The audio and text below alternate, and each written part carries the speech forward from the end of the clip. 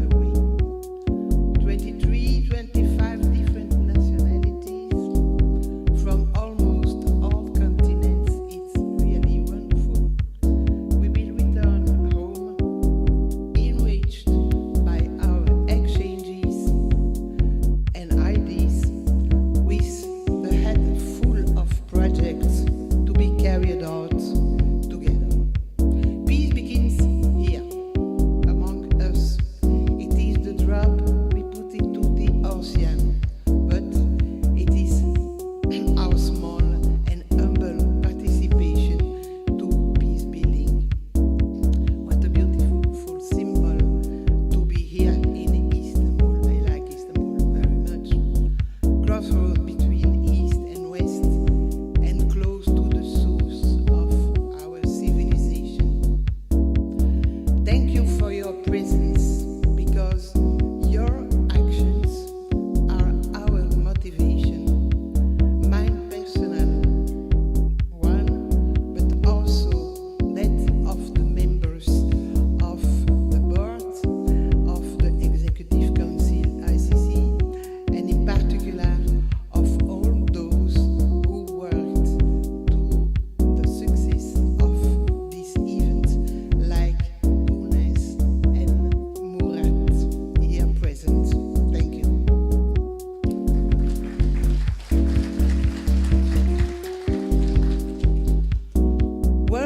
together to promote living conditions in the world and contribute to positive peace.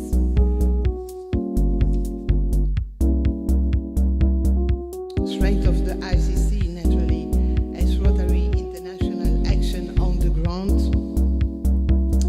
as for our ability to react quick, working together to improve living conditions in the world and contribute to positive peace by optimize our impact through our global network and by support by the support also of the foundation, by simply connecting people. Positive peace is based on the principles of justice, human rights, rule and law, and democracy.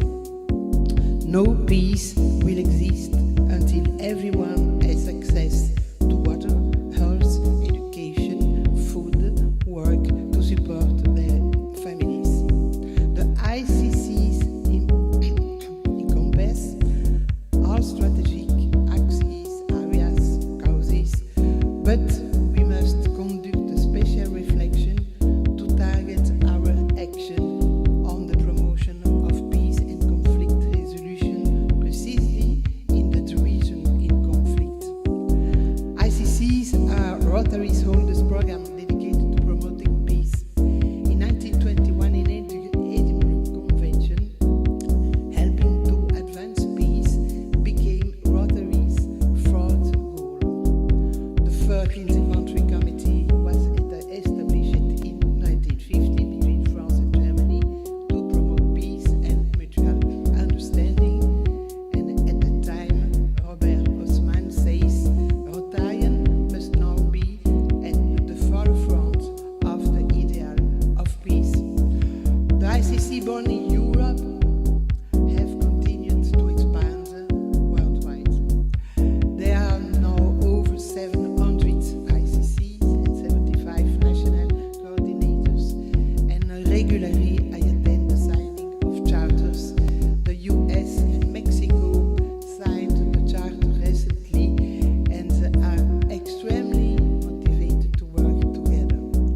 Serge Routeron, past Rotary International Vice President, reminded me last week of his contribution to creation of Rotary in Russia in 1995 and the ICC France-Russia. Rotary for Russians was synonymous with regained freedom after decades of oppression. We have still a lot of work to do all over the world. This ideal and message of peace has been transmitted through the ICCs, particularly during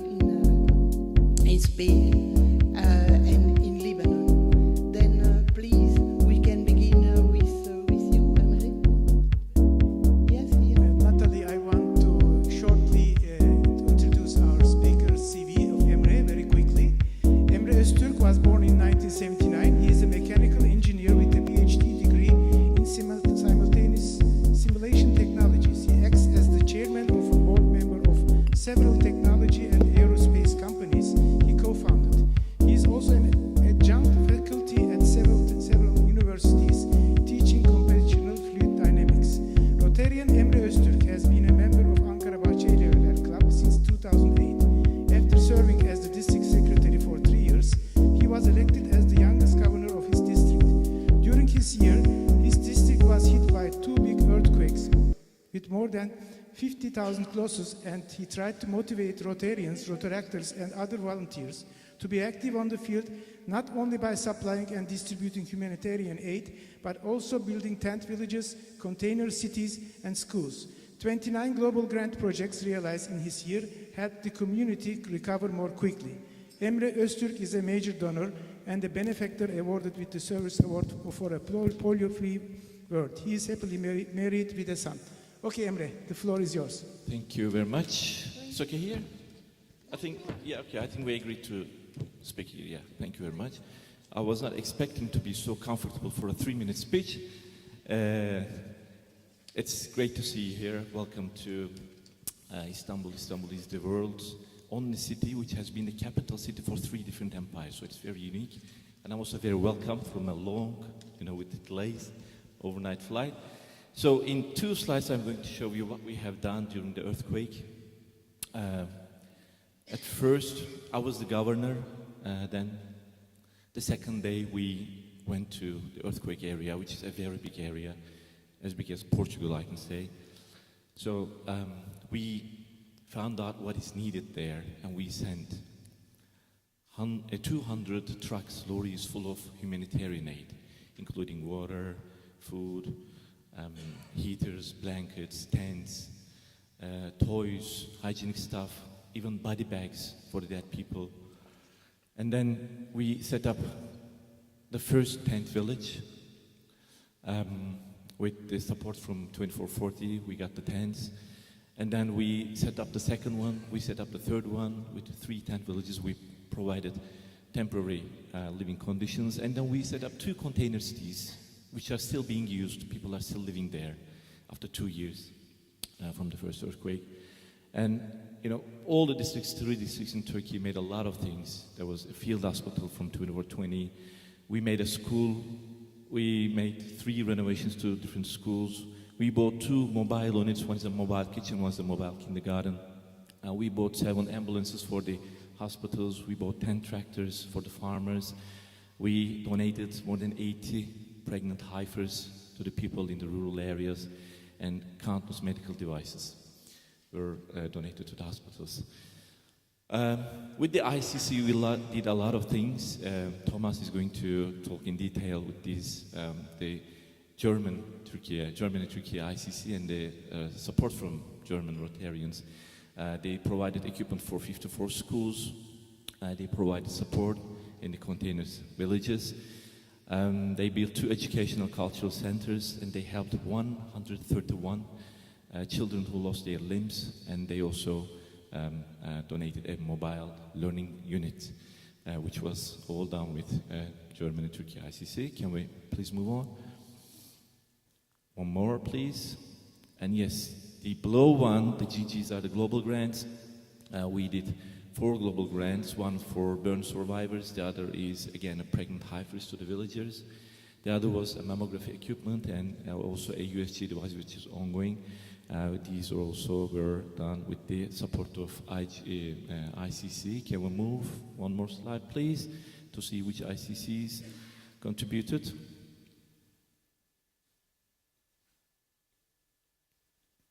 Oops, one back. Yes.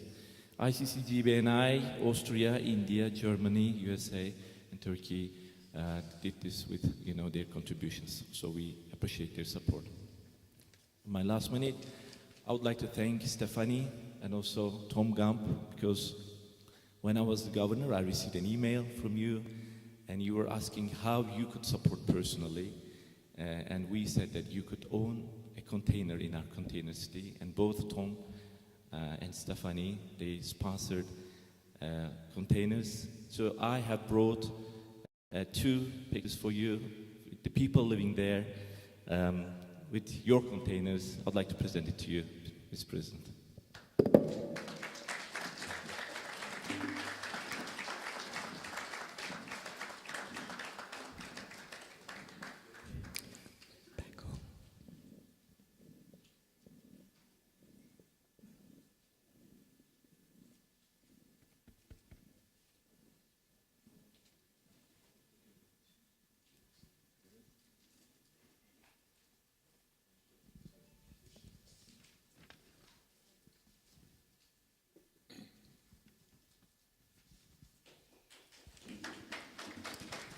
Thank you. Jamil, please. The floor is yours. Thank you. Rotary International President, Trustee Chair, Secretary John, Rotarians. As a Rotarian, for me, positive peace is more than the absence of war and conflict. It is the active creation of environment where justice, opportunity and harmony flourish. It is about building the foundation of a peaceful society where people can have access to water, to health, to food, to economic opportunities, and fair governance. For us as Rotarians, most importantly, positive peace is something we build. It is not something we wait for. And as Rotarians, we are not just talking about peace, we are creating it. We are doing a lot of projects in many fields, in many areas, to create peace everywhere in the world. And through our partnerships, we are doing that. My dear friends, positive peace is not just a concept. We are working very hard as Rotarians to create environment where people have access to clean water, to education, where they can resolve their problems with dialogue and not with destruction. That is the world we as Rotarians, we are building every day. We are doing it through our project, but I want to emphasize on the role of ICC in this area. ICC is doing a greater job between clubs, between districts, between countries, with our partnerships, and is showing that ordinary people are doing extraordinary things. It is about the impact that we are doing. It is about standing all together, joining hands. We are doing it across borders. We are doing it across differences to build a better world. This is what ICC is doing in the world. Together as Rotarian, we are unstoppable to build peace in the world. Thank you. Thank you, Jamil. Paco, please speak about the disaster in Valencia and what you did there. It was enormous, really, in collaboration with the ICCs everywhere in the world. So Paco will speak in French, so those who need translation, just switch to the application. We have sent you the information, please. Paco? Oui, bonjour. Bonjour. Chère Présidente, chers Rotariens, chers amis, c'est difficile en 3 minutes d'expliquer ce qui s'est passé à Valence. Mais c'était journal parce que personne ne peut penser qu'un désastre de telle quantité de problèmes pouvait arriver dans une seconde. Et personne n'était préparé.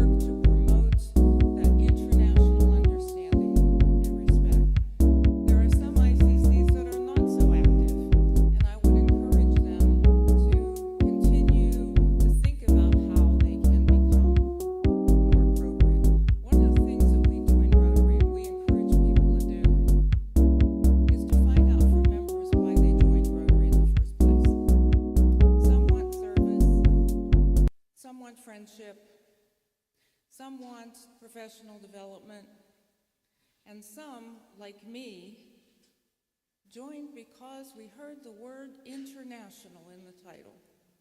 And internationality was what really hooked me when a woman came and said, "Do you want to go to a Rotary Club meeting?" And she started talking about Rotary, and when she got to the international part, I thought, I must go and see what this is all about. So as we find out more about our members, I think it's important that we remind them about ICCs, because some members join a Rotary Club and never go outside the Rotary Club. They don't go to district conferences. They don't go to international conventions. They don't know about ICCs. They don't know about anything that's international. So in your role as members of an ICC, I hope that you will continue to spread that message in your club. That is an expectation, that we get better about telling our story. Thanks so much.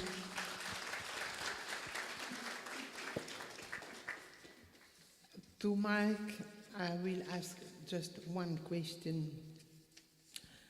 Polio eradication campaign, hundreds of humanitarian actions undertaken by clubs and districts to improve living conditions in the world, cultural exchanges thanks to the YEPs, ambassadors of peace, positive peace, to our University of Peace, peace actions groups, ICC, and so, and so, and so.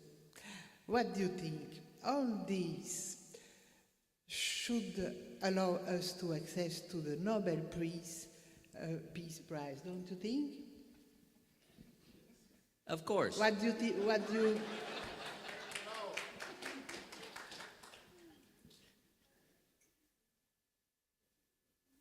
That should be the only answer, but the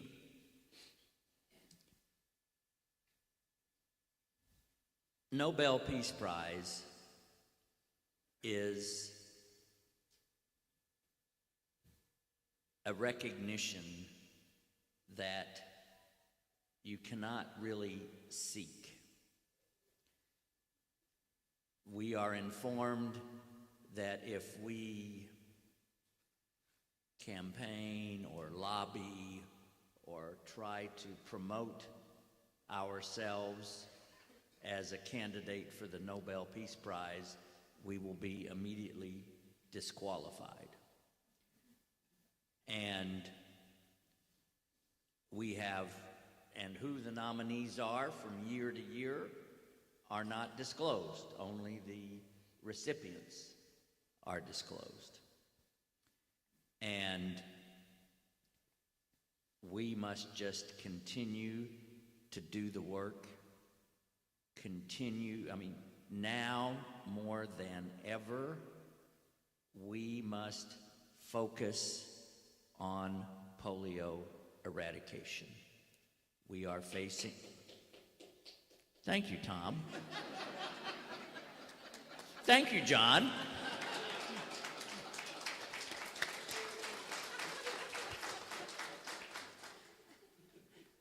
Thank you, everyone. We are facing our International Polio Plus Committee Chair, Michael McGovern, who has served in that position for 10 years, he said to the joint meeting of the board of directors and the trustees that this is the most challenging period he has experienced.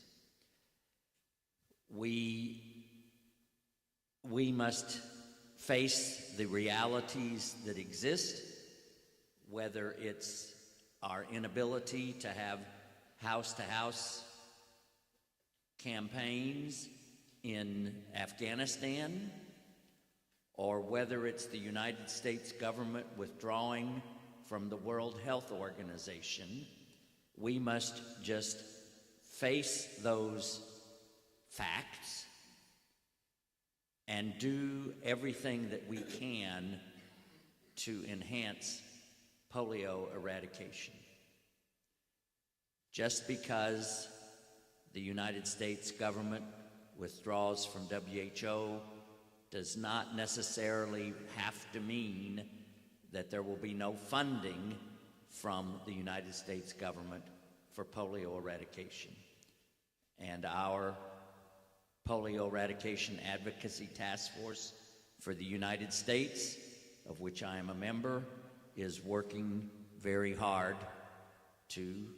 from several different aspects. I sent a letter last week to the Secretary of State asking for a waiver for funding. We are contacting our polio champions, polio eradication champions. We use this shorthand. It's a polio champion. It's not a champion of polio, it's a champion of polio eradication. And we are in touch with those individuals in the United States Congress to keep as much funding as possible going forward. So I've moved away from the Nobel Peace Prize, but I want to emphasize how important it is. We should not despair. We should simply buckle down and do everything that we can from every angle that we can to continue with polio eradication.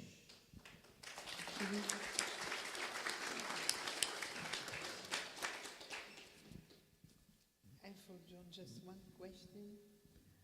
How do you see the position and integration of the ICCs in the overall organization of Rotary International? Thank you, and again, I'd like to congratulate the organizers of this summit. All of us here on the panel, and I think obviously all of us that are here, huge fans of the ICCs and the terrific work that you do. So, congratulations. Thank you, Mark. If I could just add one additional comment to the polio comments that Mark made. We need to continue to raise that $50 million a year in order to receive the full $100 million match from the Gates Foundation. And I think we're very close, if not to extending that agreement with the Gates Foundation. So again, please, incredibly important part of our polio eradication efforts is the financial contributions that we make. And so we need to continue to raise that $50 million, particularly in light of some of the events that are happening in Washington today regarding funding for AID, USAID, and CDC. Now, in terms of your question, Natalie, and the importance of the ICCs, Mark talked about the Nobel Peace Prize, and polio obviously will be a huge part of it in terms of our story of why we deserve it. But that's just a piece, I would say even a smaller piece of why we would deserve the Nobel Peace Prize. It's all of the other work that we do in terms of promoting positive peace, our youth exchange programs, our fellowships, everything that we do and have been doing for 100-some years to bring people together, to bridge those differences between cultures and countries. And I think when you go on a youth exchange and you spend a year in another country, you learn another language, you experience another culture, you are a different person. You view the world differently, and you view difference differently. And so I think our contributions to peace building, polio is an important piece of it, and polio is an important piece of our argument why we should get the Nobel Peace Prize. But it's really, I would say, as important as all of that other work that we're doing, and that's why we're here in Istanbul to talk about and discuss and how we can further what we do in the peace arena. And here's where ICCs play an incredibly important role, because by definition, you're designed to bring people together from 2 different countries or 3 different countries. And it's that coming together, whether it's to do projects, whether it's to do fellowship, or the myriad of other things that you do that I think really add to that overall story that we have about our peace building efforts. So again, thank you to all the ICCs for what you do. And as Stephanie mentioned, some of the ICCs are extraordinarily active and others are not. And I would urge those of you who are here in active ICCs to perhaps reach out to your colleagues in those ICCs that are not so active and help activate them so that they can continue and continue to make the difference that you do in bridging differences and fostering understanding among peoples.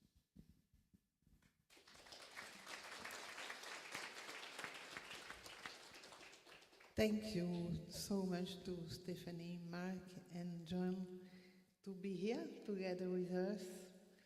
And now it's a very important part of the ceremony because together with our Turkish friends, we will sign the chart in your presence. Then please, we have to call Emre, the Turkish friends, the Albanian friends, and Kosovo friends. Please come in the front.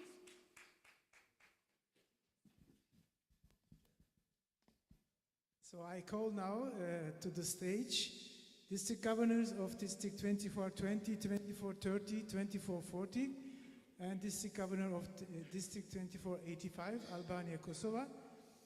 I also invite Necmettin Yeta, who is our ICC section chair for Turkey, Albania, and also Murat Çelik, who is the ICC section chair of Turkey and Albania. So to spare time, and of course me as the national coordinator of ICC, so to spare time, we have already signed the certificates. And we also invite here for a picture President Stephanie, Mark Maloney, and John. So we have already signed it, so we will be finished very, very quickly.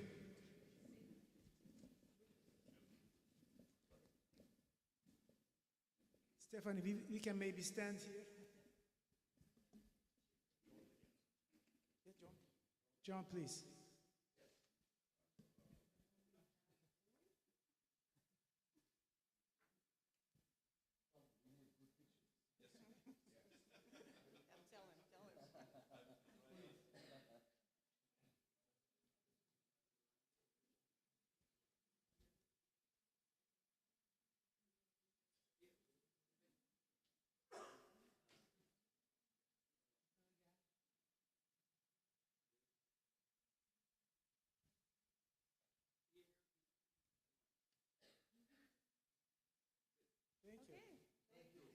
So we are exactly on time, and we can say goodbye to our senior leaders, and so they can continue their program. Stephanie, thank you for coming. Mark, thank you. Mark, thank you. Thank you. Thank you, Ganesh. So we took our promise, and you can go now. On time. No, you can stay as much as you can. We are on time, yeah.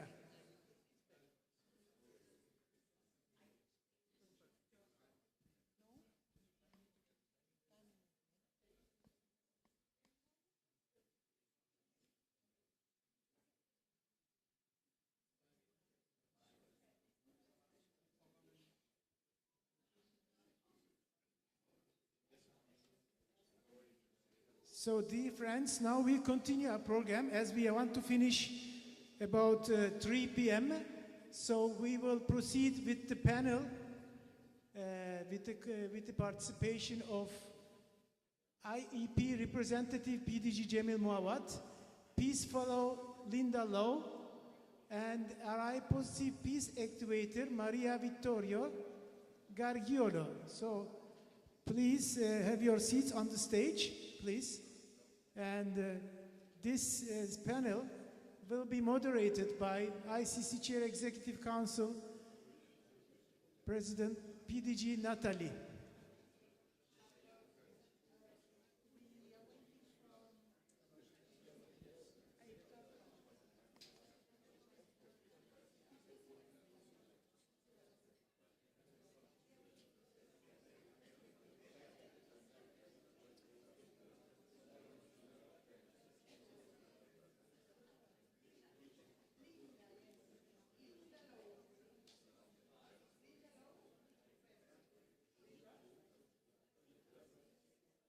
Is Linda here? Linda Lowe?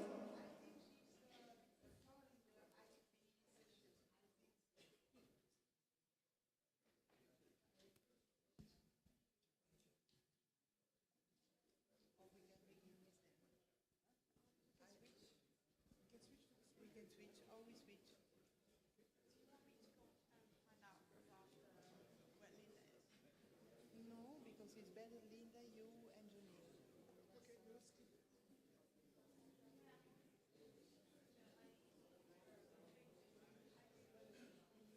So our speakers are not here, and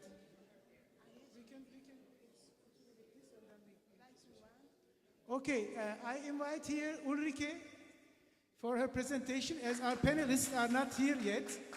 So I will also handle you the remote. Yeah, okay. And allow me that I read your short CV while you are getting prepared, because time today is very important for us, so we want to use every second of this program.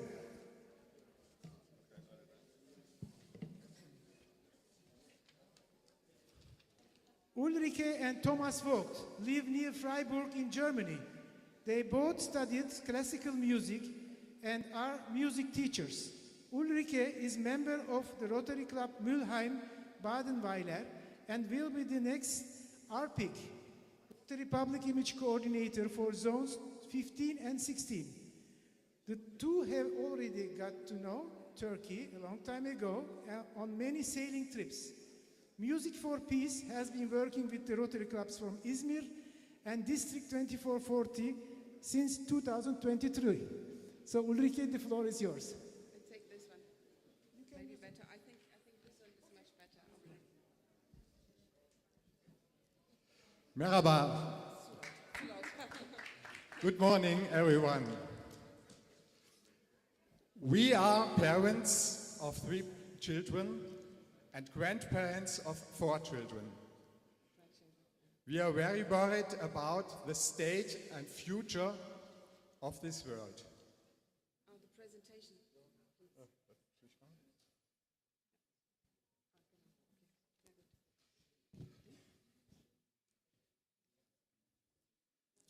We want to leave our children, but also all children in the world, a beautiful, peaceful planet worth living on.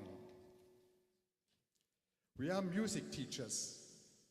We ask ourselves, what can we do? You may notice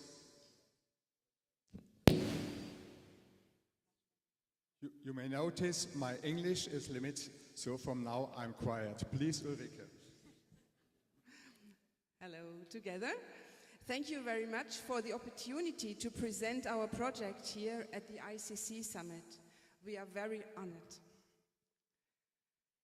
The great violinist Yehudi Menuhin once said, "Singing is the true mother tongue of all human beings. Not the mother tongue of the Germans or Turks, not the mother tongue of the French, the English, or the Russians, but the mother tongue of all people. So music is an international language. All those who have a human heart understand this language." A war is raging again in Europe. We are stunned. In Ukraine, houses and entire cities are being destroyed. Ukrainian and Russian people are dying. How can this horror be ended? Does music have the power to contribute to healing, to reconcile enemies? In 2018, we founded the project Music for Peace, Musica Radimira, with an ensemble of young German musicians. Since then, we have been cooperating with the Russian Youth Theatre Premier under the direction of Andrei Koyakov. They say we are enemies, the Russians and the Germans. But Music for Peace wants to maintain direct personal contact between young people in both countries. We don't want to polarize. The trust and friendship that develop between the young musicians and their public presence on stage should plant the seeds for future peaceful coexistence in Europe. For centuries, France and Germany were enemies and fought each other. Then, as now, there were and are terrible wars in the world. We live just 5 kilometers from the Rhine. The river has always been the hotly contested border between France and Germany. Today, there are no tanks, no missiles on this border. How can this be? Our great role model and hope for our work is the German-French friendship. After the Second World War, there were millions of student and youth exchanges between France and Germany. People learned each other's language at school, went on vacation in the other country by the sea or the Black Forest, and bought baguette or croissants or Schwarzwälder Kirschtorte, I don't know who knows that, across the border. That's how international understanding works. By the way, at the very beginning of this development was a single woman, the French teacher Marthe Marie Dortel Clodot. Despite all the cruelty during the Second World War, she sought reconciliation with her German neighbors. This has become a major movement. Since 2018, we have been maintaining a regular German-Russian youth exchange with music and dance. We gave concerts together in Moscow, Tver, Basel, Freiburg, Heidelberg and Berlin. During the corona pandemic, a personal meeting was not possible. So during this time, we produced 3 music videos together online and published them on YouTube. After the war in Ukraine began, both ensembles met in Turkey. As a hospital country where our Russian and German ensembles can enter visa-free, it is an ideal place with a great diplomatic tradition. In autumn 2023, the music film Romeo and Juliet was produced in Izmir. A Russian Romeo falls in love with a German Juliet. This young love shows that geopolitical hatred can be overcome. In 2024, 75 young musicians met in Izmir for an international music peace camp. The young people came from Turkey, from Russia, Germany, and a lot of other countries. We rehearsed, danced, and sang intensively. Many touching conversations were held about fears for the future and personal hopes. The young people hugged each other, laughed, and cried together. Politics were not discussed. The highlight of the peace camp were the 2 concerts. The first in Çeşme, in an old church. The second in the largest concert hall in Izmir, the Ahmet Adnan Saygun Concert Hall. The young people's message of peace jumped over to the audience like a spark. Over 1,000 people applauded the musical performances and the performers with a standing ovation. The concert proceeds of $15,000 were donated to the new Rotary Peace Center here in Istanbul for scholarship.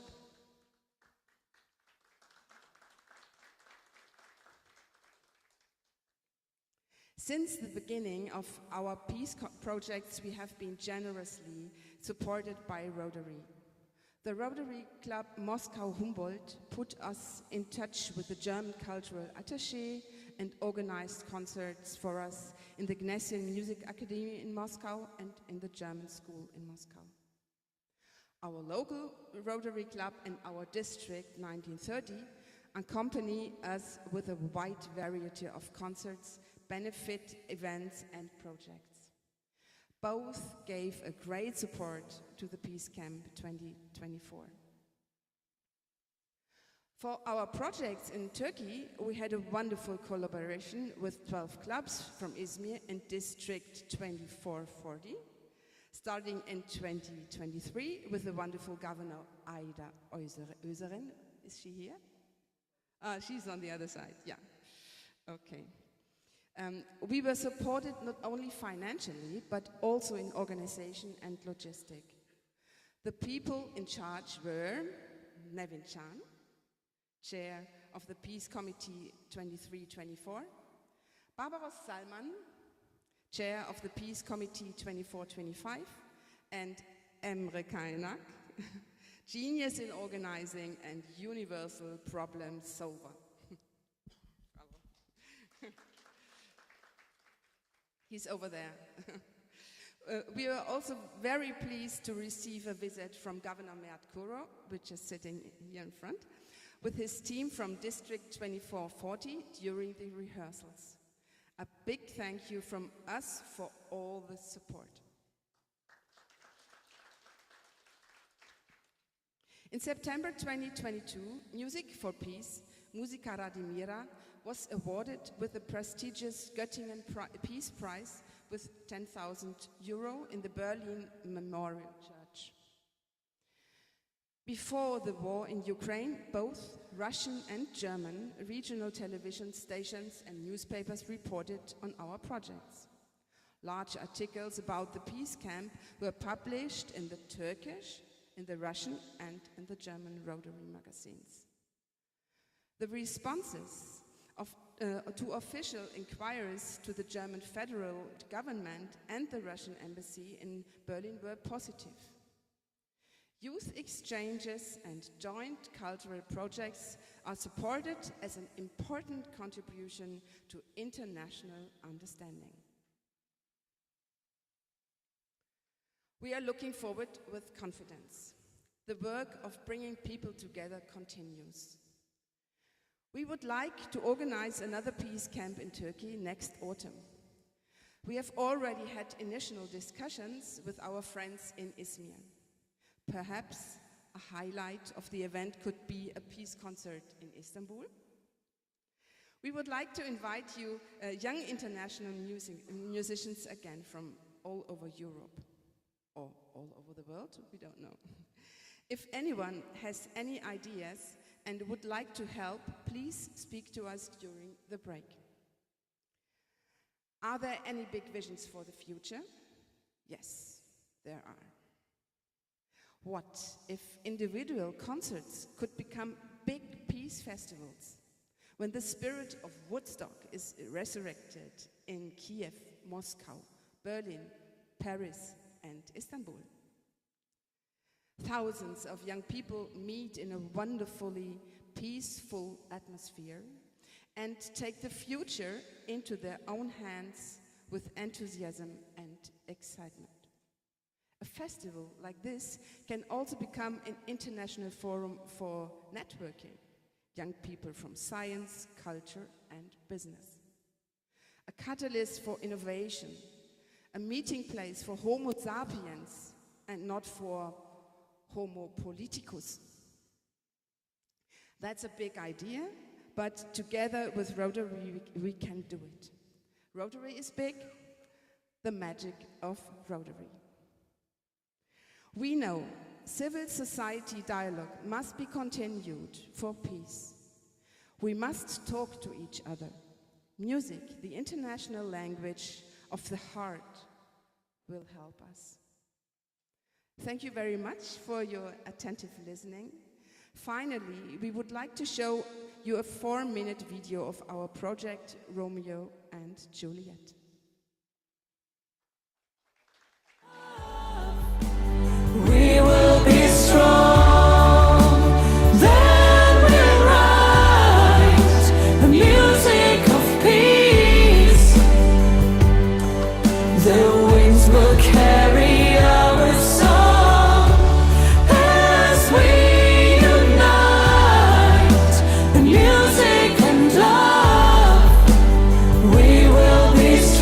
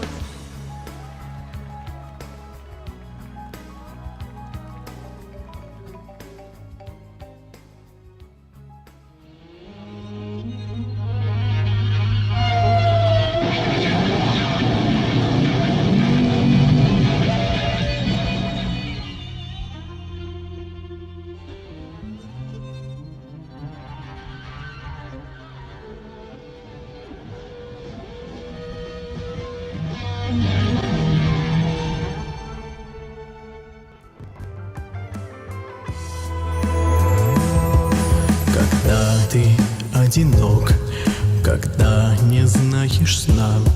В друзья ты призываешь бесконечность. И где-то высоко горит твоя звезда, мерцает и зовет сквозь мглу и вечность. Wer macht dem Schmerz zu widerstehen? Was verspricht die Liebe? Du bist machtlos gegen den Schmerz. Du hast keine Macht über die Liebe. Machtlos gegen den Schmerz.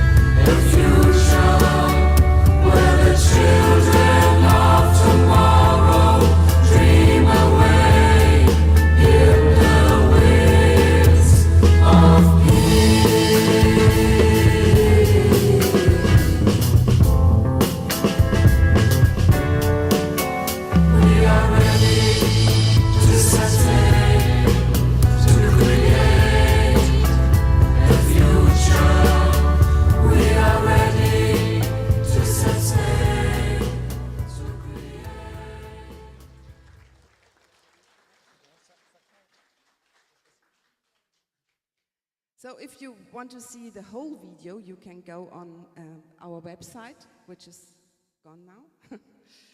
There was a QR code, but you can sign in Musik für den Frieden, like you have it on your program. You can find our website and you can find our YouTube channel. There are lots of videos and much more information.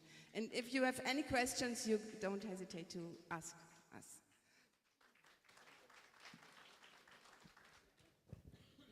So, thank you very much. Güneş, can I have both of them together with me? And if possible, our team, Emre, Barbaros burada mı? No. Barbaros is not here. So, Emre, please come up as well. So, dear ICC friends, leaders of Rotary, I really have to personally thank Thomas and Ulrike for their love in music, first of all, because it's not a one-day performance. They've been working so hard for so many years. In Izmir, we had more than 20 songs and dance, what they call, on dance rehearsal, performances with different choreographies, which were really integrated with music and peace and the friendship and the good heart that every single human being has. And this comes from your heart, in your heart, and I really thank you in name of, first of all, Rotary, of course, but in name of humanity. Thank you very much, so much. Thank you very much. So, I now invite again Natalie. So we will, I think, have our panel. Are we ready for the panel? Okay, Natalie, please go. You can take over the microphone. I just remind you that our translation service is ongoing, so everybody needs French or English translation. please go on the app. So Natalie, the floor is yours.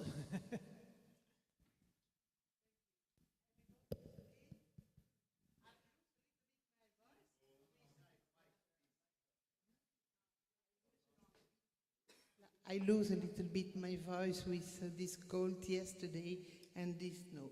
Anyway, everybody's okay. We have three very special and important persons. Jamil, Linda, and Maria Victoria. I ask to please to put the logos of that's perfect. Okay. That's the base of our discussion together with Jamil, Maria Victoria. And if I let Jamil speaking, we are busy with at least 2-3 hours. Then we have to limit the question and his time. I will ask a different question, a large question, so you will be able to speak about your experience on the ground, experience as Peace Fellow, experience as Ambassador IEP, and Jamil experience as a very big Rotarian. The first question I will ask to Jamil, it's a general question. As Rotarian, what is positive peace for you? How can we as Rotarian contribute to positive peace? How do you see the collaboration with ICC, Rotary International, IEP, UNO, and Peace Fellow?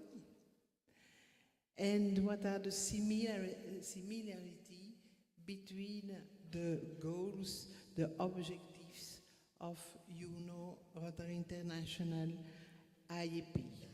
Please. Thank you, Natalie. Good morning again. Let me tell you that as Rotary, we have a lot of partnerships.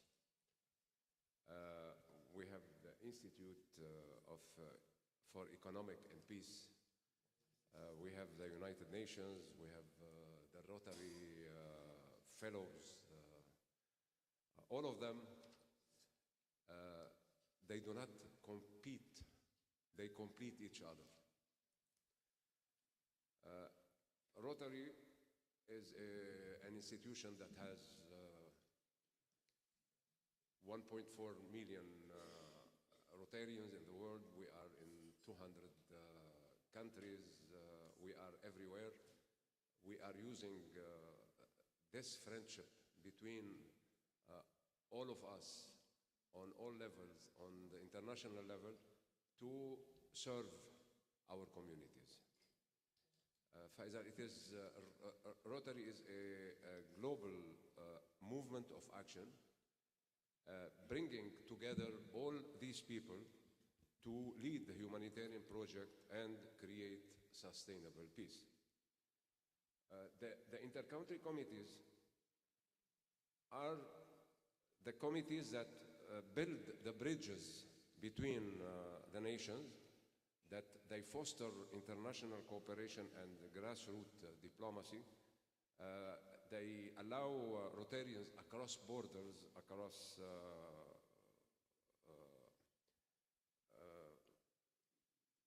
in everywhere in the world to work together beyond politics, beyond conflicts, and to do a real change through collaboration. I would like to mention as well the Institutes for Economic Peace.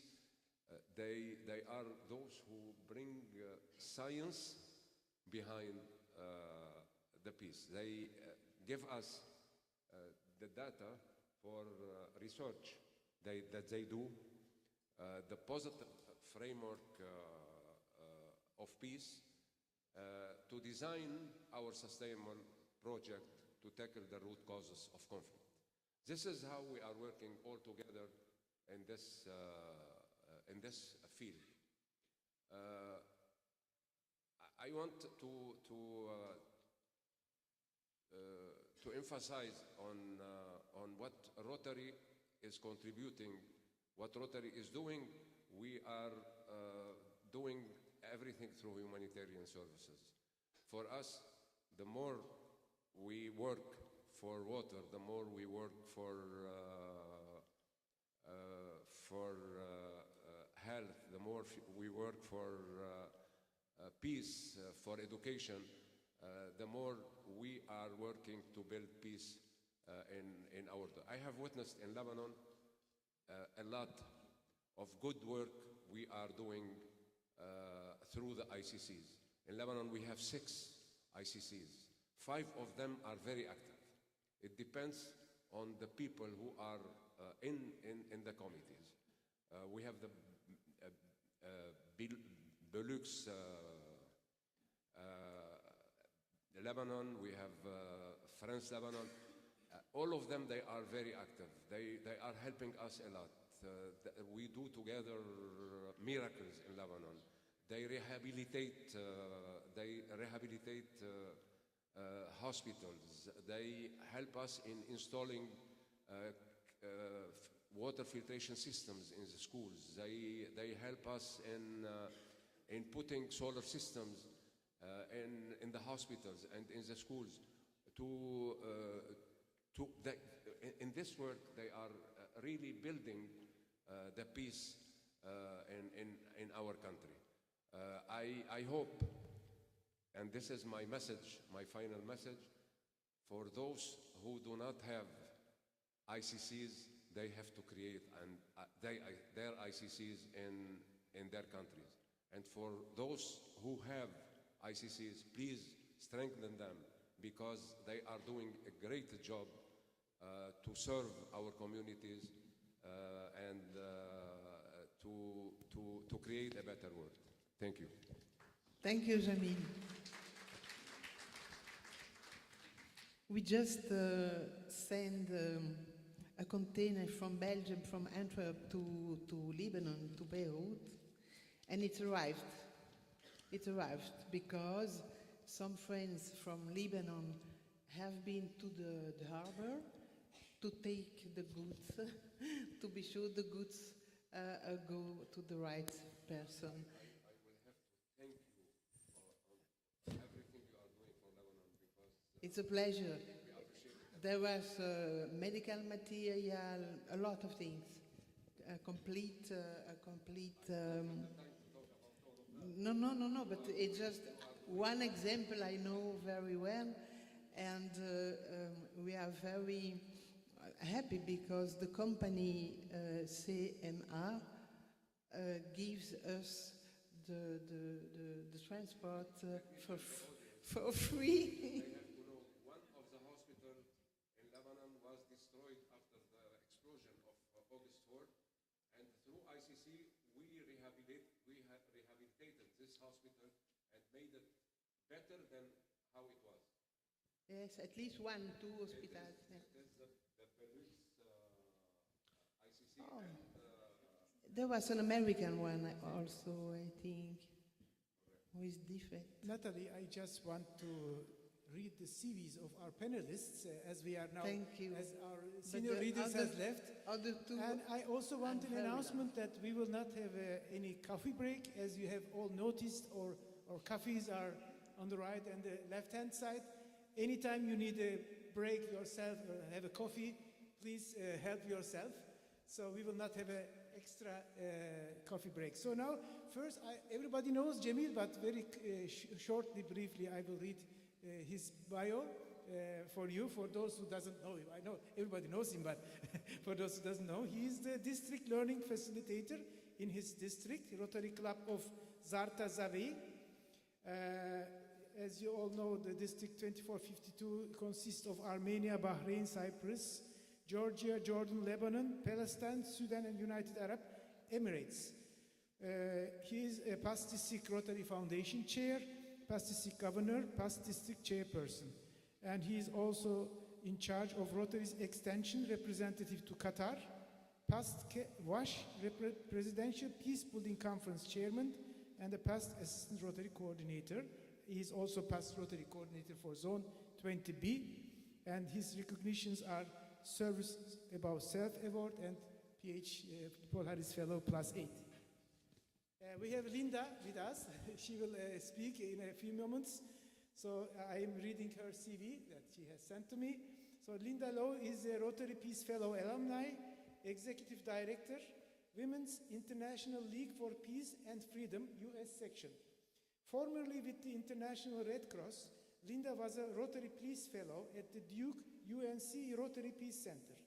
She is the founder of an initiative called Leadership Dialogues and is passionate about facilitating community dialogues and foster civil discourse and enable dialogue across different to reduce polarization. She is the founder of the Rotary Club of Global Partners in Peace, an e-club which convenes Rotary Peace Fellows and global development practitioners across 20 countries. Linda is currently the Executive Director of the US section of the Women's International League for Peace and Freedom, an INGO active in 40 countries, and is a keynote speaker on peace building through dialogue and belonging. Applause. And our third panelist, Maria Vittorio Gargio, PhD, is a passionate physicist, educator, and citizen of the world from southern Italy.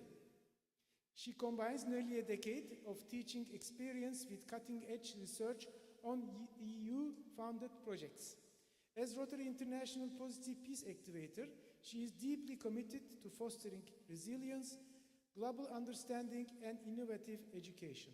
A proud Gryffindor and lifelong Rotarian, she has very recently founded a new hybrid and innovative Rotary Club and held leadership roles across international boards, multi-district information organizations, and service initiatives.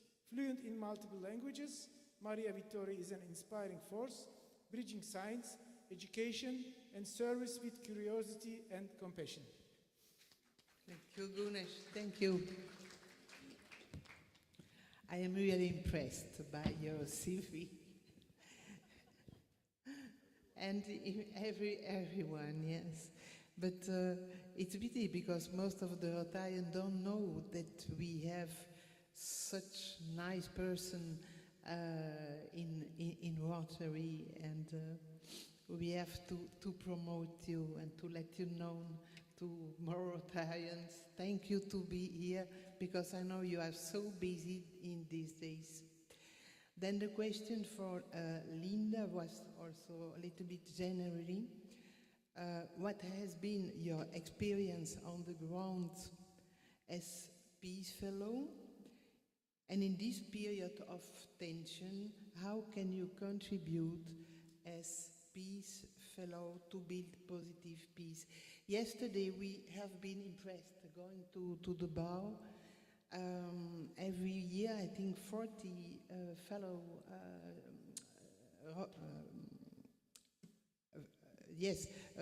Peace Fellow are coming out from that university. And I spoke with a friend who told me that in France they don't anyone. In Belgium we have some.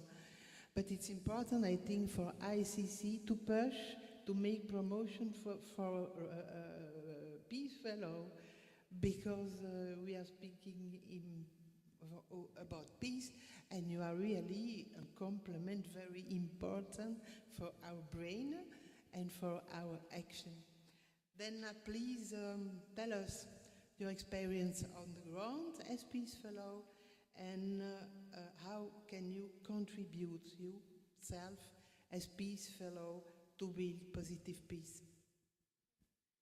Well, thank you. So good morning, merhaba.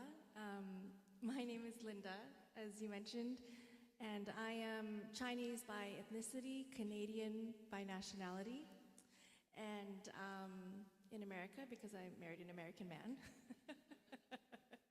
when I was a Peace Fellow in America. That was a bonus. I wasn't expecting to meet someone and fall in love. In any case, you asked about my experience as a Peace Fellow.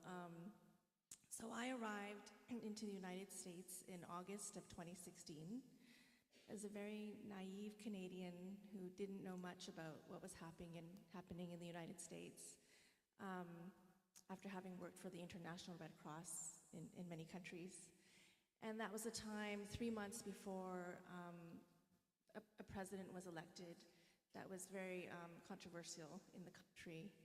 And when I arrived, I noticed a lot of tension and so much anger and so much fighting in the community, in families that I got to know across the country, because the country was very politically divided, as it is now. And so, as a Peace Fellow, I was asked by Duke and UNC, the school that I went to, and the Rotary Peace Center that I'm part of, which you have all supported. If you've supported the Rotary Foundation, you've supported the Peace Center and Peace Fellows like me, so thank you so much. One of the tasks we were given to tackle a local issue with global consequences.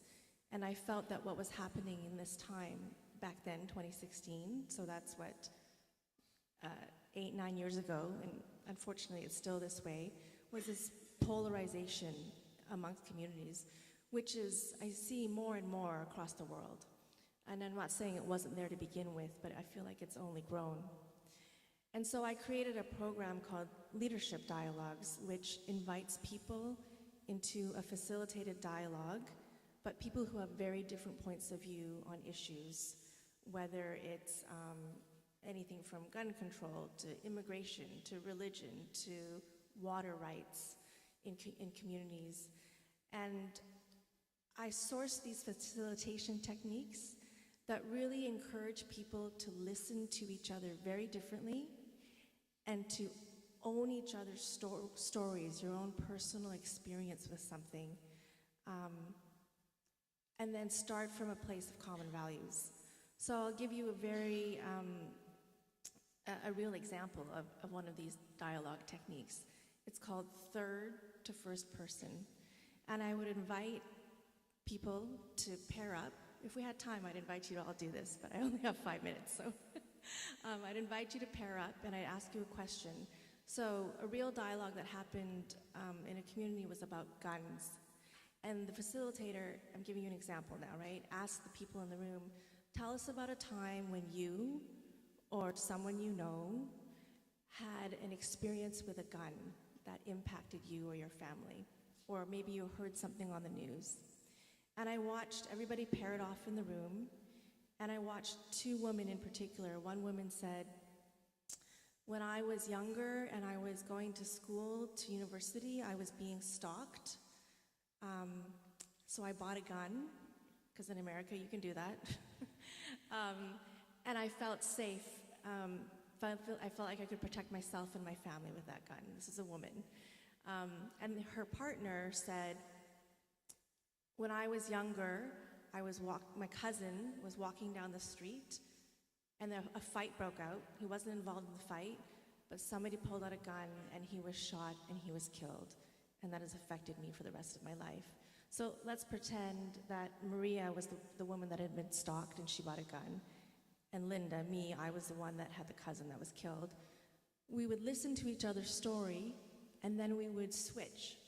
And she would tell my story back to me as if she was me. So Maria would say, hi, my name is Linda.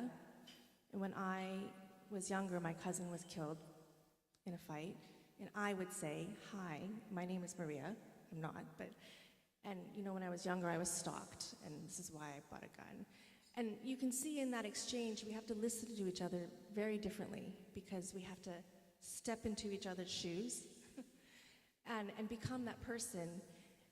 And you just empathize with that person at a totally different human level.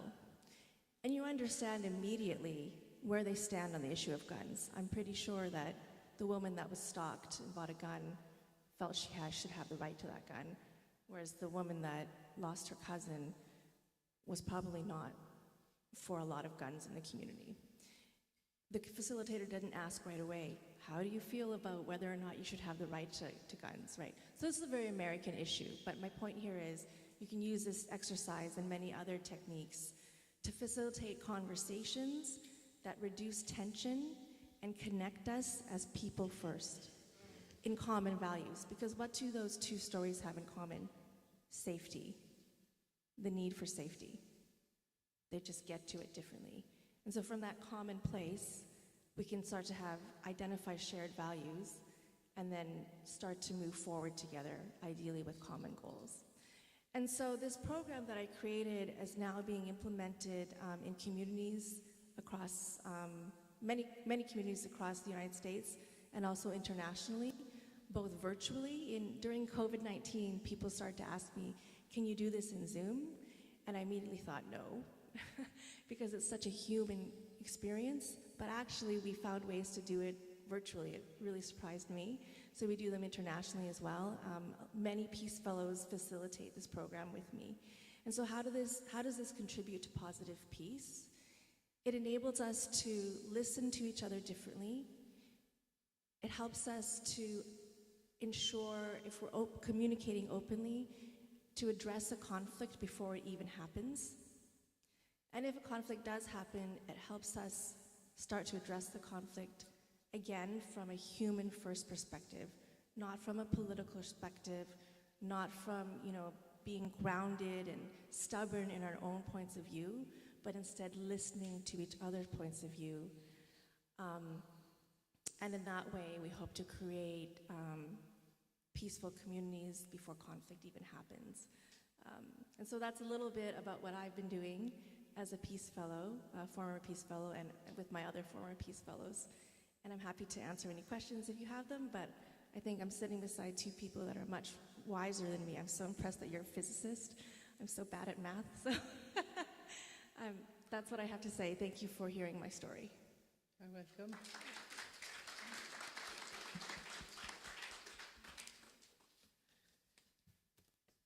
Maria Victoria, we met in Rome, I think, at the Institute, and in Brussels ook at the occasion of Rotary for Europe.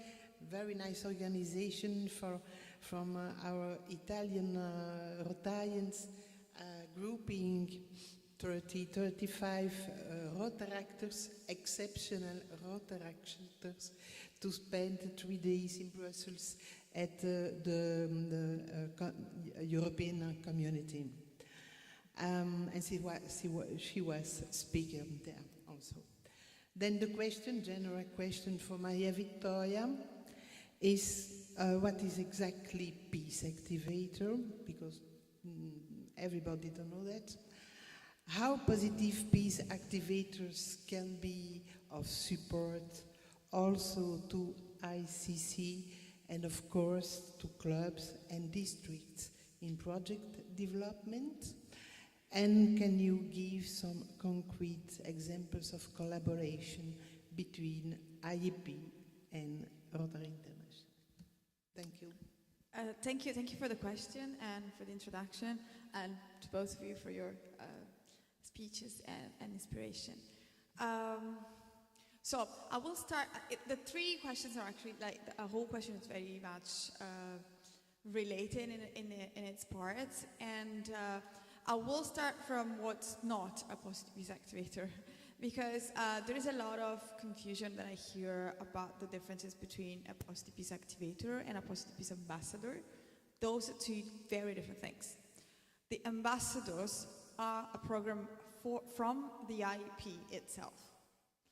The positive peace activators are born from the strategic partnership between Rotary International and the Institute for Economics and Peace.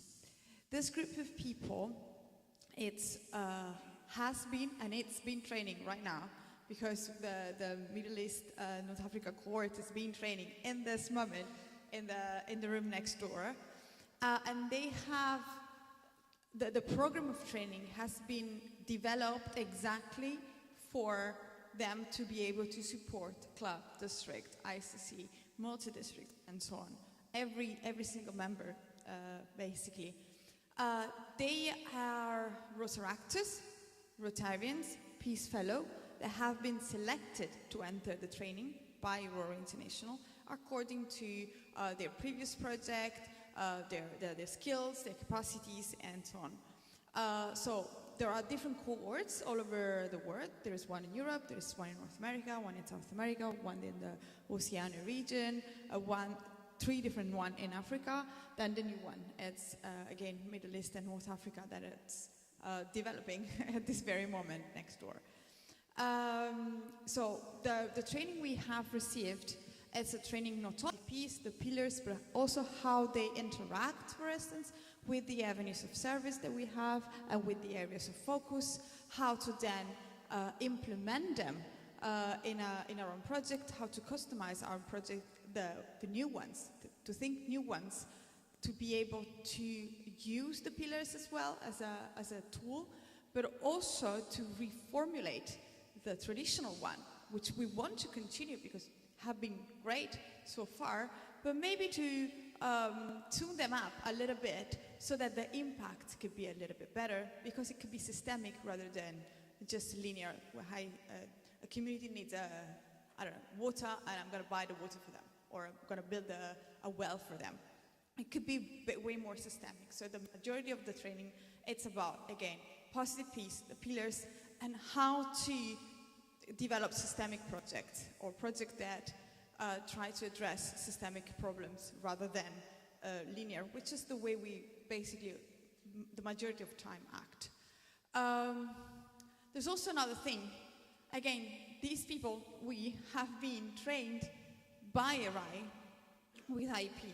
We're using, and thank you for that, also funding from RI, which means that Rotarians, clubs, districts, even members can always come to us for support and should come to us for support.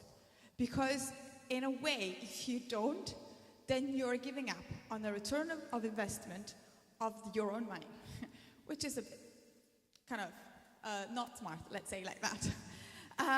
So I really much encourage you to go find out. You can contact me, I can give you my cards afterwards, or my contacts.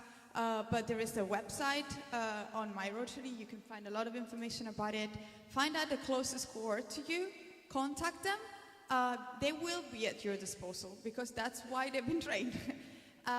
If you want to organize a conference, if you want to organize a workshop in your club, in your district, on a multi-district level, I see here Veronica, call us. You should do that. And again, as a specific, for instance, example, you have many, to be honest, but I'm going to choose being a Rotaract example.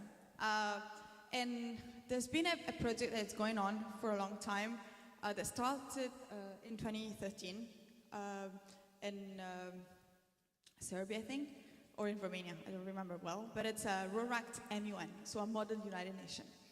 This project has been great, has been going on for a long time. But then in 2023,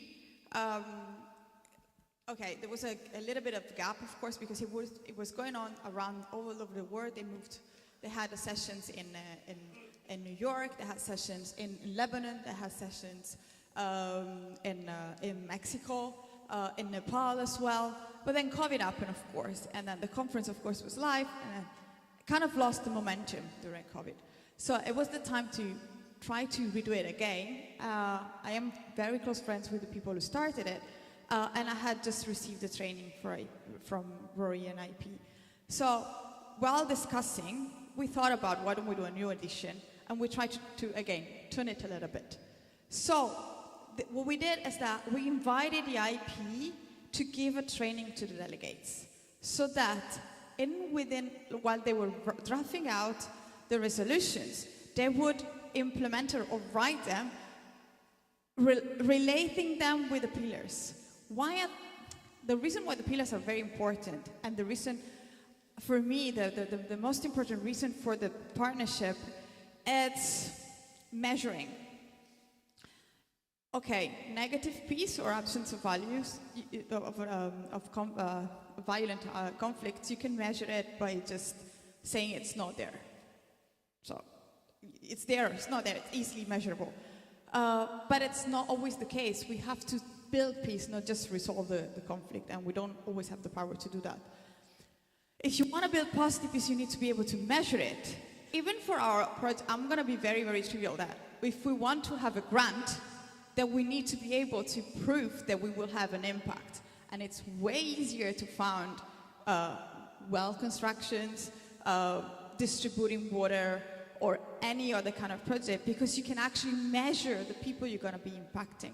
And that's not always that easy with peace. But with the framework of positive peace, it's becoming more possible because you have a way to implement it and to structure it so that some things can be better measured. So it's also a value for the project themselves and for the grant themselves, which is also part of the training we received. So use us. We have time enough, then you can add what you want. No problem, please. Actually, I wanted to say the leadership dialogues I facilitate with my Peace Fellows, we have actually partnered with IEP before. In fact, the France-USA ICC convenes every 2 years at Duke in the United States. And so literally 3 months ago, we facilitated a dialogue for the France-USA ICC committee. They brought 20 people over to the United States. And then your team, well, your colleagues at IEP then facilitated a positive peace training. And it was like a practical application coming together in real life. It was so powerful. So I highly recommend your program. And together with the dialogues, it was such a beautiful marriage of theory and sort of implementing in real life. Thank you. I learned a lesson from this session, which is Rotary does not work alone.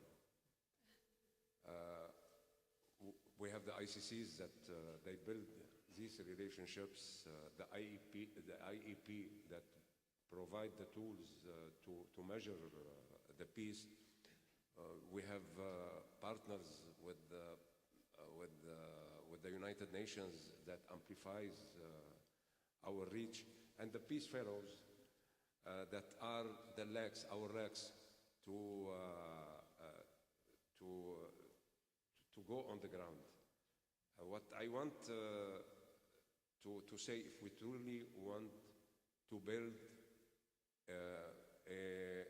a world with peace, we must start with the youth.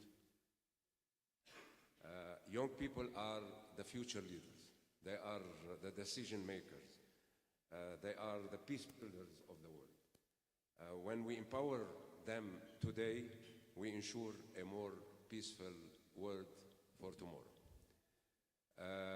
I want to share with you an initiative that started in Lebanon 3 years ago with Patricia Schaffer. She is a peace fellow, and she has very good relations. She is American, and she has very good relations with the Lebanese Rotary. She started a new gen global grant. She gathered 100 young people from all the Lebanese regions, and she gave them for 1 year workshops about how to make a peaceful world. It was a very nice workshop, very nice workshops, but the outcome of that 20 of them created a Rotary clubs in Lebanon. Do you imagine Rotarians with the age of 20 to 25? 20 of them. This is lasting change. This change continued for the future. They are doing a great work on peace. They are doing a great work in workshop to make other young people in Lebanon work for peace. Thank you. Is that Beirut Pax Potentia? Okay, they come this afternoon together with Emilio San. Yes, they were participating in... then I am very happy to listen to them. 3 of them, they are now here. Believe me, they are doing a fantastic job. We can never forget what they are doing for peace in Lebanon. And all of them are young people that are between 20 and 25 years old.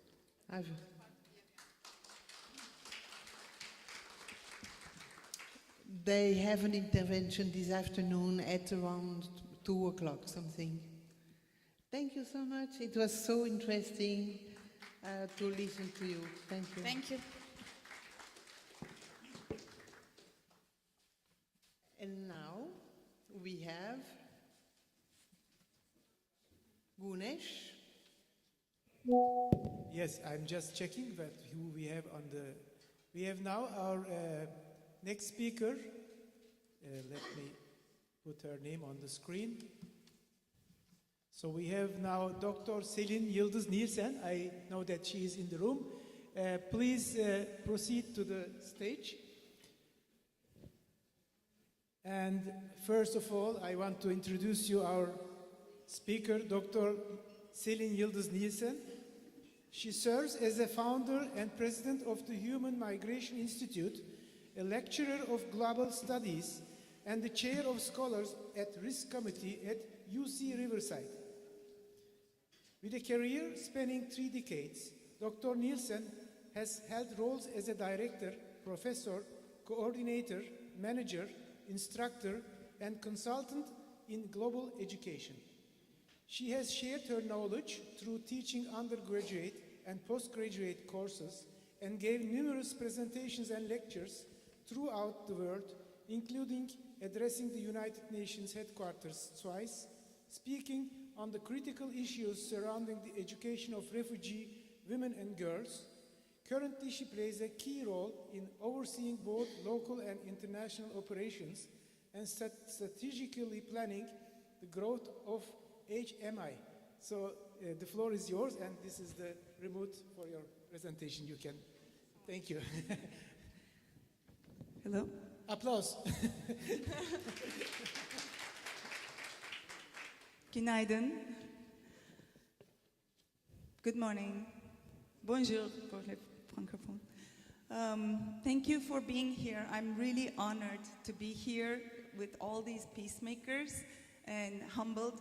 So I want to also thank a few people. My friend Ilge, who couldn't be here because her mom got sick, she's in the hospital, who introduced me to Rotary. And we met at a peace conference, and we have done many projects, including global grants.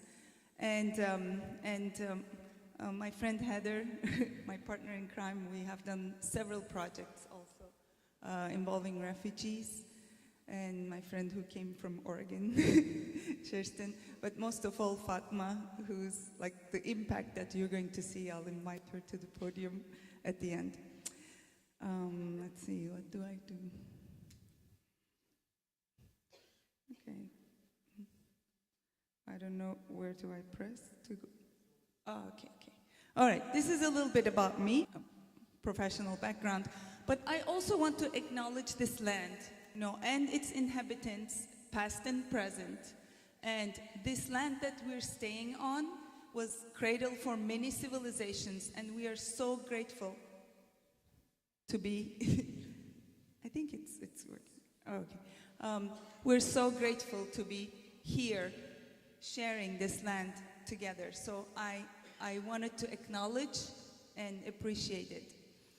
A little bit about me. You can, as Mr. Güneş said, I thank him and Murat Bey also for inviting me here, that I've done a lot of work in terms of refugees, and I'll tell you how it, how it developed, how it started.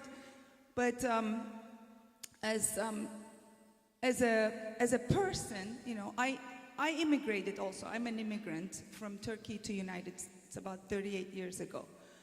And what happened was there was some unrest during the time I was a child in Turkey. There was some negative attitudes towards Americans. My parents worked for the State Department, so they were just like calling, threatening, you American dogs, we will start with your kids. And so my parents were very scared, and they wanted to do something about it.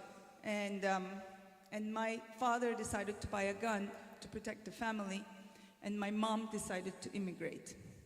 So you can tell who won that argument. So, I'm going backwards. I don't know what's going on here. Where am I? Okay, my organization. So it's a tiny little organization. I founded this organization in California because I had some work. I moved to Gaziantep, which is on the border of Syria when the Syrian situation had just started. And I had a lot of experience. I met a lot of people and I learned a lot of things. So I just decided to do something about it when I moved back to California. To bring the communities together, because we live in like these circles and bubbles. You know you're Rotarian in Italy, but sometimes it's very difficult to know your neighbors or people who are living within the same vicinity. So we decided to do a community building in order to support refugees and introduce them into the communities, because it was an important part of our work. I just want to reiterate who are refugees. This is a very important matter. It seems obvious, but it's not. They're misrepresented all the time. Refugees, like UN definition is that refugees are considered a person who flee their country for these reasons: for being persecuted for race, religion, nationality, political opinion, or membership to a certain group. So if you have these reasons, you can apply to UNHCR, they vet you, they send you to IOM, to the country, state departments, and all these things happen, and then you might get a chance to be safe. Seeking asylum is that you also have one of these reasons, and then you flee to another country, and however you go to that country doesn't matter, because seeking asylum is always legal. Seeking asylum is never illegal. So people have this misunderstood. Granting asylum sometimes happens, sometimes doesn't. It depends how you prove it. So it also happens. Extreme poverty, food insecurity, natural disasters, and violence are reason for people to flee to seek safety, but those are not protected categories under UNHCR. So these are really important points that we need to educate ourselves, because there's a lot of information out there which doesn't represent, the truth. And I always say refugees are not a different species. And being a refugee is not an identity. Being an immigrant is not my identity. My character is different. It's a process. It's something I did. Coming from another country, going to another country is not something that determines who I am. So we need to remember these. And my good friend Ravdaner always says, I wasn't born a refugee, okay? This is something that happened to me. And they're human beings. They flee their countries because of safety, because they want to stay alive, and forced to leave their homes to survive. And another aspect of refugees are that throughout history, they have been nameless, faceless, stateless, homeless, dehumanized, invisible, excluded, feared, blamed, blamed for the pandemic, blamed for violence, and all those things. But as far as I know, I've been doing this research for a long time, refugees are the most peaceful beings on earth. Most peaceful. And I guarantee it. You know why? Anybody can guess why? Because they run away from violence. They run away from wars. They want to survive. So this is an important aspect too. When people say, oh, they're bringing violence to my country, that is not true. Anyway, there's been a research done by UNHCR, and they saw that actual support is highest in the low to middle class countries, and including Turkey. Turkey hosts the most number of refugees in the world. And attitudes range from fear of economic downfall to rapid overpopulation to losing cultural values. These are the fears people in the countries, host countries, feel. But I can debunk those.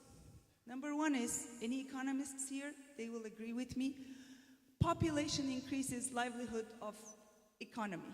How? We live in capitalistic societies. Every person is a consumer. Every baby born consumes. Every person that comes into the country needs toilet paper, needs food, needs clothes. Wherever the money comes from welfare or business or anything, it goes right back into the economy. And more so with, like lower middle class people, because it continuously goes into the economy. So, and then if there's a rapid overpopulation, there will be shops that are needed, more jobs created. So it's a fallacy to think that, oh, they're coming to take my job. They're coming to, make me poor. That is not a condition. And also about losing cultural and social cohesiveness, human beings are pack animals. We want to belong. So if we see an opportunity to belong to a group, we will. If we are rejected and shunned, then we will belong to another group. So remember that. That's a human condition. We all belong. I consider myself American. Why? I feel accepted. I consider myself Turkish. I feel accepted. I consider myself Rotarian. I feel accepted. So acceptance is the key. I want to go a tiny bit into why, why do people react the way they do towards refugees? I'm preaching to the choir here. You're all peace builders. You have this compassion in your hearts. But believing that you are better than somebody else, that belief is learned. So, I'm better than you for what? For whatever reason. And forming attitudes for this belief. Supporting the belief, ethnocentrism, like my food is better than yours. It's not. It's just I'm used to this food, and that's not. I'm not familiar with that.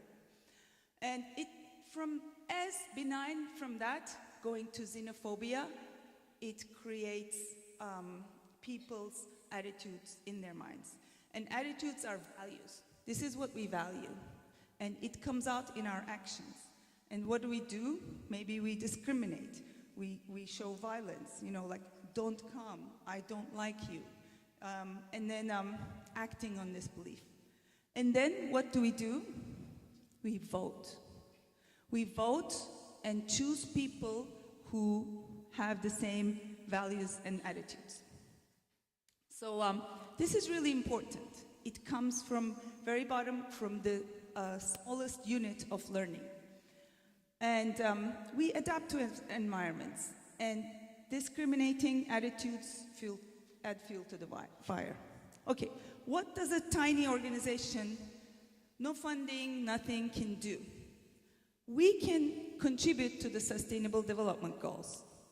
We provide education to refugees with volunteers. We provide quality education, and we provide opportunities for those refugees to contribute to their communities. There was a group of Afghan women. They were they saw in a church that there was they were giving homeless people food, and they said, well, we want to cook for these people. And they did, and they provided. We were trying to provide a service for them because we thought they need everything, but they wanted to provide something for their community. So human beings are, they're resilient. And also, we all have dignity. We all want to contribute something. We all want to be productive members of our communities. And we do gender equality. We're very big on women's empowerment. And we have provided opportunities for women to be entrepreneurs. Just little, little nudges. I don't know, little habits, little nudges, little events, but providing them an opportunity. We produced a cookbook. We produced we published a poetry book, and where refugees in our communities that have never left their homes, that have never learned how to read and write, contributed us with their poetry, and we published it, and they learned how to write their names, and they signed that book. It was incredibly empowering. And decent work in economic growth, reduced inequalities. We also support LGBTQ refugees because they are a vulnerable group within a vulnerable group, and there's a lot of need for that too. And we go to speeches in universities, at the UN, and these are maybe not, like preaching to the choir, but I believe that if we spread the word, just like you are doing within your organizations, I believe that we can provide some seeds for peace. So these are some of the projects. We did a project with Global Grant of Rotary with my good friend Ilge, and we were going to have, Mr. Maloney was going to come and visit our project. This was, we helped a school in Torbalı where there are a lot of makeshift camps for Syrian kids, and they didn't even have shoes. They lived on the dirt. We are going actually from here to there. We're going to provide some supplies. If anybody wants to contribute, please come and find us. And this is something we do. None of the kids go to school, by the way, and we have provided an opportunity, but with the pandemic it was erased again, came back to the beginning, and because a child without education, what do we expect? Without learning reading or writing or speaking the language of the host country, either being abused or go into the criminal world or perish. What would happen? What do we expect? What do we expect, without providing education? So education is my field. I'm very big on that. And also getting the word out. Do little events. We started our organization with a Peace Day event. 21st of September is the World Peace Day. And just organize a walk, just within your community, or just a small event that commemorates peace. And maybe everybody shares what they have done for peace that year. So those are very important. We provided shoes, we evacuated like close to 100 individuals from Afghanistan. Women who had, in front of a barrel of a gun, we got them into PhD programs. So now they're going to be influencers. They're going to be world leaders, So those are the impact. We want to see the impact. That's the impact you're creating with all of your projects. And so we have quite a lot to cover. But now I want to give a can do. So we need to find xenophobia, to find the hatred and fear of unknown. Because this is innate, right? To survive, we needed to fear the unknown. But now we are civilized human beings. We know how to learn. We know how to make the distinctions. So we need to educate ourselves. We need to learn what is actually going on. And we cannot fight bigotry with misinformation or propaganda. Because I hear this all the time. People tell me, well, what about they do this, they do that? And I say, who are they? Who are you talking about? Give me a name. And who is that person? Does that person represent the whole group? So those are the important points. Challenge people who are just reciting propaganda, and invite them for critical thinking and a commitment to understanding the facts, and spread awareness. Ask your children, grandchildren to set up an Instagram account and just spread it. Wherever people are, we are not, the platforms change, but find out about that and follow us. Just follow what's going on in the world or around around you. You know, like this is important because this is grassroots. It starts from, every change happens from the bottom up. And get involved. Your voice matters. One person matters. And time and actions matter. Volunteering, advocating, donating, or, you know, simply sharing information is important. I want to introduce you and invite on stage, I know she's just, terrified, but Fatma.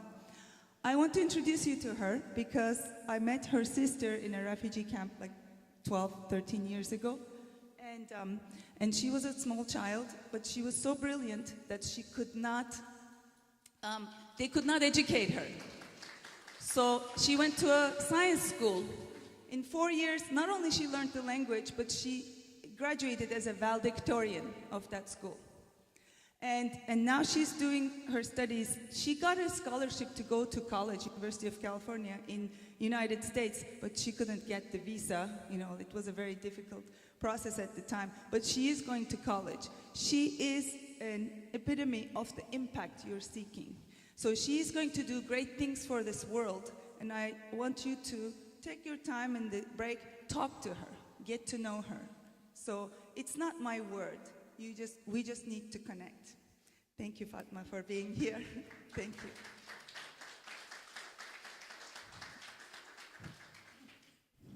So that's all I have, but I am open to your questions. Please let me know if you have any ideas, any questions, anything we can discuss here, anything you have heard here that you haven't heard before. I would like to know your feedback. So we have some time and we can take some questions. Yes. Yes. Wait, please wait. Because we have simultaneous translations and we need. Thank you so much. My pleasure. I happen to be the chair of the USA Turkey ICC. My name is Dr. Vicky Radel, and we had invited you to be a guest speaker through ILGAY, but never were able to arrange it because you were here and you were with your sick mother like she is now, so she can't be here. But I wanted to commend you for your courage, for your articulate presentation, and your sincerity about a topic that can be volatile at times, but is so necessary in providing peace for the world. Thank you. Thank you so much. I appreciate it. I'm happy to come, by the way. So we have another question here? Yes, thank you. Thank you so much. I congratulate you for your efforts, but I think governments should play an important role in these, and it should be non-political. That's what I wanted to share. I'm also in the Turkey. There you are. I'm also in the Turkey USA ICC committee. I'm also in the Comité Interpays Turkey-France, Turkey-French committee, and I have been an alumni district chair for 3 consecutive years, and peace fellows and immigrants should play an important role. Thank you. Thank you so much. And I do agree. I think refugee issue is not a political issue. It's a humanitarian issue. So we need to reiterate that all the time. So politicians should not use it as a rhetoric in their platforms. We have a question from here. Thank you for sharing with us your knowledge. I think there is a dilemma. The dilemma is the Western world is producing guns, selling it somewhere. They are shooting each other, and poor people who are getting the bombs on their houses, they run away, and the Western world denies to get them. So, I mean, this circle, this is a devil's circle. I think it should start, or our main role should be to stop the reason for using the guns. The reason for using the guns is the difference between rich and poor. I mean, I say just sort of like that. So these differences could be somehow minimized by efforts of Rotary, I guess. What do you think about? I agree. That's why I'm here. I don't like guns. Celine, thank you so much. One more. Oh, thank you. Yes. Oh, hi. Hi, Merhaba Celine. Yazbey. Merhaba. Hoş geldiniz. Hoş bulduk. Thank you. Thank you for your work with, especially with Syrian refugees and with my Rotary Club in Monterey, California. And now, conditions are changed in Syria, and now we see some reverse refugee migration back. And what do you think about that? Because these refugees also, they move to another country, and millions of them move to Turkey, Lebanon, Jordan, and Europe as well. And then since they have, their education not compatible with those countries, they did a lot of work that more like labor work. And there's going to be some economical, impact in these countries. So when they move back, they will take all that experience with them. It's going to help their country. That's a fantastic question. That is the question in Turkey, especially on people's minds.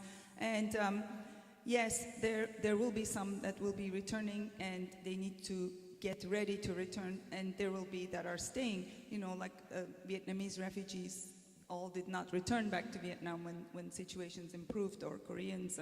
So if you look at history, we can see that that doesn't completely happen. So the expectation that all refugees will go back to their country is really not realistic. But in the efforts of returning, my friend Heather here works for IBC, and they are doing projects in educating the kids in their own language, getting them ready to go back. So those are some of the nonprofits' work, trying to integrate at the same time, getting people ready in their own culture, because a lot of the kids that were born here is now getting ready to go back. But yeah, I think time will tell. Okay, now here we have another question. Yes. Yeah, hi. Yeah. Hi, my name is... It's okay, please sit, please. I'll sit down. Anyway. Please. I'm jumping from the seat. Yeah, my name is Janet, and I work for Turkish Journal. I'm a journalist. And I live in Istanbul, so I know the country really well. And I want to congratulate you, first of all, because what you're doing is amazing. Thank you. I am totally in agreement with everything you've said, but I have a question. What are you doing about the empowerment of young women and young men in Turkey? Because there's an issue of femicide that we all know. There's also an issue of incest. It is not mentioned in the media very often. It's quite common, especially in areas that are extremely conservative. I've lived in other regions of the country, the Black Sea and Izmir, so I'm well aware, because young women have spoken to me about this problem. And I've always wanted to see an assertiveness kind of program, or something that would help the young women and men to respect each other and, be more of a global, culture about that. Can you speak to that a little bit? Thank you so much for bringing up a really, really important issue. Right now, we don't have a project on that particular subject, and thank you for bringing it up, but maybe with your help we can have a project.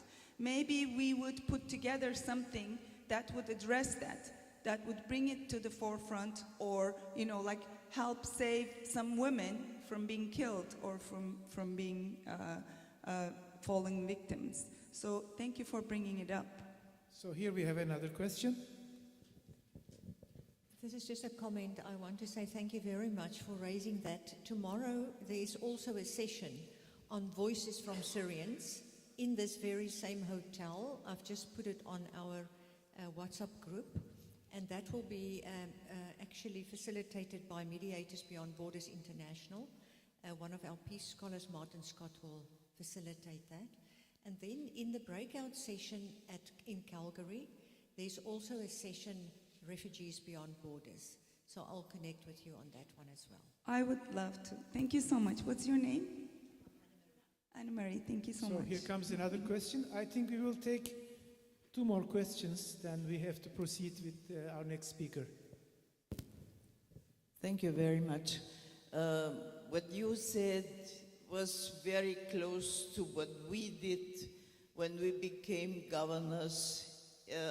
This was immediately after the so-called migration wave to Europe. And what we have recognized, I would say 1 or 2 years later, was the absolute negative attitude in the population, but even more important in the mass media and in politics.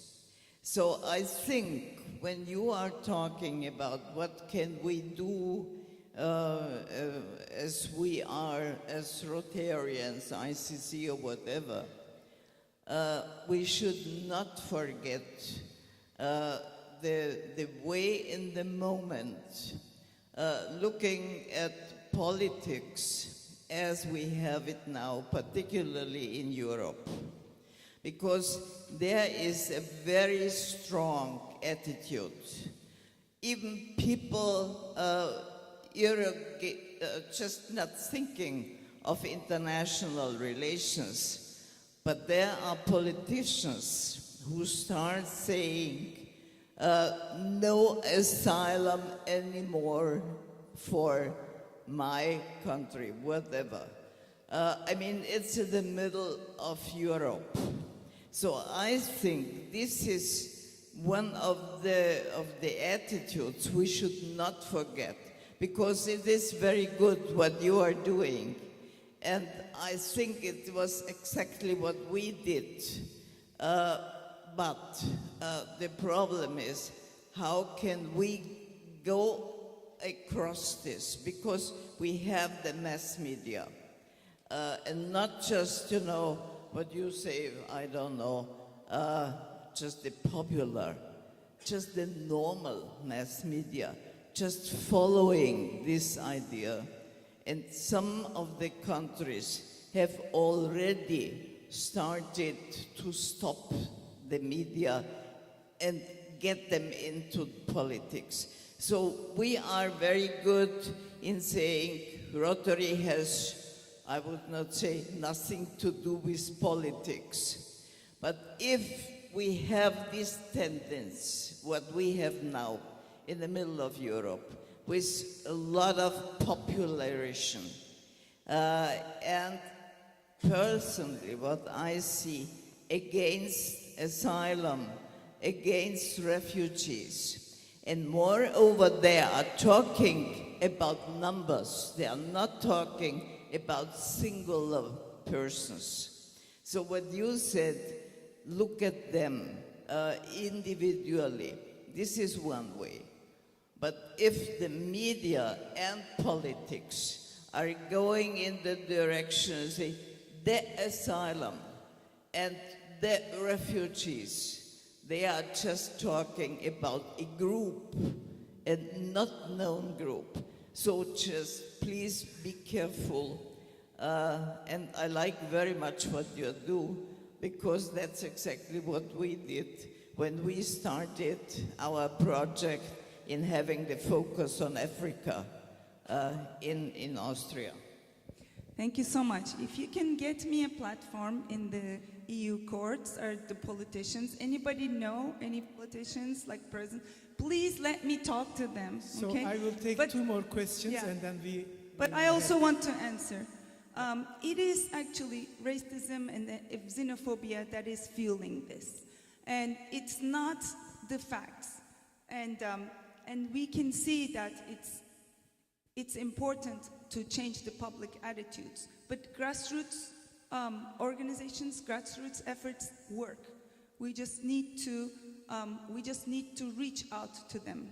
And it's not, and they use it as a platform, but European countries have the foundations, have the economies, have the circumstances to to meet the needs of the refugees. European countries have it right now. It's just an attitude. We just need to change the attitude. It's not an economic problem. It's not any other problem, political problem. It's changing attitudes. Oh, okay. Okay, so Dr. Nielsen is with us the whole day, so I will give 2 last words and then we have to proceed. Sorry for that. So Rita. Thank you. I'm sorry, I speak French. No, I speak English. Okay, I try to speak English. So you have a very, very great experience with refugees. But I ask you, when you autonomize women, how to speak with women and with children to install peace? That is very important, because if you educate a man, you educate a person. If you educate a woman, you educate a village, the world. So introducing this concept to women and through them, their children, is the key. So we need to go even, I teach at a university and I'm proud to poison young minds, but I want them to be even younger. We need to reach out to parents. We need to reach out to small children, school districts. Maybe the Rotary clubs can go to school districts and make peace projects. And just like yesterday, peace essays and honor people, just do projects. So those are the key, because we don't have to go to certain clubs that think like us. We need to go out to everyone, especially to the populations that don't think like us. Okay, the last question comes from Serhat. Thank you for your nice presentation. I am from Şişli Rotary Club, Serhat Bil, an architect, and also at the same time Turkey, North Macedonia section, ICC section. I want to learn. Turkey is one of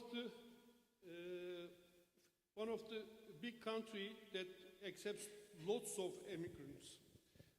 And what's your opinion about the government? Because humanity side is perfect, but there is another side. This is the policy.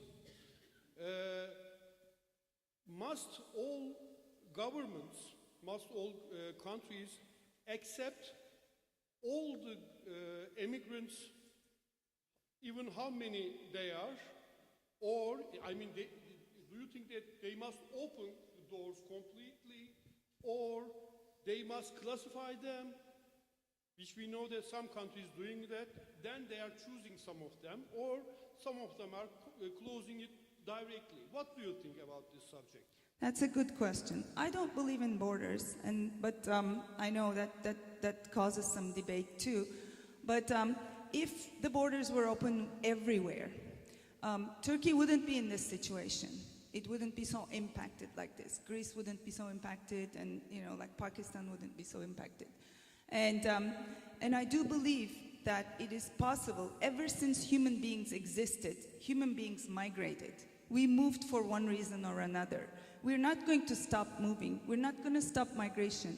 The International Office of Migration predicts that there will be 1 billion displaced people by 2050, and it's going exponentially, 1 billion. And it's not only wars and persecution, but climate change, I hope you believe it. And climate change and disasters and what's happening around the world is just people will move. So all these countries that are predicting hundreds of years ahead technologically and all these, we're in an AI world. Why don't we prepare for mass migrations? This is possible. So we need to ask the politicians or the decision makers, you know what? You prepared for this road 20 years behind. We know 20 years ahead what's going to happen. What are you doing about that? What is it we're doing humanely? Because closing borders, choosing who comes and goes is not a solution, How are you going to educate people, rapid populated places? How are you going to provide opportunities for jobs? How are you going to provide social cohesion? How are you going to integrate into the communities? Integration is a two-way process. It's not only the comer that needs to be educated, the host communities need to be educated too. All of these are possible. They're all learned. So, I mean, my idea is my idea, but it's just, I think all the world need to come as a united front. They need to connect, just like the Rotary, just like you're doing it right now. So, yeah, get me a platform. Thank you so much. Okay, thank you very much, Dr. Selin Nielsen. So, on the program, we have a pause, but we don't want to take it because we have very good speakers coming, and we want to use the time efficiently. So now I want to invite Thomas König to make his speech.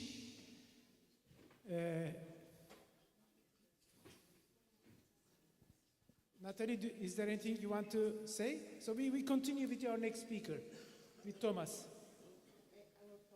I don't give a pause because I want to use the time. As you know, we have coffee and everything in the room. And whoever wants to make a pause, they can do it for themselves. Okay, Thomas. This is the remote.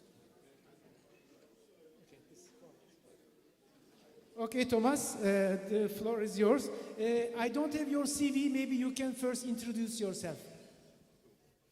Okay. My name is Thomas König. I'm a member of Rotary Club Hameln in Germany. And since 3 years, I am the chair of the ICC German-Turkey. And the disaster on 6th of February 2025, that was, we have to,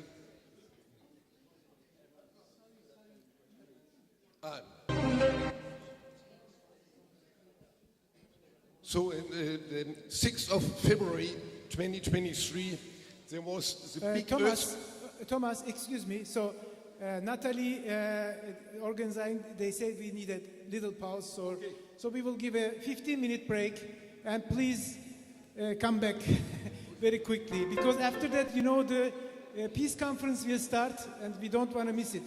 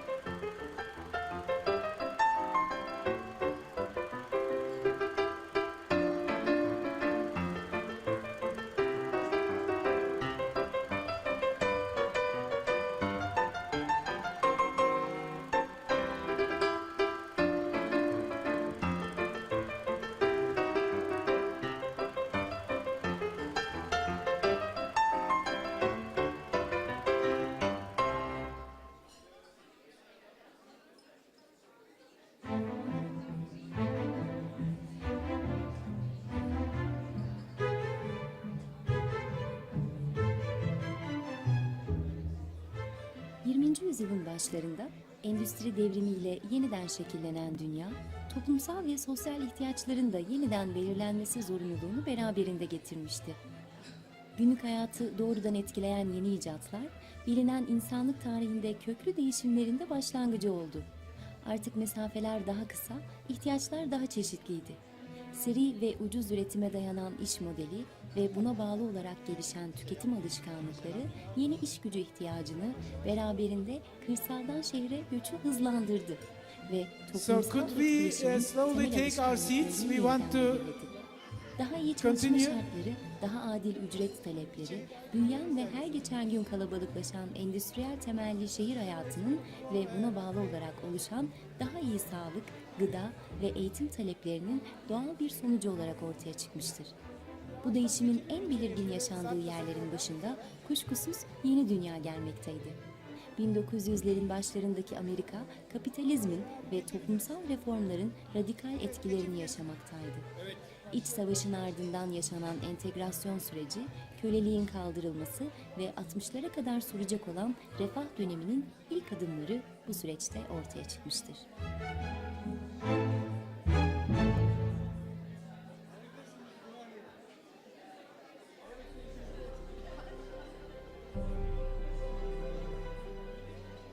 Gençlik döneminin yakın dostluklar üzerine kurulu kasaba ruhunu yaşadığı şehre taşımak isteyen genç avukat Paul Harris, 3 yakın arkadaşı Gustavus Lohen, Sylvester Schille ve Hiram Scholle ile birlikte bir kulüp kurmaya karar verdi. 23 Şubat 1905 tarihinde ilk hizmet kulübü olan Chicago Rotary Kulübü, dostlukların geliştirilmesi ve topluma hizmet amacıyla kuruldu. İlk toplantıların 4 arkadaşın ofislerinde sırayla yani rotasyonla yapılması nedeniyle Rotary ismi seçilmiştir. Halen kullanılan çark sembolü, iş insanlarından oluşan kulübü en doğru ve yalın bir şekilde ifade etmektedir. Rotary'nin popülerliği kısa sürede yayıldı ve kulüp 10 yıl içinde San Francisco'dan New York'a hatta Kanada'ya kadar So gelişti. please take your seats. We are starting. 6 kıtada Rotary kulübü vardı. Örgüt bir We yıl have sonra very good speakers, yani 1922'de and we want uluslararası to give them Rotary more adını time. aldı. Rotary büyüdükçe misyonu kulüp üyelerinin profesyonel take your ve seats. sosyal çıkarlarına hizmet etmekten öteye gitti. Rotaryenler kaynaklarını biriktirmeye, büyütmeye ve ihtiyaç sahiplerine hizmet etmek için yetenekleriyle katkıda bulunmaya başladı. Kuruluşun bu ideali olan bağlılığı en iyi şekilde kendinden önce hizmet sloganıyla ifade edilir. Kendinden önce hizmet. Bunu biliriz. Yani kendinden ötelere hizmet bir anlamda.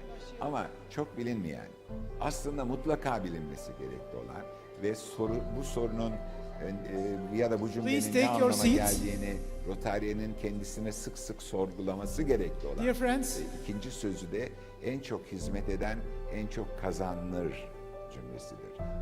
Temmuz 1925'te Rotary 2000'den fazla kulübe ve yaklaşık 108.000 üyeye ulaştı. Örgütün our seçkin friends üye, outside, başkanları, please come. aydınları ve toplum önderlerini bir araya getirdi.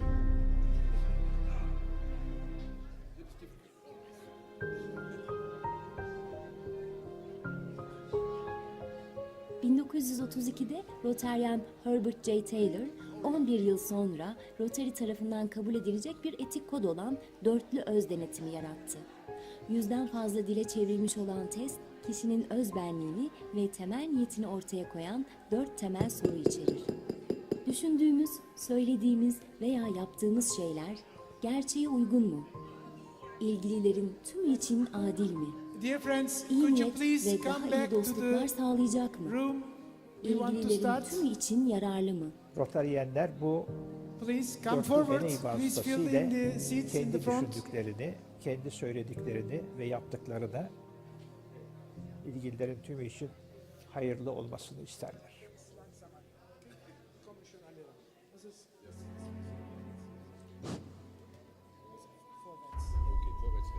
İkinci So our Dünya next Savaşı speaker sırasında is Thomas birçok kulüp König. dağılmaya He's zorlandı. starting his Kalan speech üyeler savaş by mağdurlarına introducing acil yardım himself. sağlamak için hizmet çabalarını arttırdı. 1942'de savaş sonrası dönemi dört gözle bekleyen Rotaryenler, second try, uluslararası eğitimi ve kültür değişimlerini teşvik etmek için bir konferans Günaydın and sevgili UNESCO'nun arkadaşlar. kuruluşuna ilham vermiştir. 1945'te 49 Rotary Kulübü üyesi, Birleşmiş Milletler Delegasyonu Konferansı'na 29 delegasyonda hizmet etti. Rotary halen büyük toplantılara gözlemciler göndermekte ve Birleşmiş Milletler Konferanslarına aktif olarak... A big earthquake happened and more than 80,000 people died and more than 1 million lost their houses. And the ICC, Turkey, started one day after the earthquake to make a central account to collect money from Rotarians in Germany, and then we started to give this money into different projects. Today, because of the time, I'm able only to show you some examples of projects, what we did, but there are very, very important ones. And to give you an idea what really happened. Unutmamalı o güzel günleri, anılarla gönülleri hoş tutmalı, avutabilmeli, hatırlamalı, sevgiyle anmalı, ümitlerle yarınları hoş tutmalı, ayırmamalı.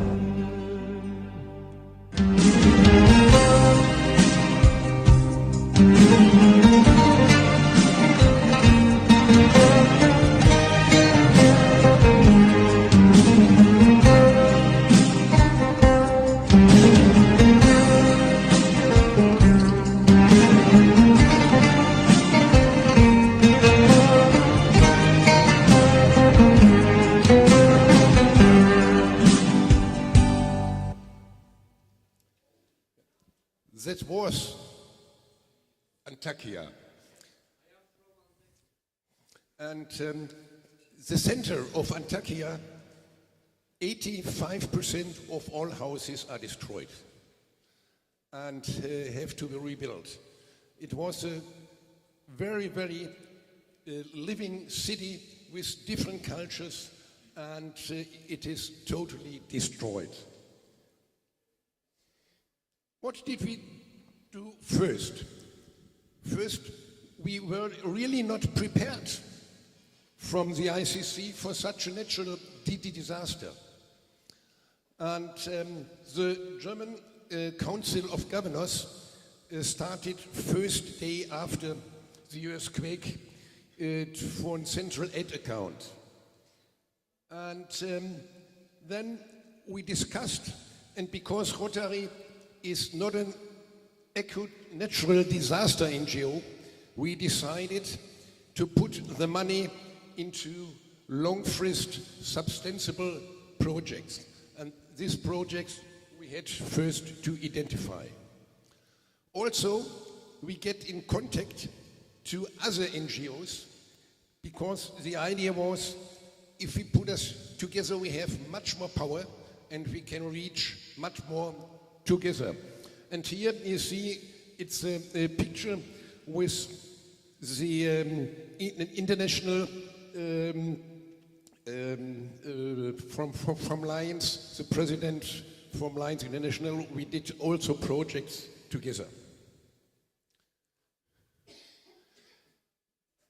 What we did, more than at the moment, more than 54 schools we served with computers, with printers, with books, with school bags.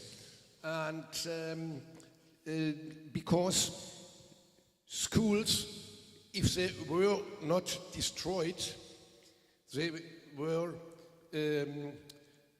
all was gone by other people, and the schools were very empty. And you see, we give them also school books and also some iPads that they can work and start with their school.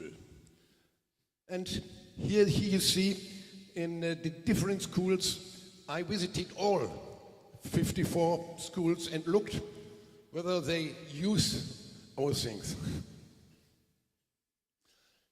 Then together with Rotary clubs from Turkey, especially here in Istanbul with the Rotary Club Şişli, we were sometimes in the earthquake area and we visited, for example, container cities, and we supported container cities. Also you see on the right side with washing machines. If you can imagine what does it mean for people to live in a container? One container is 3 to 7 square meters. So if I have to live with my family on 21 square meters, I think it's the first evening, family is gone. So there is no privacy. No, you cannot go to a separate room or so. It is very, very close. And there's a container next to the other, and also you hear what is done in the other containers. Oh, what? Why? Ah, yeah, here. And then, together with an NGO, it's called Erdbebenhilfe Antiochia e.V., we built 2 educational and culture centers. One in Defne and one in Arxus. In Defne, that are the photos from Defne. We get the house from the government and we rebuilt the house. There were 4 classrooms, 1 painting room, 1 music room, and 1 handcraft, and a big kitchen to cook for the children. And this educational center started last year, and the second one in Arxus we will open next week. I will go on Monday direct to Arxus, and then we will open the second education center. Oh, here you see we have also a room for painting. Musicians also, we give the instruments for the children.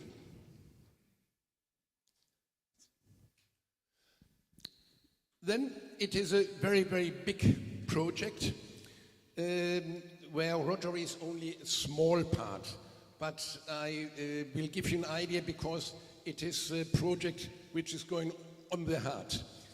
There are 131 children who lost 1 or more limbs during the earthquake. And these children, they get orthesen and prothesen, but not this only, they get physical, psychological help, also physiotherapy. So it is a whole project, and you cannot stop it for the children because they grow up and they need new one. So this project has the goal that we promise until their 22 birthday we will stay next to these kids.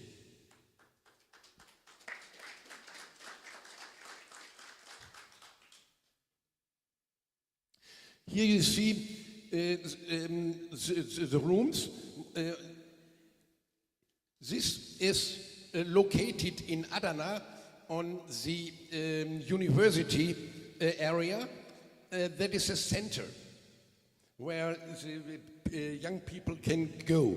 But then also in the area in Hatay, there are several containers with where the young kids can go and they get their physiotherapy, so they don't have to go to Adana, that is about 2 hours far away. Then we had a big mobile learning unit. We supported. The main project leader is the Rotary Club Istanbul, and a lot of German Rotarians supported this project. It is a truck, and with this mobile truck you can go to the little villages and you can have their lessons for the children, and you have not to stop, and you can go from village to village. And together with our past international Rotarian president, we gave it last year over. So from Germany at all, there are until now about $900,000 spent. But that is only the money which was on the central account. There are a lot of projects direct between clubs from Germany and Rotary that is not included here. So, and the consequences of the earthquake, it is not a 100-meter race. It is really, it is a marathon. And I think minimum the next 10 years we have to support this area and the children. And if we don't do it, we will lose one generation. Teşekkürler.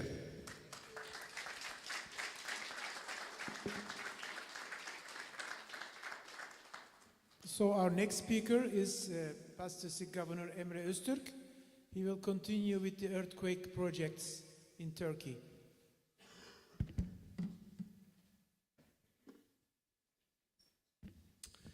Thank you so much.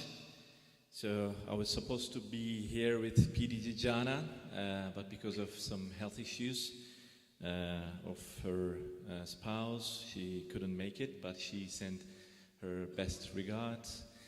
So this presentation has two parts. The first part is, what we as the Turkish Rotary Clubs did during the earthquake, and the second part is what we So,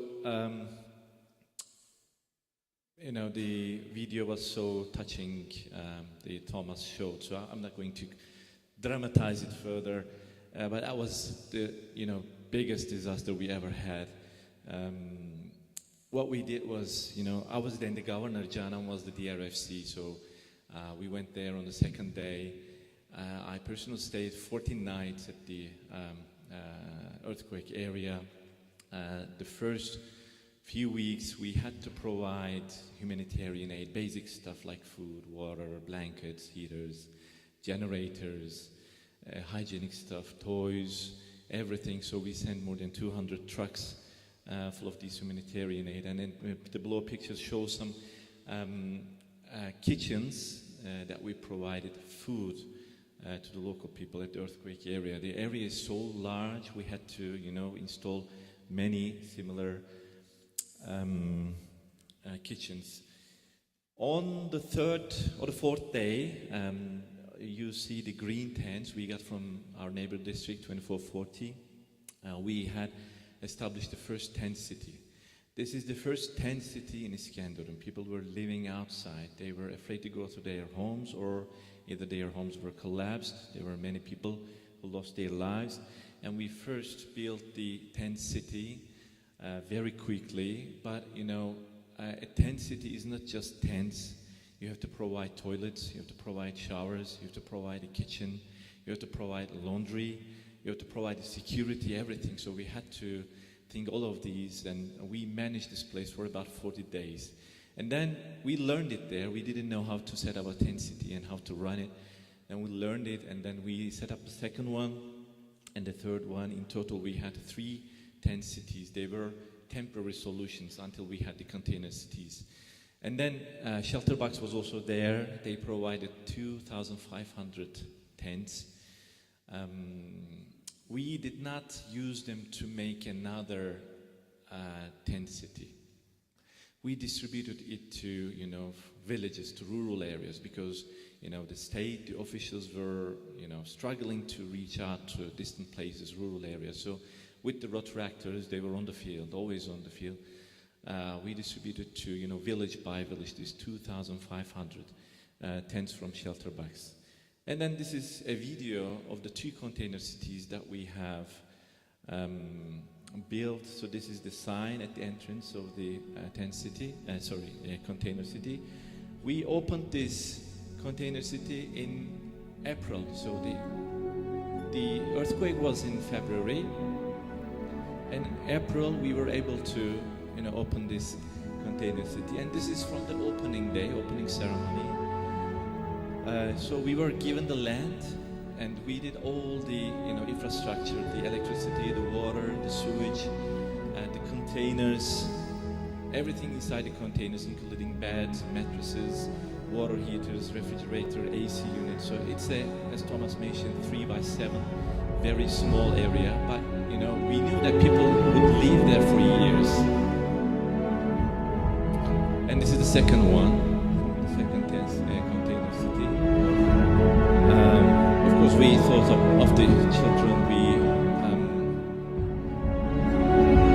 The kindergarten. This is inside of one container, and most probably people will continue living there for many years, maybe 3-4 more years. So these were the 2 container cities we built.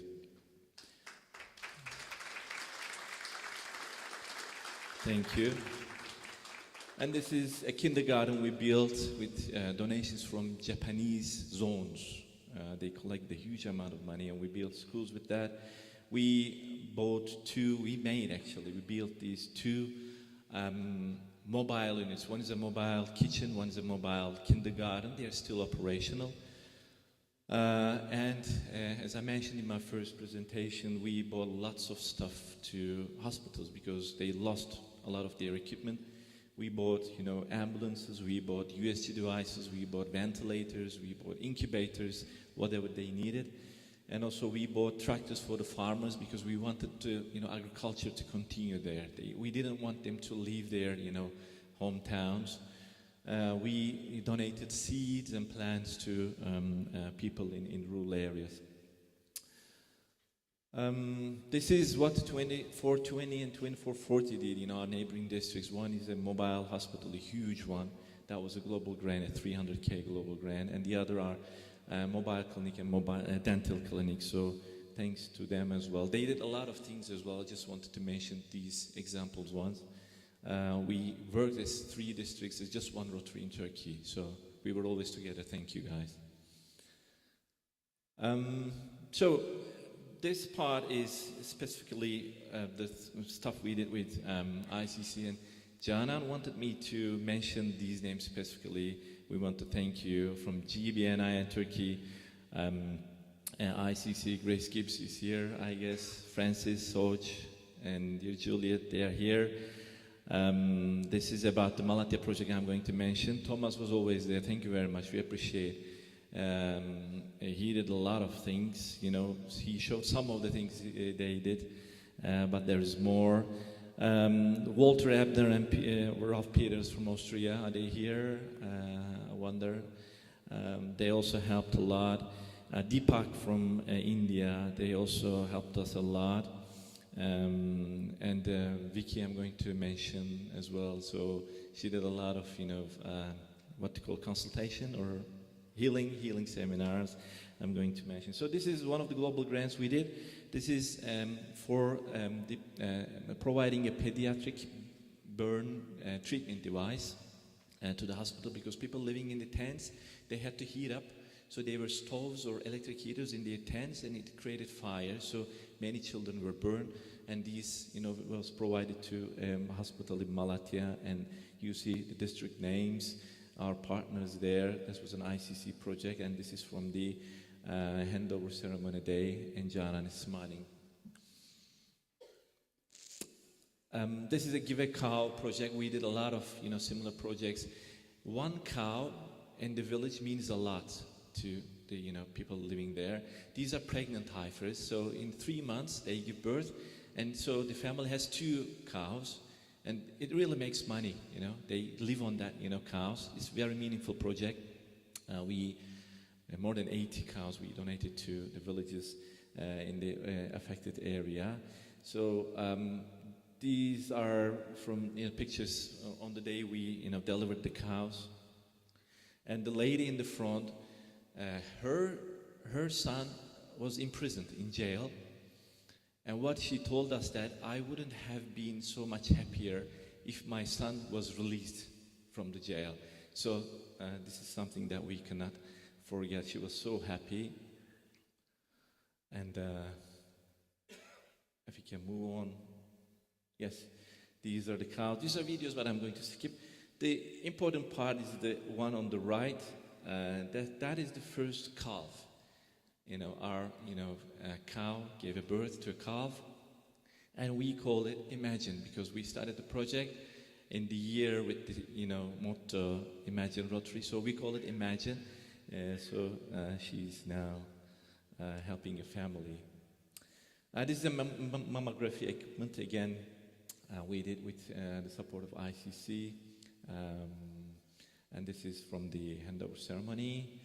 And this is an ongoing one, Waves of Wellness project. This is a handheld USG device. Again, our partners from ICC, as I said, from GBNI, Austria, Germany, USA, India. We had very good support from these ICCs. Thank you very much. If I'm skipping any of the ICCs, please excuse me.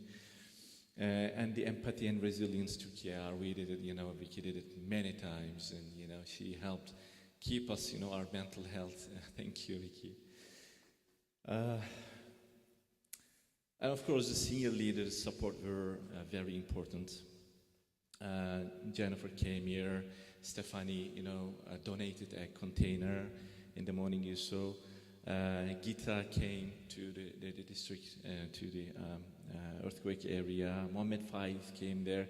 We were on the November issue of Rotary magazine. You can read the story of our, friend, Rotarian friend, who had lost 40 of his relatives in the earthquake.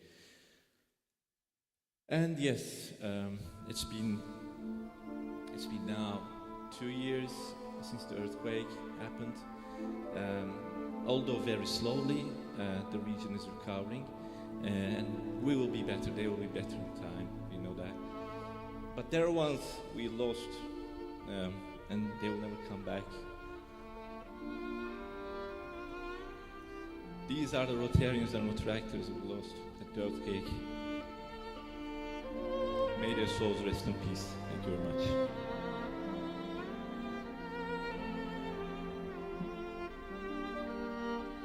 Thank you.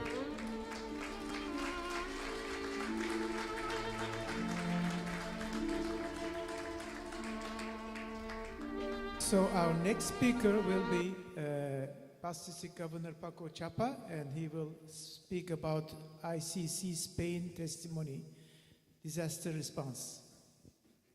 So the remote, did you give it, Emre? Leave it there. Yeah.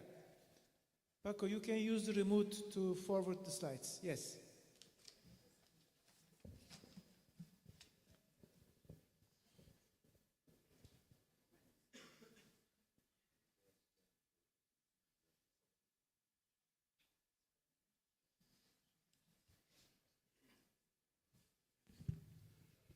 Je vais reparler en français parce que c'est plus simple pour moi. And our translation service is going on, so you can use your app to listen to the English. So Paco will speak in French. So, il y a 3 mois, le 28 octobre, ce matin, je l'ai dit rapidement, mais vous pouvez voir ce qui s'est passé seulement un jour. Ça marche ou ça ne marche pas?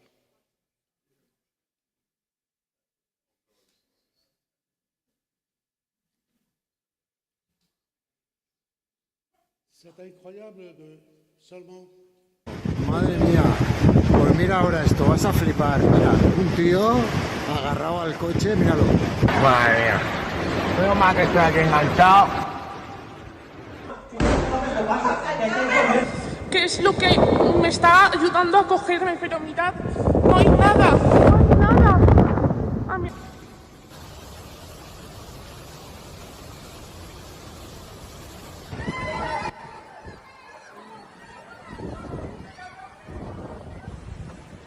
Mira aquel coche de allá, Lucía, mira aquel coche de allá cómo va. ¡Hostia! En 10 minutes, tout est fini. Ay, Dios mío, esto es una puta locura.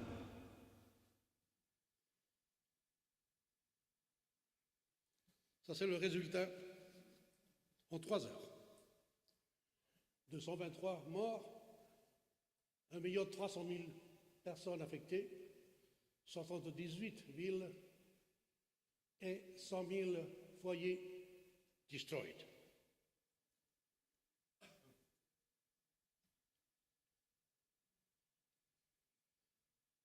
On a commencé à travailler parce que le Rotary, comme on ne savait quoi faire avec ce désastre, alors on a commencé avec en train d'évaluer un peu le mal. Le mal, c'était qu'il n'avait absolument rien. Alors, on a vu 120 000, vous savez, 120 000 automobiles complètement détruits, 30 000 entreprises paralysées, 400 000 travailleurs without working, et 70 000 hectares inondés. 200 km d'autoroutes et de routes, 500 km de trains, et à peu près 50 millions d'euros. C'est le provisionnel impact de la DANA dans cette région. Qu'est-ce qu'on a commencé à faire les Rotariens? Parce qu'on ne sait jamais quoi faire.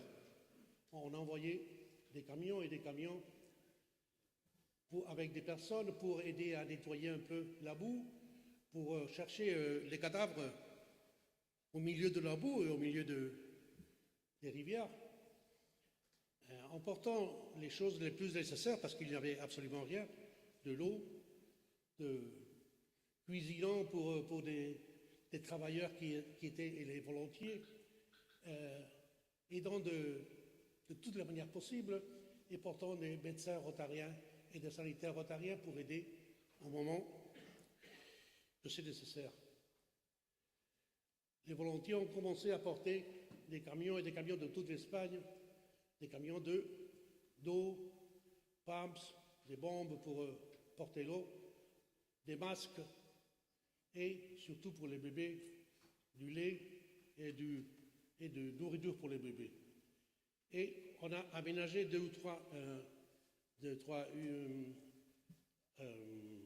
industries qui étaient complètement vides pour distribuer tout ça. Et c'était compliqué parce qu'en 3 jours, les magasins étaient complètement bourrés de matériaux et on a dû dire c'est fini. Et on a coordonné avec la police, avec les pompiers et l'armée pour leur aider parce qu'ils ne connaissaient pas la zone. Ils venaient de l'autre part de l'Espagne, alors on les aidait comme pour les guider. Et notre gouverneur a ouvert un compte à la Fondation Notre pour aider les principaux problèmes qu'on avait dans ce moment. Pas le futur, sinon ce problème. Et en une semaine, on a pris plus de 360 000 euros au compte qu'on avait à la Fondation humanitaire des Rotariens espagnols. Et la solution qu'on a trouvée, qu'on a vu, c'était l'aide qu'on pourrait avoir peut-être à travers de Rotary ou de la Fondation rotarienne à travers des Global Grands. Mais ça, c'est une chose lente et on verra. Mais on a touché le mot de CAP.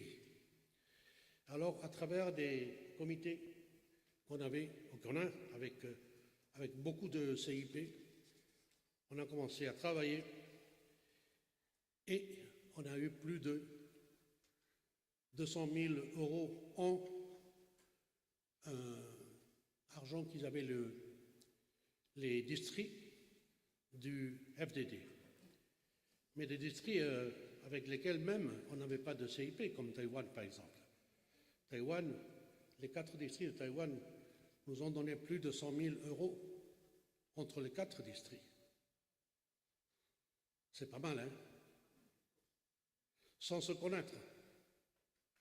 Sans dire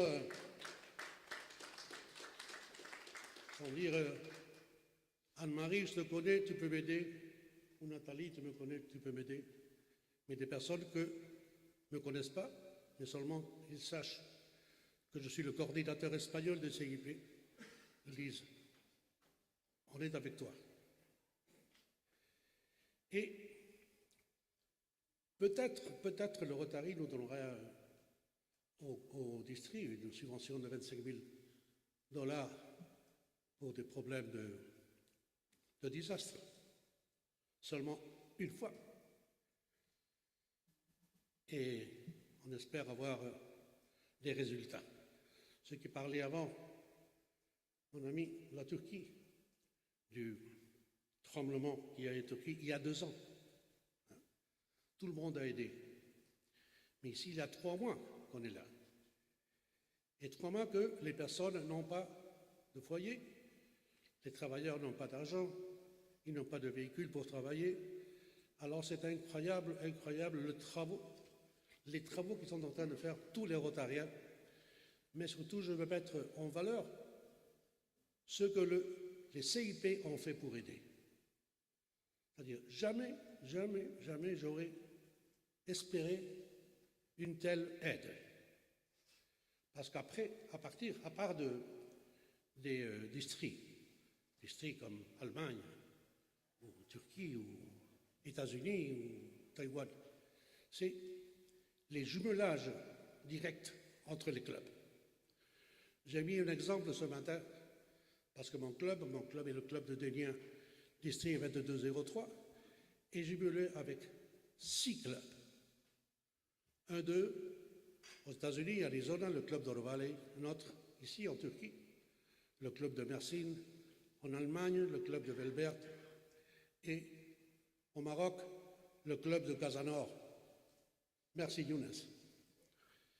Alors, avec ces 4, plus la promesse d'un autre club jumelé à l'Argentine, mais avec beaucoup de problèmes pour pouvoir sortir de l'argent de l'Argentine, ils sont compromis à travailler ensemble avec le club de Dénien pour faire un bon projet pour aider. Un projet qui sera limité, évidemment, parce que 50 000 millions d'euros, ce n'est pas une chose à pouvoir, mais chaque aide est importante. Et surtout, l'aide des frères, des sœurs de Rotary. C'est pour ça que pour moi, le Rotary est très important. Sans cette aide, on n'aurait reçu absolument rien.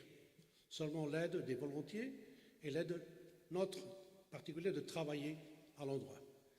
Mais on a trouvé un espoir avec les CIP. On peut le dire, on peut le montrer, mais réellement, ce que c'est le plus important, c'est de sentir au fond de notre cœur que le Rotary est très important à travers des CIP. Et que on ne peut pas être bloqué par la Fondation rotarienne ni par le Rotary International, parce qu'il n'y a qu'une aide de 25 000 $. Mais le plus important, c'est qu'à travers de Rotary, on a pu faire des travaux, on a pu connaître des personnes que d'abord ils étaient amis, et maintenant ils sont des frères et des sœurs, et que pour toujours, ils auront ma gratitude. Merci à tous.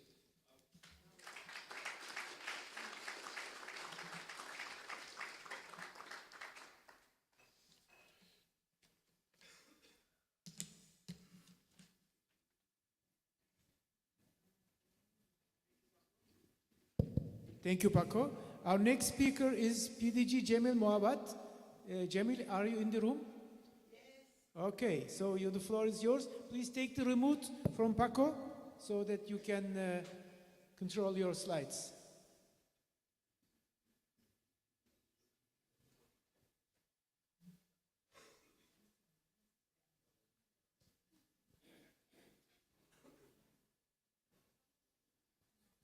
Jamil, you have 20 minutes.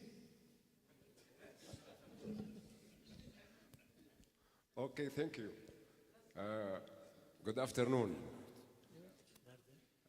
Let me start by saying that I joined Rotary when I was 24 years old. And I discovered the importance of ICC only 10 years ago. Now I can say that the ICC in Rotary is one of the smartest ideas that Rotary International took. Believe me, this is something that I believe in. Anyway, you can see right now what in Lebanon we have experienced from the ICC. We experienced a lot of help from them. We witnessed a lot of help from them, and we could do a lot of mega projects in this country because of our relations with the ICCs. In Lebanon, we have 36 Rotary clubs, 25 Rotaract clubs, and 12 Interact clubs. These are the success stories that we have had in this country. Most of you know that we have had in the last 10 years a mega project about water. This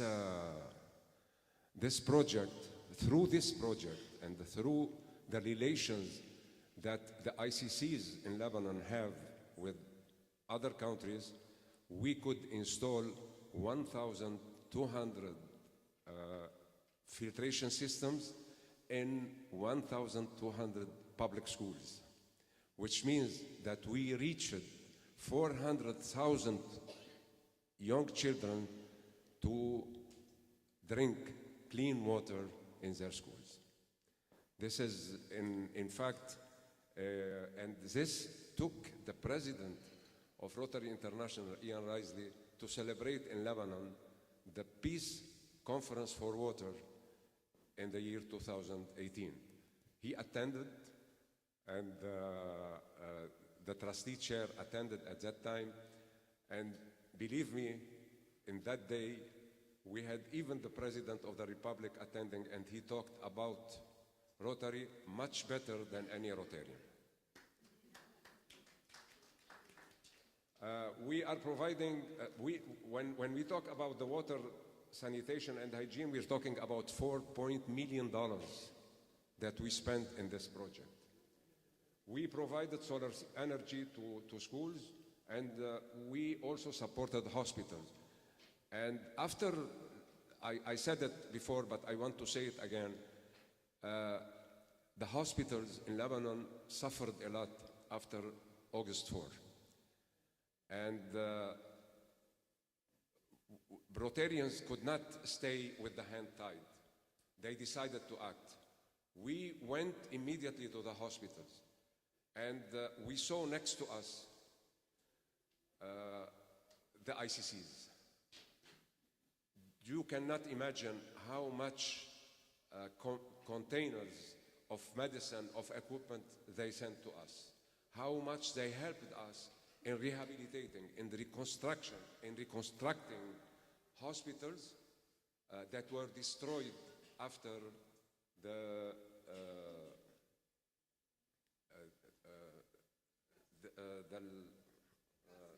blast. Anyway, here you can see pictures of what we are doing. The challenges that we faced in Lebanon are a lot. We started with the COVID, the Beirut explosion, the political unrest, economic collapse, the ongoing fires and the war that we suffered in the last year, in the year 2024. Each one of them is a big disaster. Imagine all of them, they are catastrophic. The situation in Lebanon was catastrophic, but Rotarians in Lebanon were always active, and we had a lot of help from a lot of Rotarians from outside. Now we have a project that we are working on. And we're talking about mega project. We're not talking about small project. We talked about water, we talked about solar, we talked about solar system, and all of them are big projects. This one, we consider that it is big, and we have to do something for them. We're talking about the civil defense. The civil defense are the people who risk their lives to go and offer aids for people that they need them. They, when they, the habits that they have is they go when there is a risk. We run away when there is a risk. This is the difference between them and others. They go to the mountains to rescue people. They go to fight fire in the forests. They when we have any car accident, they do the same. They have a big work to do, and the most remarkable thing that we have to take into consideration is 80% of these people are volunteers. They do not take any salary in return. And they go sometimes without the necessary equipment. I want to give you a story that happened with me 2 months ago. One of the young people, he had 21 years, and he lost his life because he had a car accident, and the civil defense came to rescue him, but unfortunately they did not have the needed equipment to the sizes that could cut the place of the distracted car, and after 1 hour this young person lost his blood and lost his life as well. For this reason, now when we talked about this in Lebanon, if we want to do something for these people, believe me, we have 36 clubs in Lebanon. The 36 clubs in Lebanon were agreed on participating in this global grant. This is the current situation of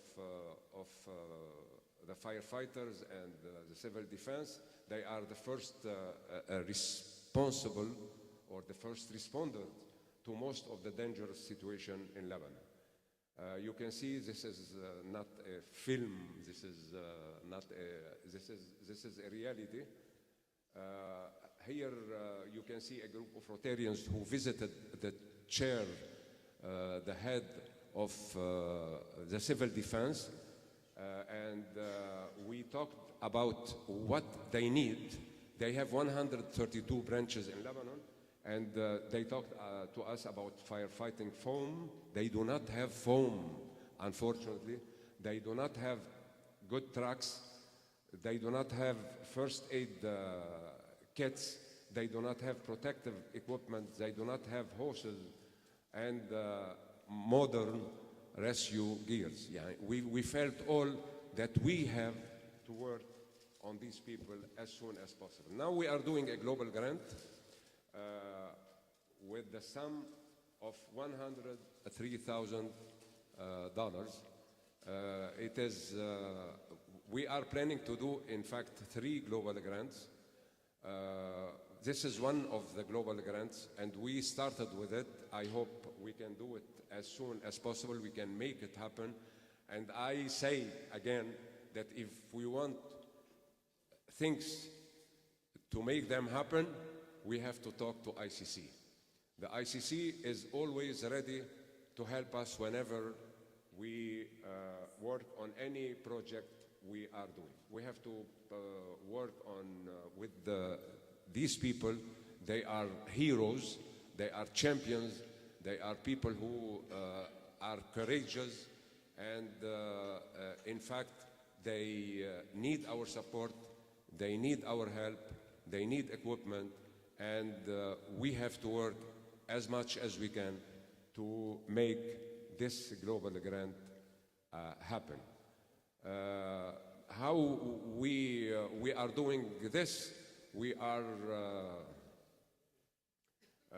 can do it through direct grants as Rotarians and through global grants.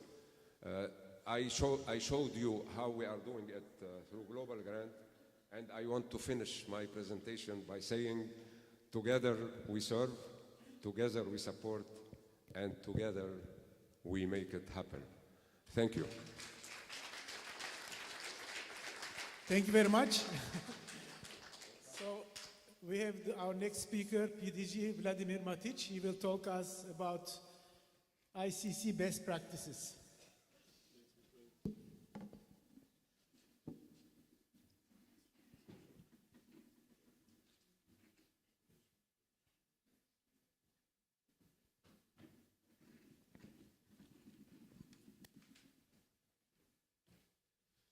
Good afternoon, dear Rotarian friends. First of all, I want to thanks to Natalie, to Gunes, to Murat, and other Rotarians for this beautiful hospitality and for this excellent organization of this IC Summit. My friends, this is the top for ICC. Thank you very much. My example will be how to establish ICC and what is the step to establish a good ICC. The example is with our friends from Georgia.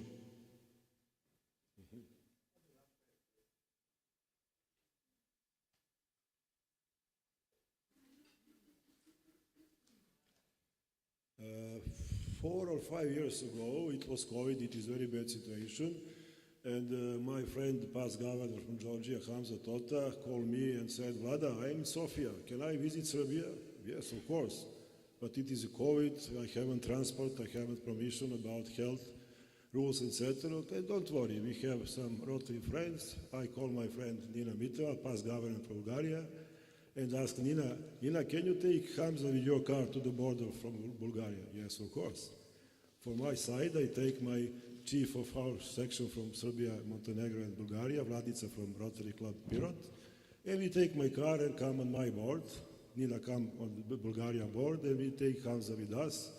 And in these next 10 days, we have beautiful friendship, a lot of fun, a lot of visiting at other clubs, and we agree that we will start to support each other in many projects, in global grants, and etc.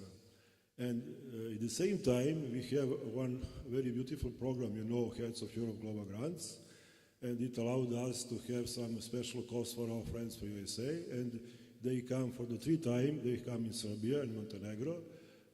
First was in April, May 2022. After that, it was in September, October 2022.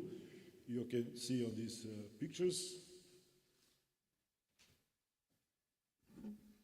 Of course, that we visit many good things and cities in Serbia, not only in Belgrade. We have a lot of funds, we have a lot of donations. And also, they come in September, October 2023, and last time was our special guest at the Institute in Belgrade, Institute of our zone. What is happening?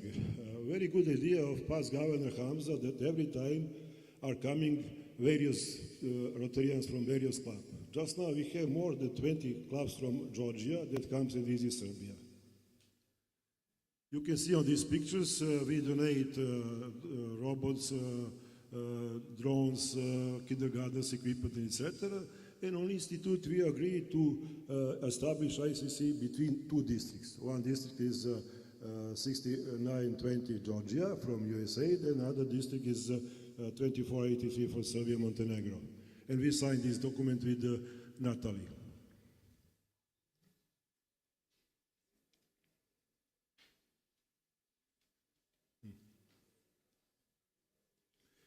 Also, we visited Georgia. Our just Governor Vladica from Vladan Milovic from Rotary Club Bor was visited 2 years ago Georgia and was special guest. I also visited Georgia with my friends from our districts last year, and I visited 10 clubs in Georgia. Maybe it was a little hard, but it was a very good experience. You can see past Governor Felix, Governor Todd, and others. And after that, we was their guest on district conference in Jekyll Island, beautiful island. I was guest speaker about our cooperation. What was the great point of our friendship? If you can see on this picture, we have 10 global grants in 4 years with support from District 6920 from Georgia, and total value is more than $666,000. It's a beautiful global grants. First, we donate robots for programming language Scratch and Python. Also, we have a great competition because we want to see the value of this donation for the children. In these 3 years, we have special competition about aimbot robots and drones. Last year, it was more than 300 pupils, students, for 63 the best school in Serbia. And we have a very special video from Rotary International Public Image Team, and we are very proud that you can see in magazine Rotary in February 10 pieces about this beautiful festival of knowledge for the battle. Also, we donate for 25 entrepreneurs special equipment, and we are very proud that we donate special equipment, mobile furniture, and ICT equipment for kindergartens in Serbia. Just now we have 91 kindergartens which we donate. In this year, we are planning to finish also 3 new global grants, 200 robots, 20 kindergartens, and something new and very popular. It's 3D printers from 100 schools in Serbia. And maybe you don't know that in USA they have special rules about ICC. They need 3 districts to sign the document. We spoke with Anna, Moldovan, and other guys, and just now we prepare a new ICC document because we will be on their conference. It will be for the first time that 3 districts for Georgia have together conference. I know that it will be more than 1,000 people, and we will make a new document with all 3 districts in Georgia, with our districts. And, sorry. That was your last slide. Yes. What is next step? We will continue about our friendship. We will continue about our global grants, and we expect our friends from Georgia to be our guests for the 5th time in September, October this year. Thank you for your patience.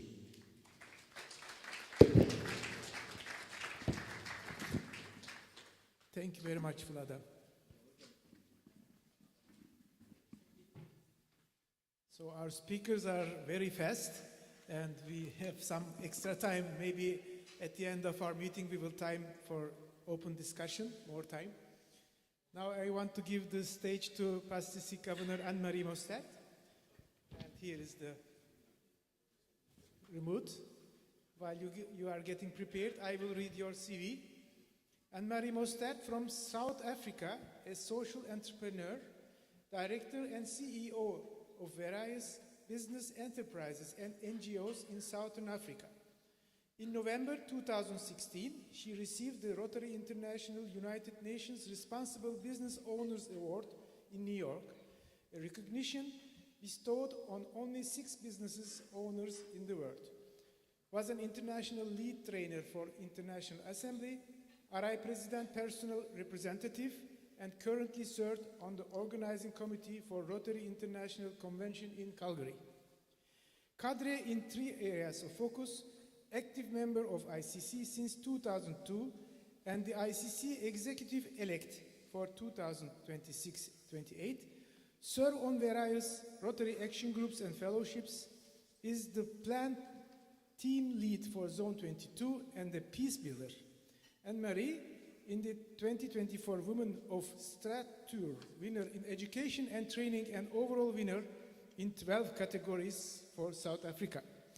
Hans and Anne-Marie are major donors, level 2, benefactors, Paul Harris Fellow Society and Bequest Society members, and has established the Mostert Endowment Fund for Peace.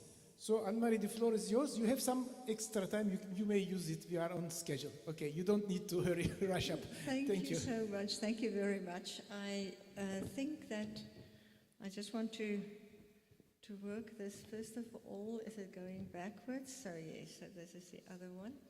Thank you so much, and thank you for having me. And I want to congratulate Natalie on an exceptional program so far.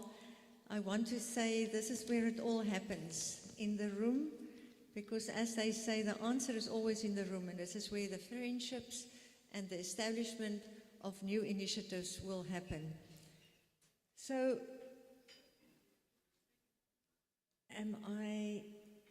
yes. I would like to just show you a short little video of 2 minutes about our international Peace Forum that will be, ICC Peace Forum, that will be held in Cape Town. Now, I come from the continent of Africa, but I come from South Africa, where we know how fragile peace is. It could have been another Ukraine, but it was not, because of you all in this room, and because of the countries in the world that came to South Africa, that held hands with us for a beautiful, peaceful transition from the apartheid era into our position that we have at the moment. And that was in 1994.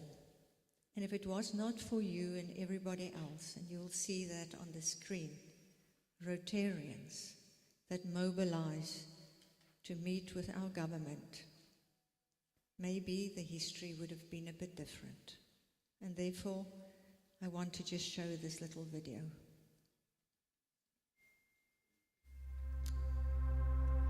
I'm thrilled to invite you to the second Inter-Country Committee African Peace Forum, taking place from the 25th to the 27th of April 2025 in the vibrant city of Cape Town, South Africa.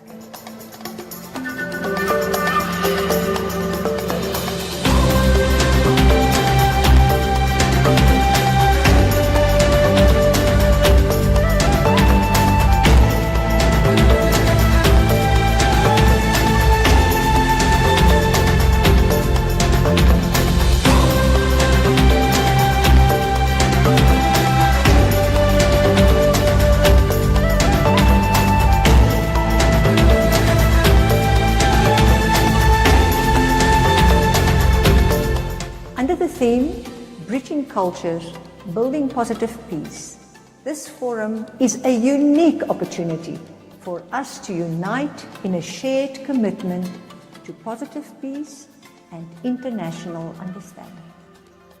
We were so inspired by the stories we heard of the business community's role in South Africa, we set out to meet them. And from that point onwards, we did what we would to push our government in the direction of a peaceful settlement. Our Inter-Country Committee gathering will be hosted at the elegant Vineyard Hotel, nestled at the foot of Table Mountain, providing a serene environment for meaningful dialogue and collaboration.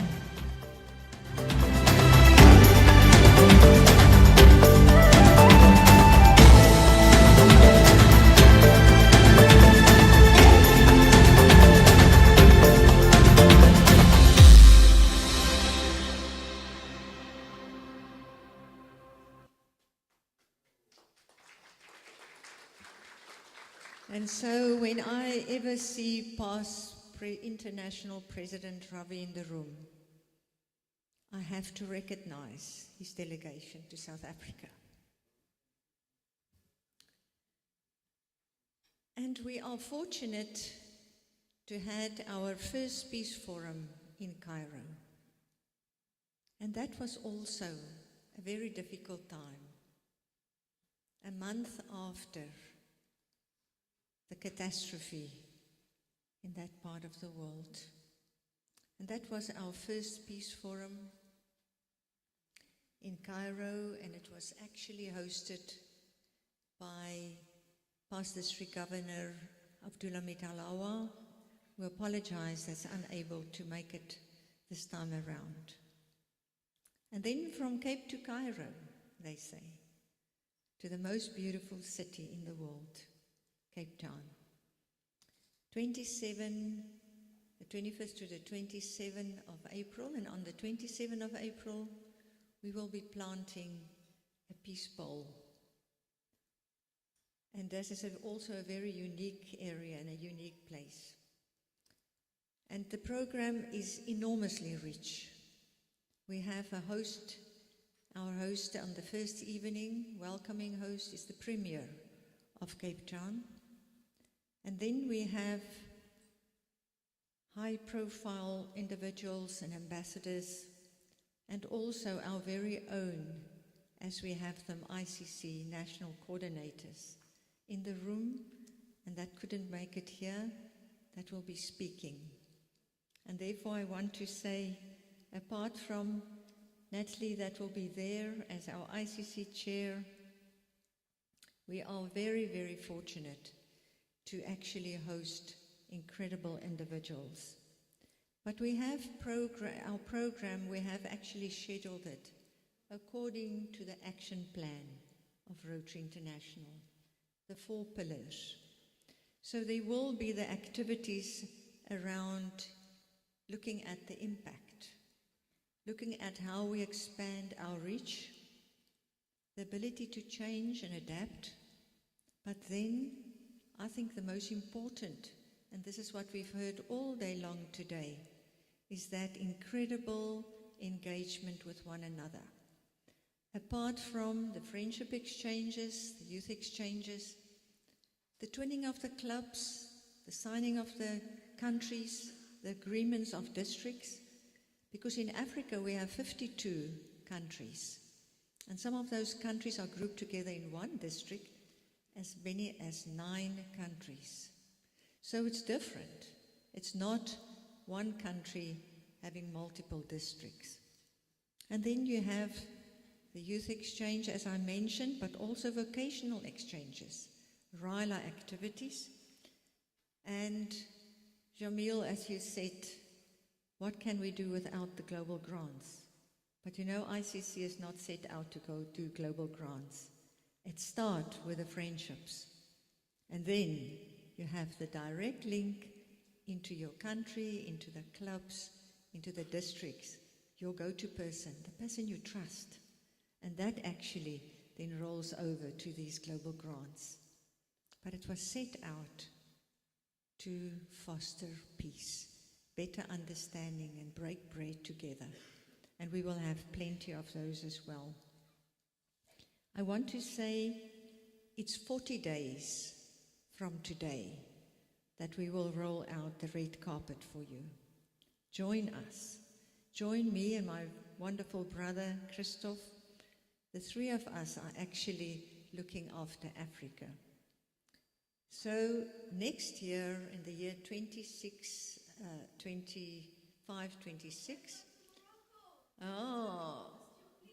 that will be in one of the French-speaking countries. So Christoph is here, he will host it, so it can maybe be Morocco. They put up their hand. So Christoph, you've got that. Absolutely. And so I want to say, here's a little bit of what you will set out to experience apart from the tours. You know, our country have 4 peace laureates, and those will all be on stage.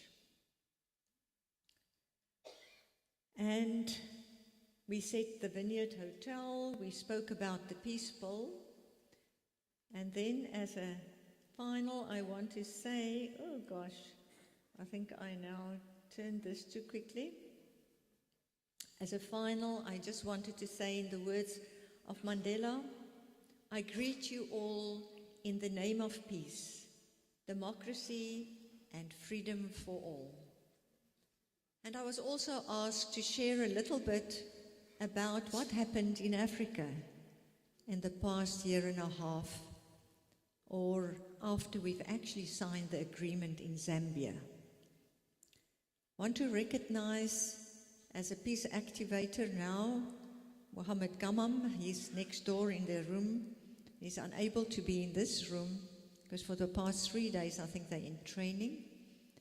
But he established for Africa 3 of us to do the ICC development. There was also others around the globe, but specifically I can talk on Africa. So Abdulhamid Pasca-Amberer from Egypt, Abdulhamid looking after the northern part of Africa, I look after the southern part, and Christophe after the French-speaking of Africa. And I can say to you, we've worked enormously hard. We've signed a protocol agreement, 52 countries with 52 countries in Africa, but never before was the countries of Africa working with one another. And that was very strange, because everybody was thinking the solution comes from outside. But as we know, it's homegrown, it's inside. And we have done various protocols with different countries, 27 protocols, another 11 was signed country to country. And then we also had a new, I want to say in Christophe's word, we revitalized some of those incredible ICC chapters that was established some years ago, but now, after a period, has actually fallen a little bit flat. And so he's also very hard busy working on to establish those. But we are very encouraged. Every second month, all of us meet together online on a Zoom. We do training. We actually want to know about their projects. And I'm very happy to report that there are 2 or 3 highlights of projects in our area. First of all, ICC signed some years ago with the Action Group for Peace. Action for Peace. And Dr. Petro, just from Nigeria, has established so many chapters on the continent of Africa, on specifically the Action Group for Peace that's rolled out. And in our country, we also have Grace Manzale, the current president of the Action Group. So peace is core and fundamental. And the first agreement that was signed with ICC as a group was actually the Action Group for Peace. We also signed, and we're going to hear it a little bit later with others, but one that we signed with also the My Body is My Body. And that has increased, and some of you are sitting in the room here. It started with 21 languages, and it's also music as its core, and I love the German group that actually spoke about music as a bridge builder. And exactly, music is used as a tool to bring safety to children. And now there are 30 languages, actually 31 languages, and it started when we signed with ICC in London. We signed, there was only 21 languages. Another 9 languages was actually assisted by the ICC groups, assisted us around the globe to add those languages on the platform. And at the moment, 500,000 children additional to the 2 million already touched actually was brought into safety by this program. And I want to recognize James Onions from the UK. He did incredible work reaching out to the rest of all the ICCs, also Deepak from India, and everybody else, and the African leaders. Thank you very much for taking our hands in that specific initiative. And then last but not least, I want to say, after World War II, ICC started. And the day on the platform in South Africa, we will have Konrad Adenauer Foundation, who was actually instrumental with the peace accord after World War II. And not only him, but there will also be those that actually was part of the construction of our constitution in our country. So don't miss out on the magic of Cape Town. Don't miss out on the second ICC Peace Forum. We are welcoming you with open arms. We have a relationship also with the visa officers. So those that need visas, we can facilitate and assist you. But please join us for the 3 days of magic. I see some of those are in the room. Richard, some of them are going to speak about the artificial intelligence and peace. What is the new technology and peace? Environment. We're having also Rotary actors in the room that's going to talk on gender-based violence and femicide. It's those taboo topics that is so critical in this time to create positive peace. Thank you very much, and I wish everybody a beautiful rest of the day and the rest of the conference.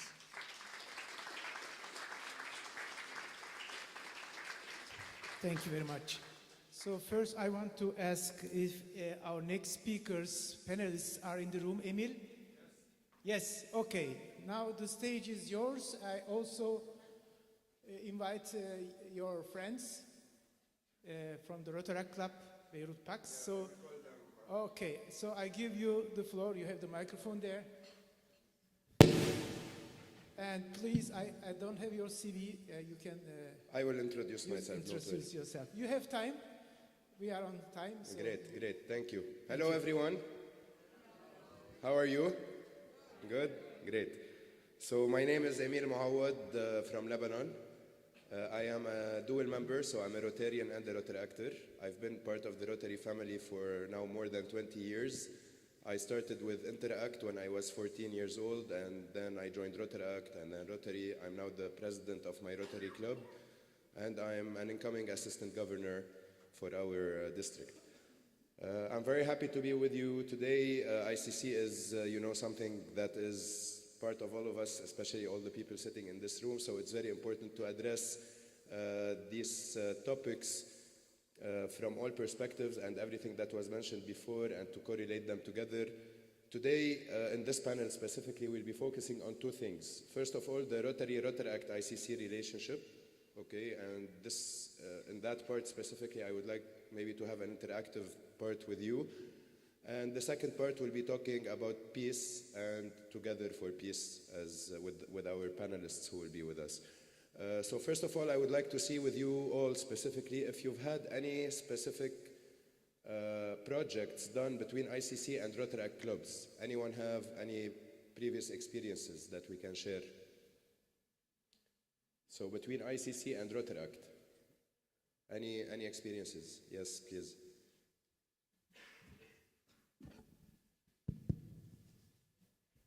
I mentioned the gender-based violence and femicide. So Rotarian in Cape Town was part of the Girls Empowerment Program, and I was an ambassador. And I tell you that Taiwan ICC reached out to us and supported us. And Emily O'Ryan, and maybe some of you know Emily O'Ryan, did an incredible work. Now, I'm not sure about the statistics, whether we just measure it better. But it is not something to be proud of. They are saying South Africa is the capital of gender-based violence and femicide in the world. And perhaps we just measure it better than all the others. But she, as a Rotary actor, and her story is profound. Her student friend was murdered by a postmaster, not far from where the university is.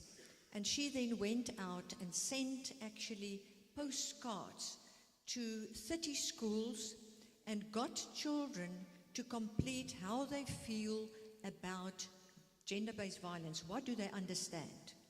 She then took all those postcards and put it on in Perspex boxes and marched to Parliament in Cape Town. It was all on television, you'll find it all over. And she marched to Cape Town and she said to them, we demand you to sign up to help us to bring this as a program into schools. And I can say to you, I've heard about that. She was my ambassador, and I said to her, who's sponsoring your postcards? Who's helping you? And she said 3 clubs in Cape Town, but very little support because nobody in South Africa wants to actually touch that taboo topic.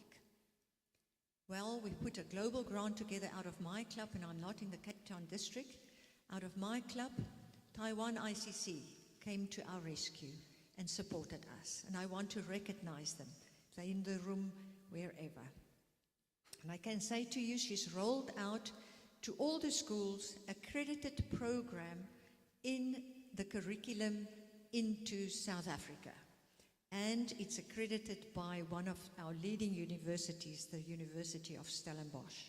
So that's a Rotary actor taking action when her friend got murdered by a postmaster in South Africa.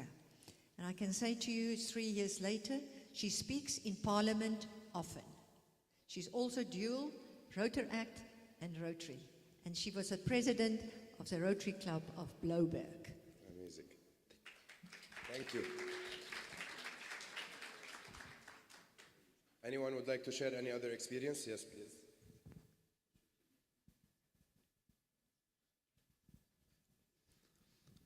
My name is Muzaffer Bacharan. I am the ICC General Secretary in Turkey. In fact, we had several projects related with the Rotaracts. One of them was with Turkey, Germany ICC. So 10 German Rotaractors and 10 Turkish Rotaractors, they came together. First of all, they went to Germany all together, then they came to Turkey all together.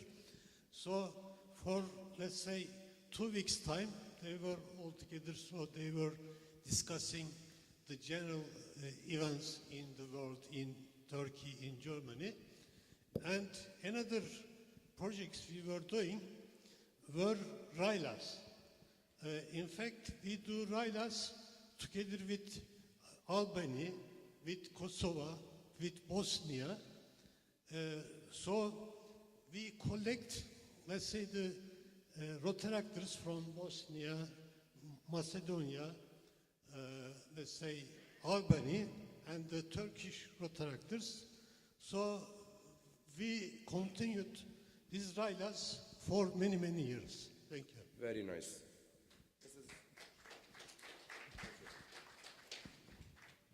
Okay, we're good. Okay, we're good. I'm done with that. Thank you.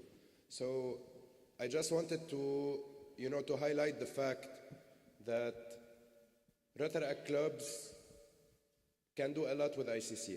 This is not happening immensely because Rotary clubs, they do not know about ICC as they should. We need to raise awareness about ICC within the Rotary community. And I'm addressing you all one by one. Let's try to raise awareness within the Rotary clubs that the ICC exists and we can do a lot of joint projects together. Rotary actors are benefiting from some of the programs like the RILAs that happen. And yes, for example, I can give you a direct example of also RILAs in Lebanon when we would like to get people from abroad, from France or from Italy, ICC France, Lebanon, or ICC Italy, Lebanon, they take care of that, and they make sure to promote it in their countries and make sure that we get people from these countries to Lebanon or vice versa. For example, now we have several RILAs happening in France, and some Lebanese are actually applying to attend these RILAs. So these are very nice examples. Another example that happened previously was, for example, Rotaract Mediterranean did a joint project with the ICC to do a peace forum. It was an online peace forum attended by hundreds of people. It was a very successful project with attendance of senior Rotary leaders. It was really something beautiful. And this was one of the successful collaborations between ICC and Rotary. Another one that I asked some friends in Rotary if they can share some projects. Someone from ICC Germany, Kosovo actually told me that they did a joint project between the Rotary clubs and the ICC team where they did a seminar for malaria. And a lot of people joined, and because of that seminar, a lot of people joined actually Rotary. And at the same time, a lot of people joined from Rotary to Rotary because now they established also relationships from Rotary actors to Rotarians, and they were excited to start joining Rotary. A lot of them became dual members, or they actually moved from Rotary to Rotary. So this is something that is very nice. Randa, would you like to say? Small message from a RILA participant in France. Yes, I'm going to play it for you because it says it all. Bonjour Madame Slavia, comment allez-vous? C'est Rawan de Millennium. Je voulais juste vous dire que hier on avait la soirée de talent pour le RILA et je voulais juste vous remercier de m'avoir aidé pour pouvoir venir ici parce que c'était une expérience inoubliable, extraordinaire. J'ai vraiment beaucoup aimé, j'ai vraiment beaucoup appris. On a parlé de paix, de leadership, émotion, c'était full of love, comme on dit. Et mes camarades étaient superbes. La directrice du RILA, Donia, elle était superbe. Je voulais juste, Angèle, vous remercier parce que c'était très émouvant hier. On a beaucoup pleuré, on a beaucoup ri. Mais non, merci beaucoup, Angèle. Voilà, donc ça, this is the live testimony nice that I received just now from a RILA participant in France through ICC, France-Lebanon. She was sponsored by the ICC France-Lebanon. She is hosted by the French section, and she participated in this RILA. And this is her testimony she sent to her sponsor club right now. Thank you very much. And it wouldn't have happened without ICC. Thank you. Yes, definitely. Thank you so much. Okay. Due to lack of time, we will move to our next part. We have with us 3 members of a very nice Rotary club, which is called Beirut Pax Potential. It's the first and perhaps the only youth-led peace-building club in the world. And we have 3 of its founding members with us today. It's based in Beirut. It's Beirut Pax Potential. And we have 3 of its founding members here. First, I would like to call on stage the current president, Noor Akoum. Please, welcome. Elisa Tabet, who is a current Rotary actor and a Rotarian, so she's a dual member and she's a founding member of the Rotary Club of Beirut Pax Potential. And the founding president of the club, Anhal Koshaya. Please join us on stage.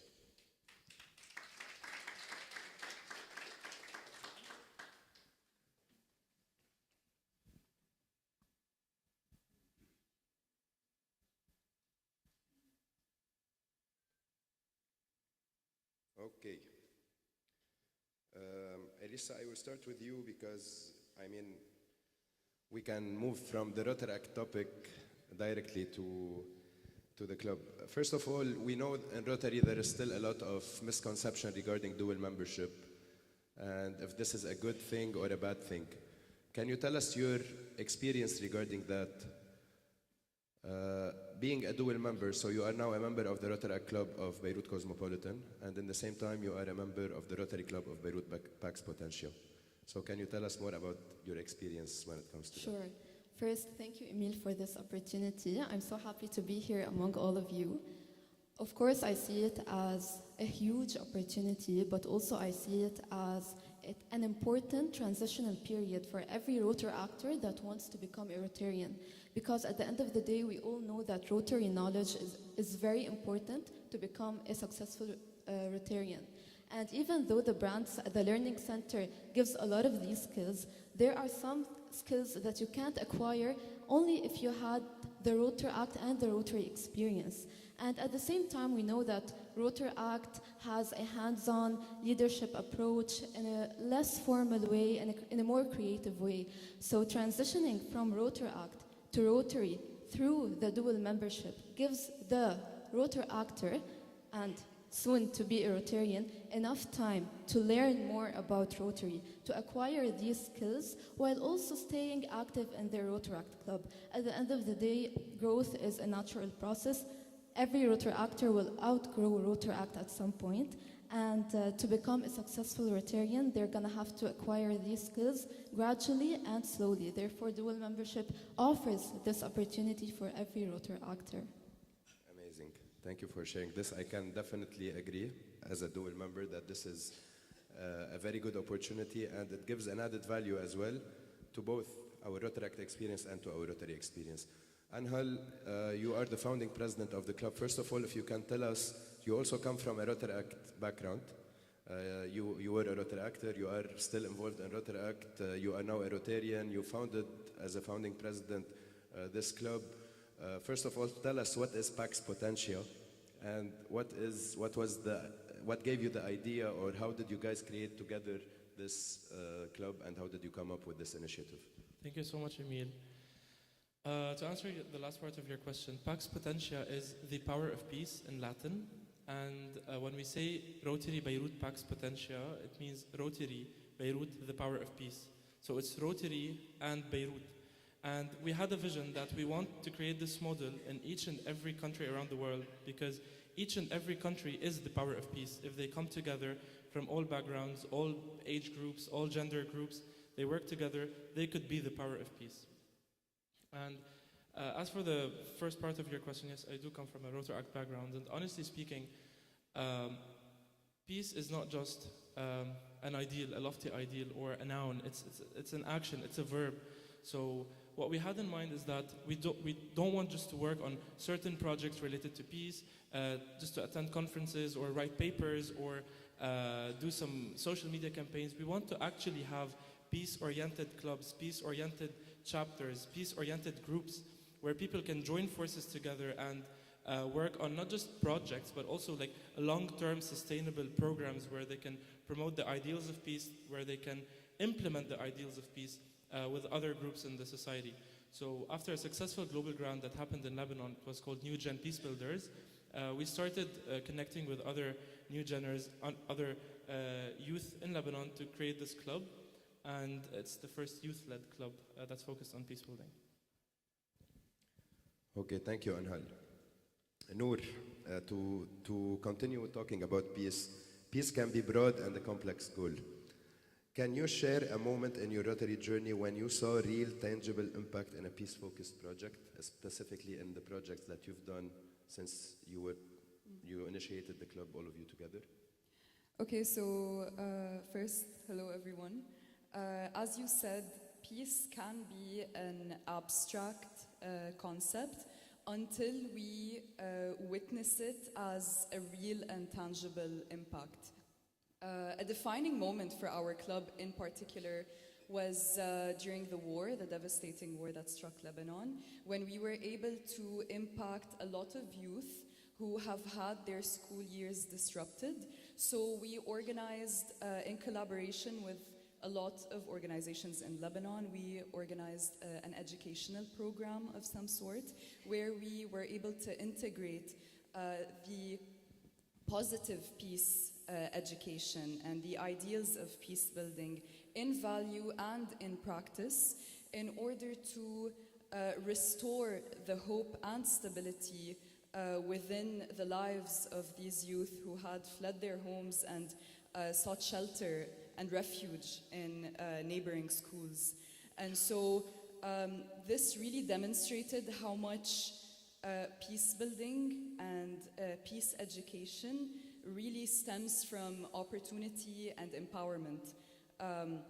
This truly gave us a sense of hope and power within ourselves, which really drove us to be able to give to our community, given the fact that we were going through the same thing as well. Okay, thank you, Noor. I want to highlight a couple of things, and maybe to the audience attending with us.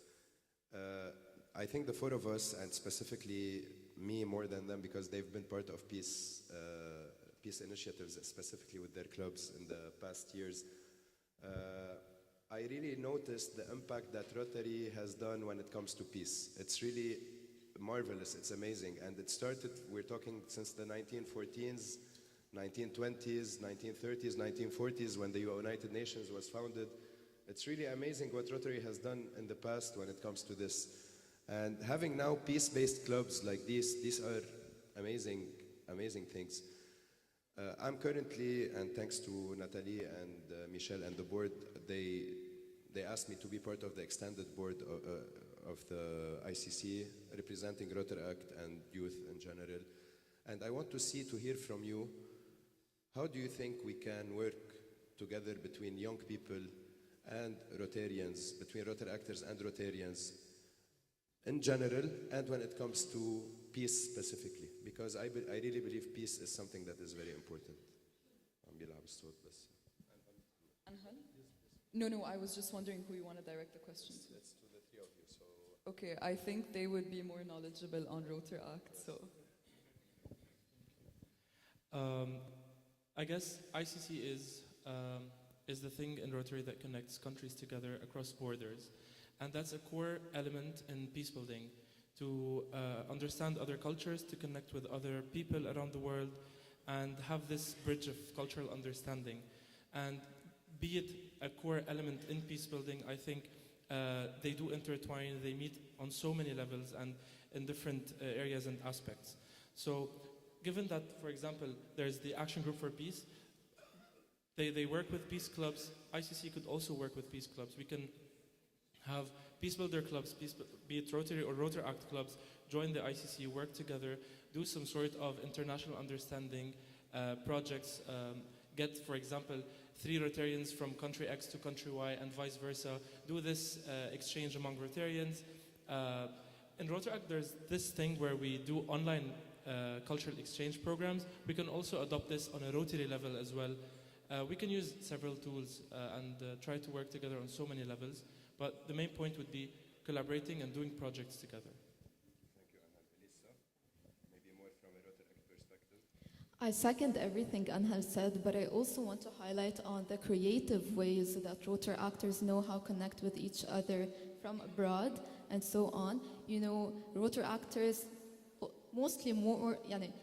almost every Rotary actor grew up with the technology and the internet, and we like to meet people from abroad without being Rotary Actly connected with them. This is why I believe giving Rotary Act chances to lead projects cross borders, I think it would be such a beautiful experience for both Rotarians and Rotary actors. Thank you so much. Noor, I will ask you now the final question. It's not if I believe or not, you are the youngest president now in Lebanon, and maybe one of the youngest presidents in the world, youngest Rotarian presidents. So if we want to talk from that perspective, how is your experience as a young Rotary president, and what do you see the strength that you have as a young leader when it comes to Rotary in general and to peace building specifically? I think youth have a lot to add to Rotary in specific, and had this not been the case, Rotary International themselves would not have bridged this gap to begin with. I think this can actually be summarized, the role of youth in specific, it can be summarized in 3 terms. It is innovation, inclusivity, and adaptability. These are 3 strengths, 3 principles that youth are masters of incorporating within the world of Rotary. We have been able to challenge traditional approaches while also embracing diversity, incorporating technological advancements in order to further our impact within this opportunity that we've had. I think on the level of the club in particular, we can see how Pax Potential has incorporated peace within music, within art, within theater, within poetry, within every single scope that you can see in your daily lives. And we have done so in projects such as our most recent called Peace Inside Out, a seminar that included psychodrama, another event that's called Peace Through the Lens of Art and Music. And so we can see how we transformed peace from maybe a slogan-oriented concept to a more action-oriented and result-oriented approach. And so, yeah, that's basically how, as youth, we defined our stance within Rotary. Thank you very much. I really can say from, I know you guys, we've been now together as well in the Rotary Peace Activators program in the past 2 days. And I can say that we're really very proud of what you're doing. You're one of the youngest clubs in the world and one of the youngest members as well when it comes to Rotary membership. We are very proud of you and what you're doing. Keep it up. To wrap it up, I would like to say that really it's very important for us to try to connect as much as possible and bridge the gap between the youth and experienced Rotarians. It really gives a huge added value. ICC can really play a very big role when it comes to this. So I hope we can do this more and more together. Thank you very much for your time and see you in the next 2 days. Thank you. Thank you.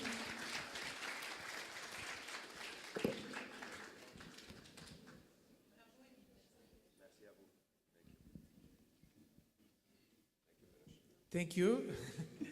So we are on time. And now we will proceed to our next speaker. So I invite to stage past District Governor Reha Akın.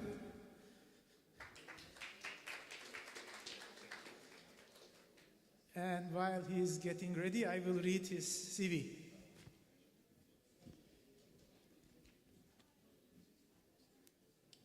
Past District Governor Reha Akın, active in the field of wood-based panels worldwide in 47 countries since 37 years. Experienced in the production, know-how, and sales management of chemicals related to this field. Has been employed as board member and CEO in German, Swiss, and Turkish companies for more than 35 years. Speaks very good German, English, and good French. He has a doctorate degree from the University of Dortmund.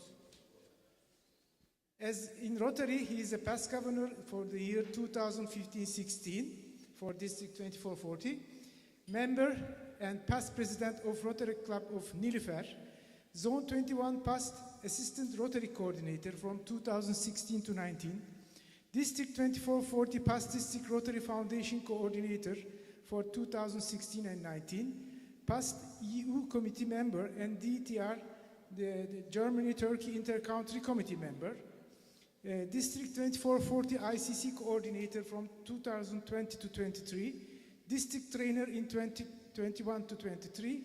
He is currently also the ICC Belgium-Luxembourg section leader from 2024 to 27. And he is the EPS, that means the end plastic soup, we will know more in a few minutes, zone director for Turkey. He has 3 children. Okay. Names, Thank you. Erol, Melissa. Okay. Thank you. The floor is yours. Thank you very much, Güneş. And thank you, Natalie, for giving us EPS the ability to pronounce the name and plastic soup here during the summit.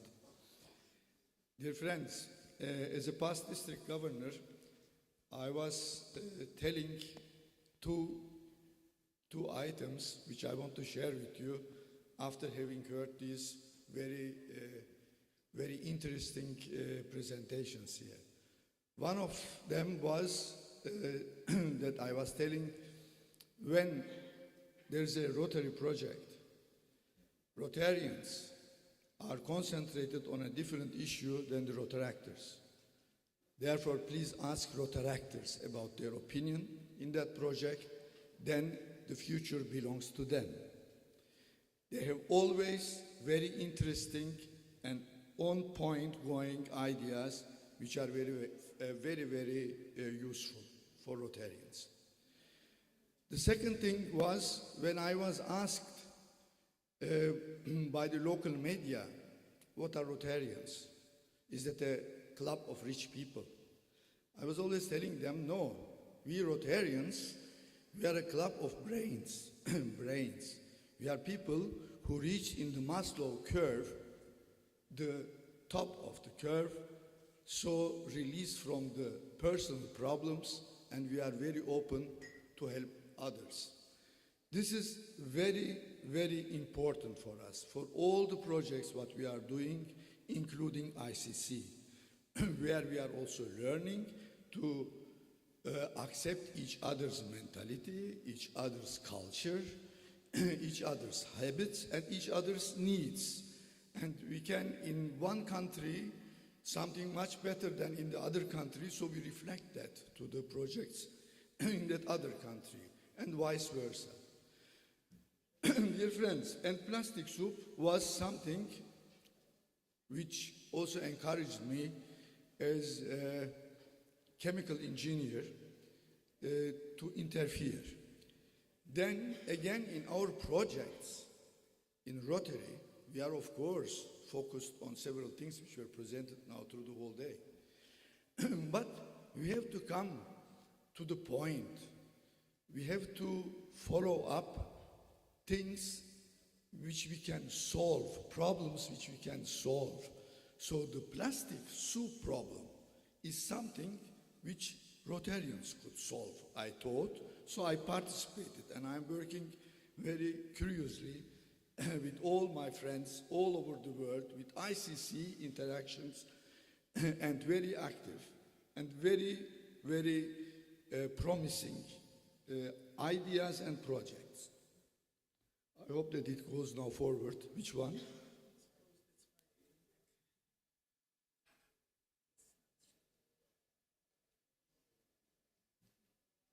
Where? Why? How?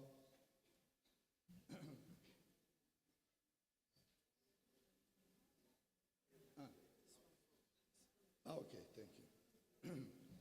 So, what is End Plastic Soup? End Plastic Soup is a project for Rotary, Rotaract, and Interact clubs, which collaborates with ESRAC as well, and other Rotary action groups, and the ICCs.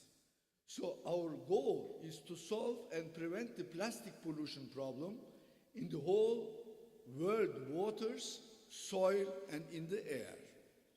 Don't forget, plastic is everywhere.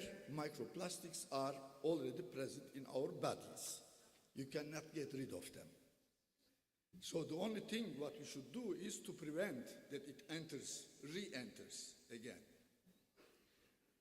We are working on all Rotary's areas of focus. We are protecting human health, we are saving mothers and children, we are providing clean water and hygiene, supporting environmental cases and education, supporting communities and growth, and protecting the environment, collaborating, etc. But we have also a present situation. The present situation, I have taken these two examples. We are also polluting the world. We are polluting the world. What we do, thank you.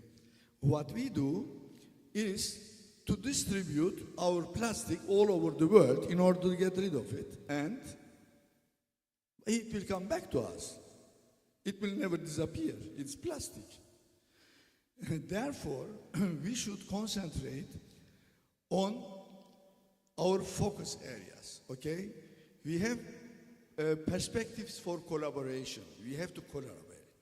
And ICC is very, very good opportunity to do that. We have to prevent conflict. We are talking the whole day about conflicts, okay? But plastic might also become a case for conflicts if we don't solve the problem. We have a future for younger generation. We are talking about younger generation. The younger generation's problem is that what we leave them as waste, plastic. We have impact via education, we have awareness actions, and we have international projects to reduce pollutions. How? Through Rotary Foundation supported projects, or through the local projects which we are going to see now in some examples. We have the inspiration, we share stories and positive developments in order to motivate people to join us or to act with us. We have Rotary's inspiration to serve above self, which I presented to you a few minutes ago. We are strengthening the fellowship and attracting young generations. Strengthening fellowship is very important because we came together in order to exchange ideas and take action together. So this is an opportunity to create projects in that field, act together, and also strengthen our fellowship. Attracting young generation because they are always with all their ideas with us together. We have now a global grant in Danube Drina in Bosnia and Herzegovina, which I'm going to show you. So there is a river, you know, Donau. Donau is German. The Danube, going through 10 countries and 481 kilometers in that area where we are. In the map, the location. Look, in the middle of Europe, plastic waste.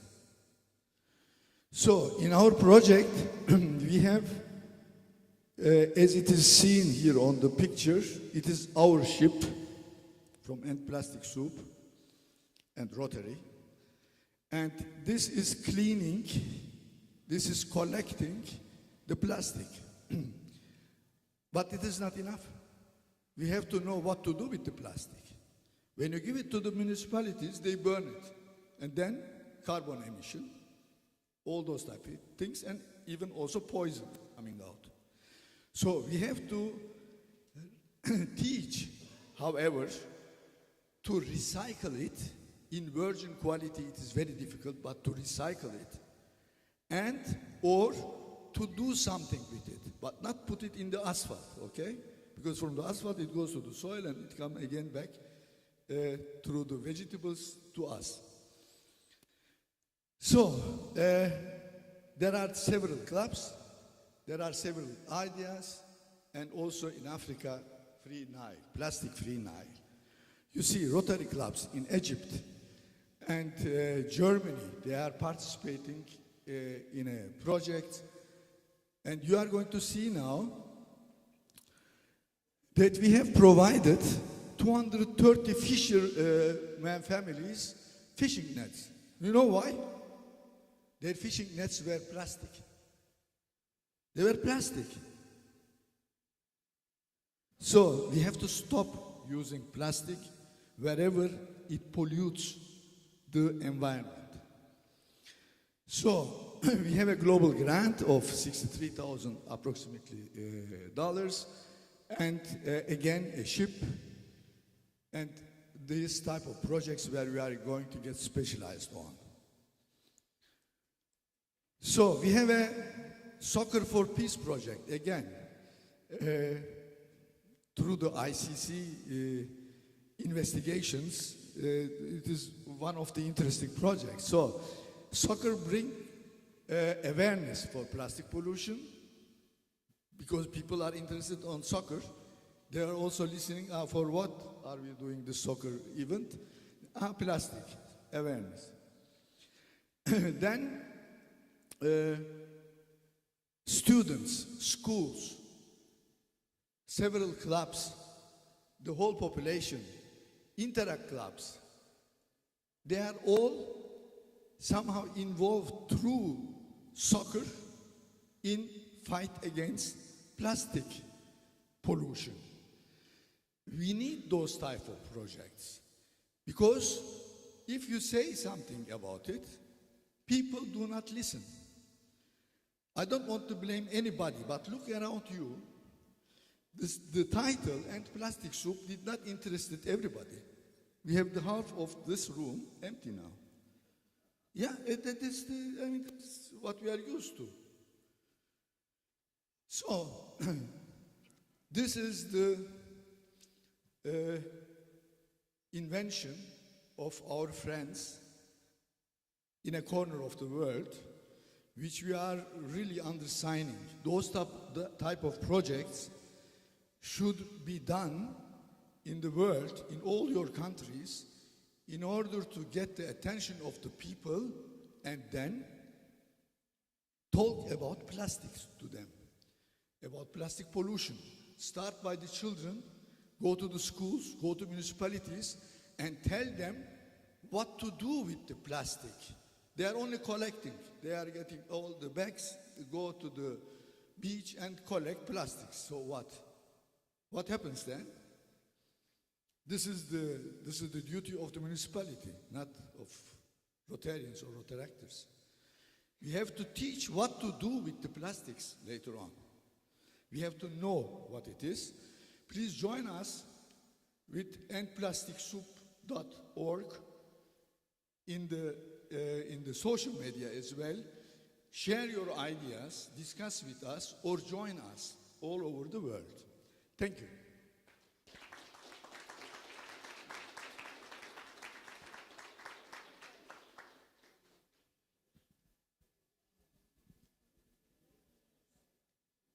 Thank you very much.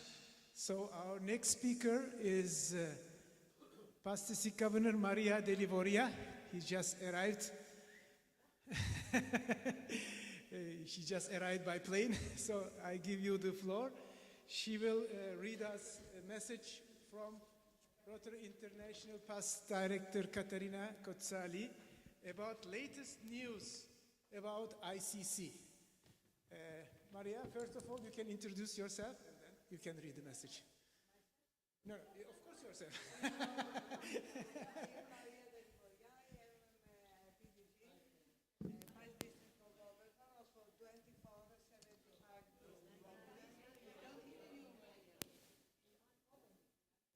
Yes. Thank you. I am PDG Maria de Livoria. I was governor in 2475 districts of Rotary International, the first woman governor in Greece. And now I am working with Natalie. I was RPIC, I was ARCA in the past years, and now I work with Natalie, with the ICCs. I came here directly from the airport, so okay, because I like this mission of ICCs. And I have the pleasure to present the intervention of past district, past Rotary International Director, Caterina Cozzali. Yes, dear friends, protocol observed. Despite my vivid wish to participate in the ICC Peace Forum, the recovery from my recent accident restrains traveling. Caterina fell down and broke her hand and all this part of her body. I would like to thank the ICC leadership for inviting me to address the summit and the Extension Task Force member PDG Maria de Livoria for presenting my intervention. Rotary International recognizes the increasing importance of the role of inter-country committees in the achievement of our strategic priorities and objectives. ICC is in an approved Rotary affiliated networking initiative which promotes the development of relationships between two or more countries or international districts with the purpose of fostering interpersonal fellowships, intercultural understanding, and growing bonds all over the globe. By definition, ICC develop networks across national borders and through continents, creating and nurturing long-term bonds and ties in the Rotary family between the national, the districts, and after down to the clubs and their members. They offer powerful support to all Rotary International and TRF programs and are instrumental in the search of the international partners for global grants, develop inter-club relationship, and conduct friendship exchanges between countries. ICCs adopt a simple and flexible structure while they are expanding Rotary service by engaging in this development of a large-scale project in Rotary Foundation areas of focus, and in particular promoting peace overall. They play an important role in the positive development of Rotary membership through dedicated programs for young people, we saw before, and the setting up of new Rotary and Rotaract clubs. Significant projects already accomplished, like the response to the humanitarian crisis provoked by the war in Ukraine, support to the victims of the earthquakes in Turkey, Syria, and Morocco, highlight the importance of ICCs and contribute to create positive change in the world. The chartering of many ICCs in the recent years allow us to be optimistic for a more peaceful world and meaningful impact on communities through Rotary. ICCs are included in the program of RI conventions every year and major events at zone level. Inspiring presentations and panel discussion at zone institutes and other events underscore their role, providing significant information on their impact in making our world a better place to live. In addition, specific peace forums, as today, as in Cape Town, and you will see after where else, peace forums increase the visibility of the ICCs in the Rotary world. Inter-country committees form a practical framework for promoting peace and service beyond borders and could be characterized as the best partner in successfully practicing international service. ICCs align with the 4 priorities of Rotary's action plan.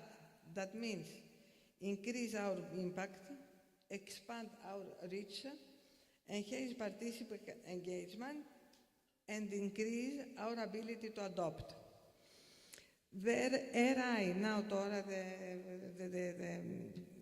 about Rotary International, the RI Programs Committee received in 2023 a request to consider inter-country committees as a Rotary program according to the new program proposal process implemented by Rotary International.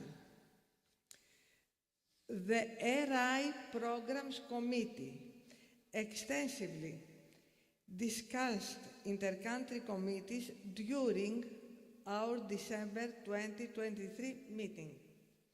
The committee applauds the work inter-country committees undertake to bring together members of the Rotary community to foster meaningful dialogue, advance international understanding, and collaborate on projects that lead to long-term sustainable peace. The committee especially appreciates ICC leadership initiatives to convene peace forums and engage our community around building a more and stable, peaceful world. Regarding the proposal for inter-country committee to become a program of Rotary International, the committee determined these activities are better suited to remain organized, authorized, and led by districts.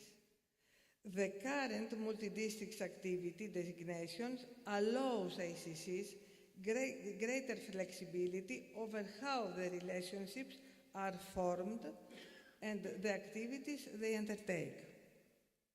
The 2 areas that received most discussion include, first, ICC structure. How might the inter-country committee structure better align with Rotary's existing governance structure? For countries with many districts, it is prohibitive to obtain consensus from all the district leaders to elect one national coordinator to represent all of them as one unit.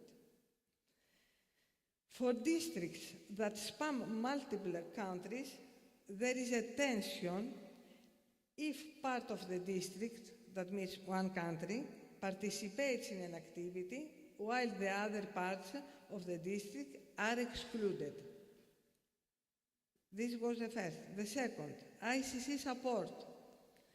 How would additional administrative chartering and reporting requirements overseen by Rotary International impact members and district participation in the program? What additional or different outcomes could in the country committees accomplish if they were a structured RI program? The committee applauds the work of ICCs and believes that under the current circumstances, it is better suited to remain a member-organized activity that benefits from flexibility in implementation and experience. Should the members who are engaged in this activity build consensus on the future of ICC's structure and support, then Rotary leadership is open to re-evaluating this in the committee in the coming years.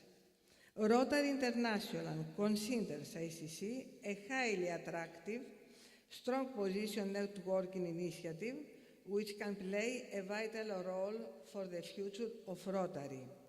Wishing the ICC leadership and members much success and productive action.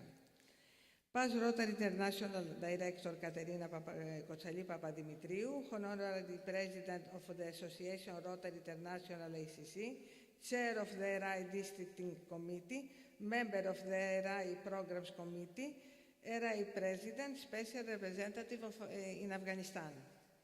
And now, where is Younes?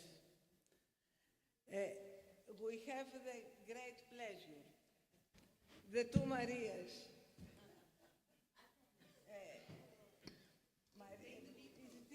She's Maria Mastora. Micro. Yes. Thank you. We have the great pleasure to invite all of you next year after Cape Town. First Cape Town, after in November, in Athens, in a summit concerning peace and public image. We have the very big pleasure and honor and privilege to invite all of you in our town in Athens. In Athens, the city that to me resembles eternity, the city that every corner hides a priceless story and reflects the universal human. We promise that we are the first we organize it after we become a bigger committee. We promise to have a fruitful, productive seminar, summit, friendship, and overall, we promise to have good food, good music, sirtaki, dancing, and we will enjoy the sun and the sea of Greece. Waiting all of you next year. So we are waiting for you to have a friendship, a Rotary friendship in Athens. Thank you.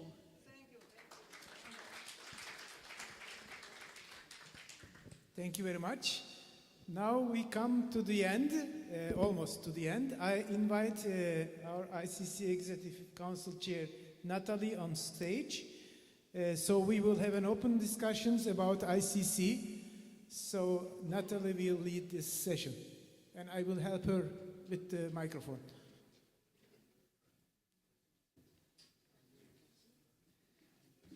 Everything is okay, everybody is okay. Then I try to be short, but every time it's important to let you the stage, to let you ask some questions you want to ask about ICCs. And we are open to give you a response. Me as Gunesh, as other friends. Maybe we have responded to all the questions today. Peter? Peter is a Belgian coordinator for Belgium and Luxembourg, just nominated.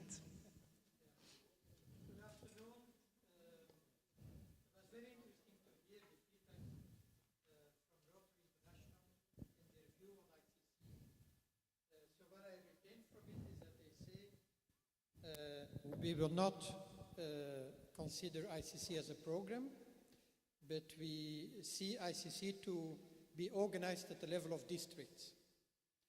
So I understand that. Then my question is, because I'm, as you said, quite new in this role, should we not very closely work together with the international commissions of the districts? It can be a solution. We can discuss about it. To be honest, I spoke about this with Elena already. It was in Belgrade, I think, somewhere. We have to discuss because we are used until now to be very independent. We don't get money, but we do what we want. We organize our meetings where we want, how we want.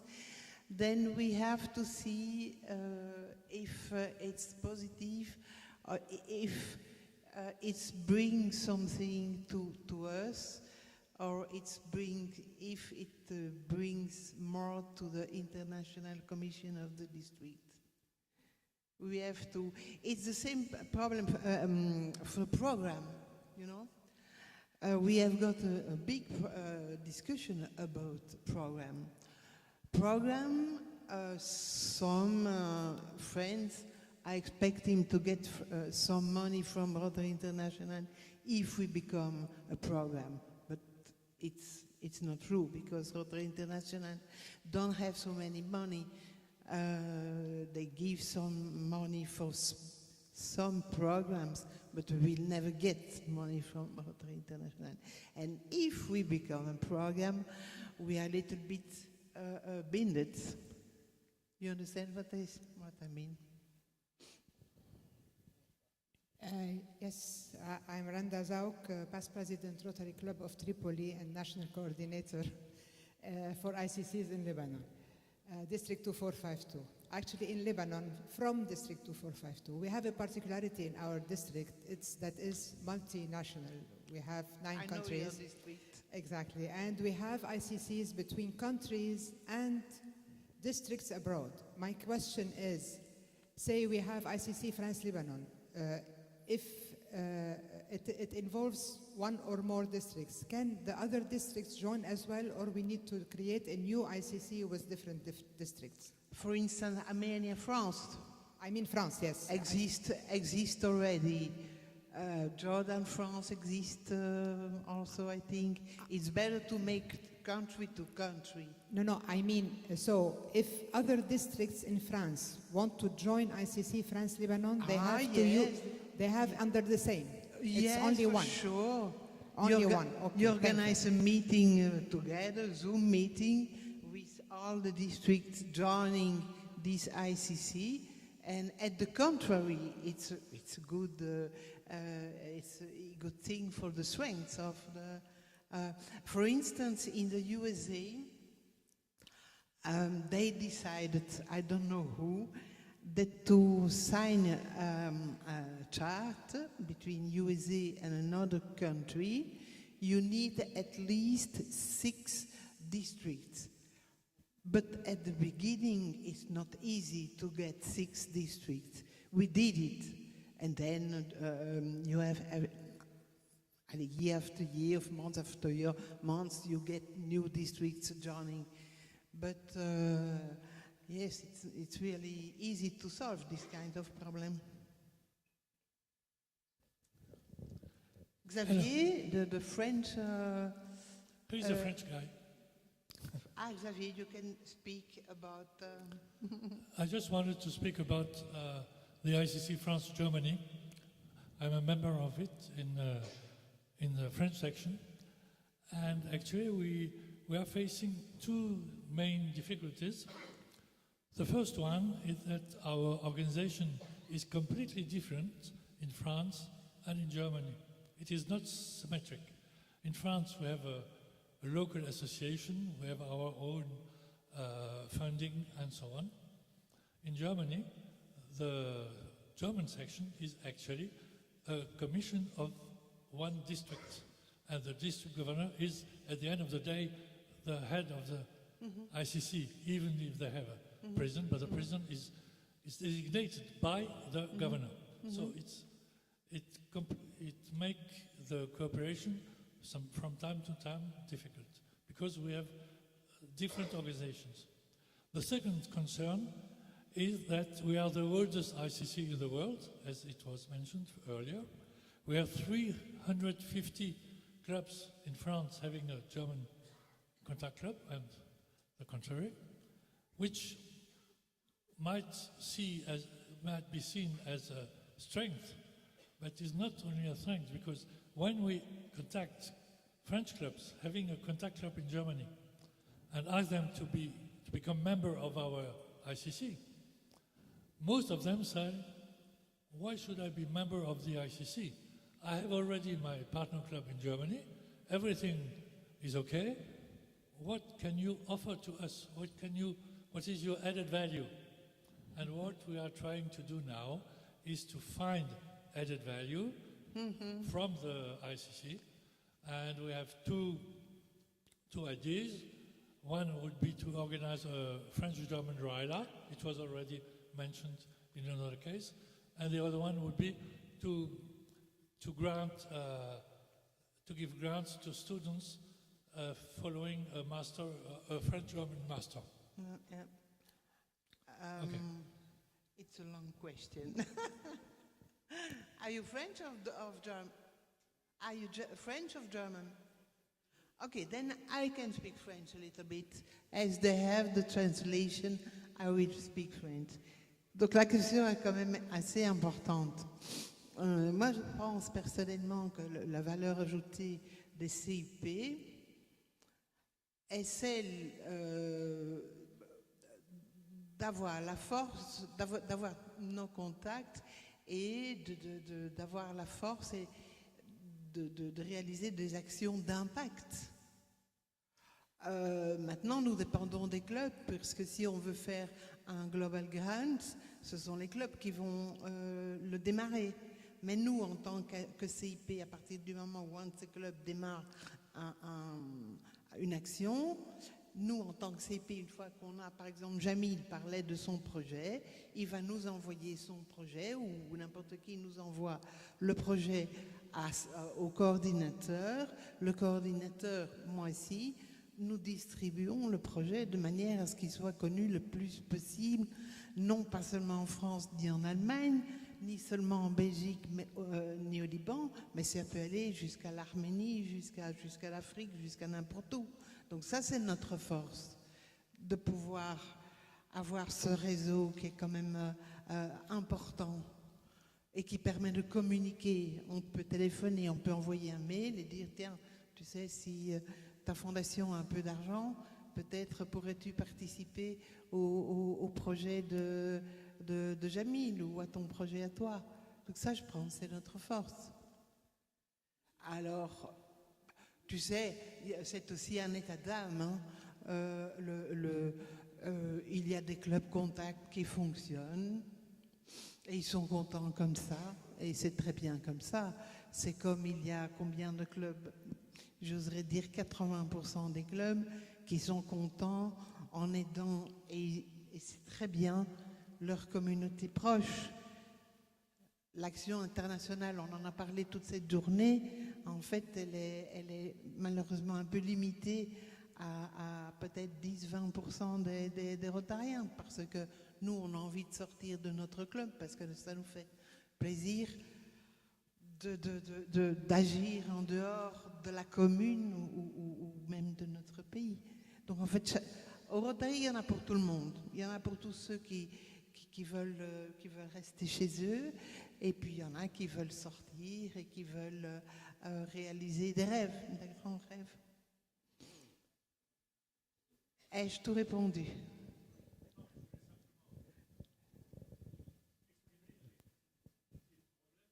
Je sais.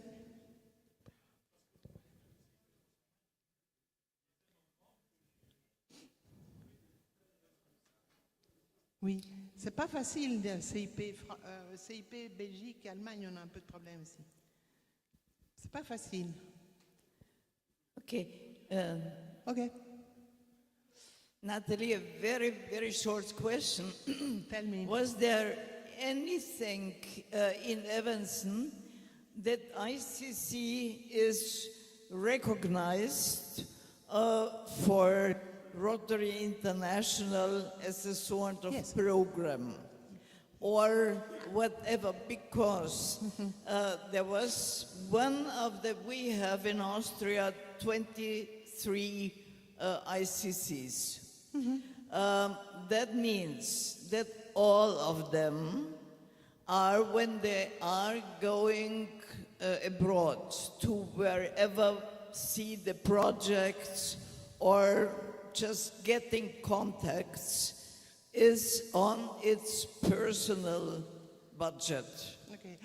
But we always got something that is not a project for the district budget.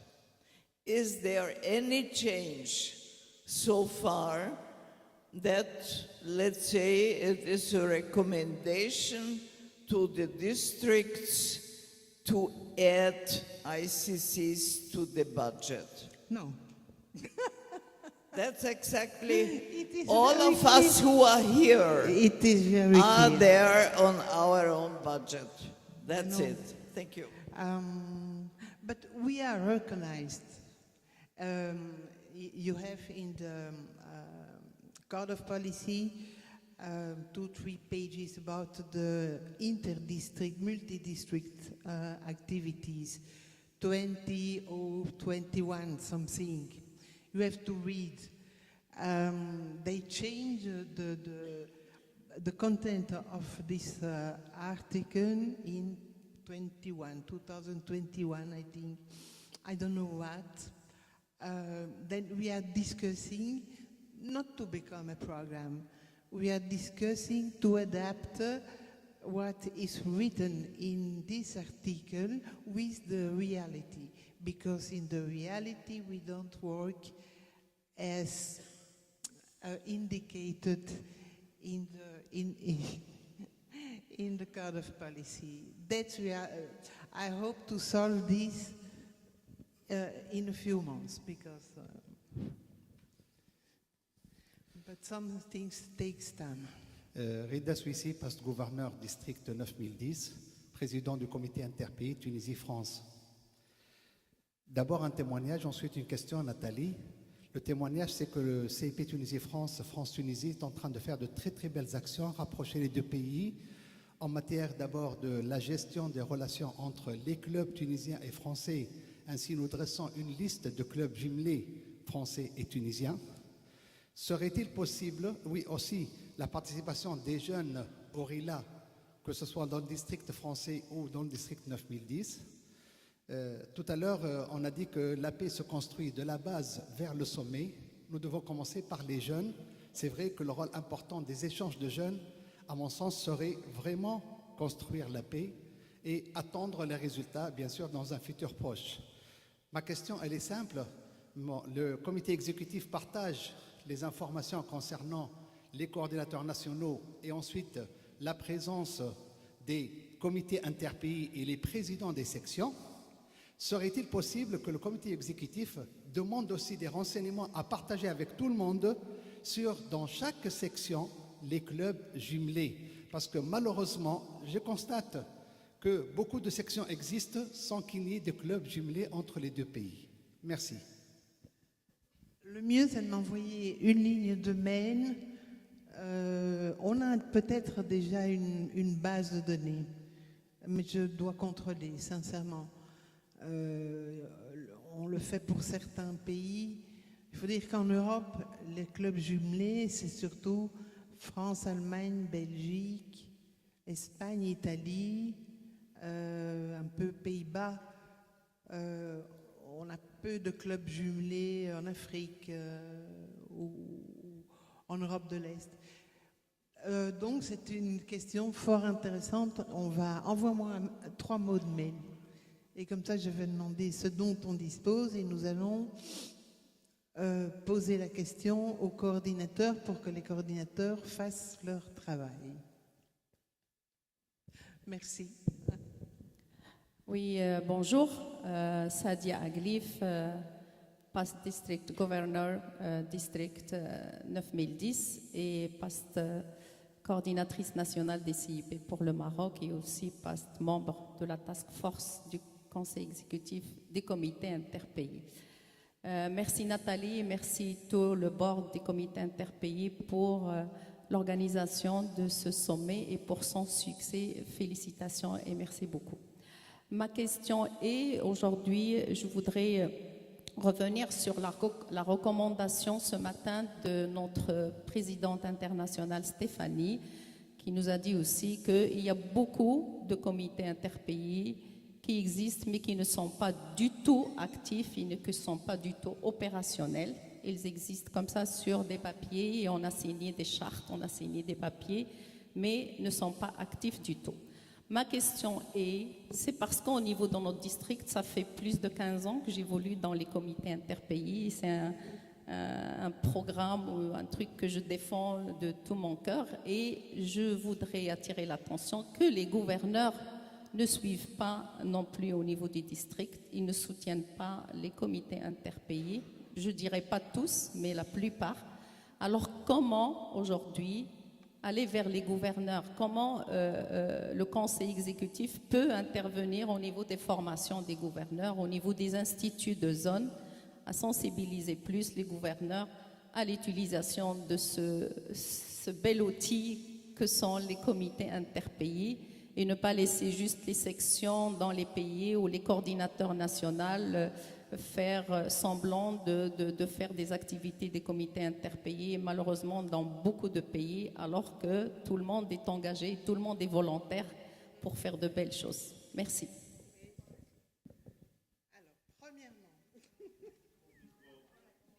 Premièrement,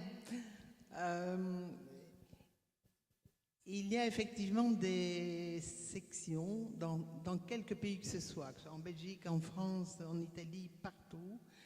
Il y a des CIP qui fonctionnent parfaitement bien et il y en a qui ne fonctionnent pas très bien. Ceux qui fonctionnent parfaitement bien, à ma connaissance, c'est ceux où il y a de part et d'autre des équipes qui sont formées avec des membres qui sont motivés, qui ont l'occasion d'aller dans l'un ou l'autre pays respectif pour se rencontrer, parce que le Zoom et tout ça, c'est bien, mais il faut parler, c'est utile de se voir. Alors, ceux qui ne fonctionnent pas, ou bien c'est le président qui a changé, ça peut arriver, ou bien des intérêts, ou bien, enfin, il y a peut arriver, ou bien des intérêts, ou bien, enfin, il y a plusieurs raisons. Et là, il y a plusieurs raisons. Et là, nous sommes en train de faire, c'est Bruno Scovazzi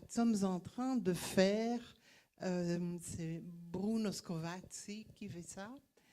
Il est en train, petit à petit, de vérifier pour chaque section, je vais dire pour chaque CIP, si, il y a une autre section, parce qu'il y a beaucoup de cas où il n'y a pas d'autres sections. Par exemple, je pourrais dire Belgique-Égypte. J'étais ravie de faire un CIP avec l'Égypte. Mais ils ont signé la charte parce que le gouverneur venait en Égypte, au Caire, et nous n'étions pas là, donc ils ont signé tout seuls la charte. Ça ne va pas, ça. Le CIP, c'est pas seulement signé en papier. Donc ça, c'est vraiment important. Donc des chartes où il n'y a pas 2 sections. Alors, l'année passée, il y a une dizaine, une quinzaine de CIP qui sont apparus comme ça, d'un coup, un peu partout dans le monde, avec pas de section, avec un président sans section. Donc là, ça n'est pas normal non plus, parce que ça n'est pas un CIP s'il n'y a pas de section. Alors, pour répondre par rapport à la formation des gouverneurs, toi et moi, nous avons été, plusieurs ici, on a été gouverneurs. Quand nous avons été ou à San Diego, ou à Orlando, ou ailleurs, on ne parle pas beaucoup d'international et on parle encore moins des CIP. Donc, en fait, c'est une demande qu'on a déjà faite au Rotary, c'est que dans le programme global, qui est lourd quand même, 5 jours, je veux dire, du matin au soir, 8 heures jusqu'à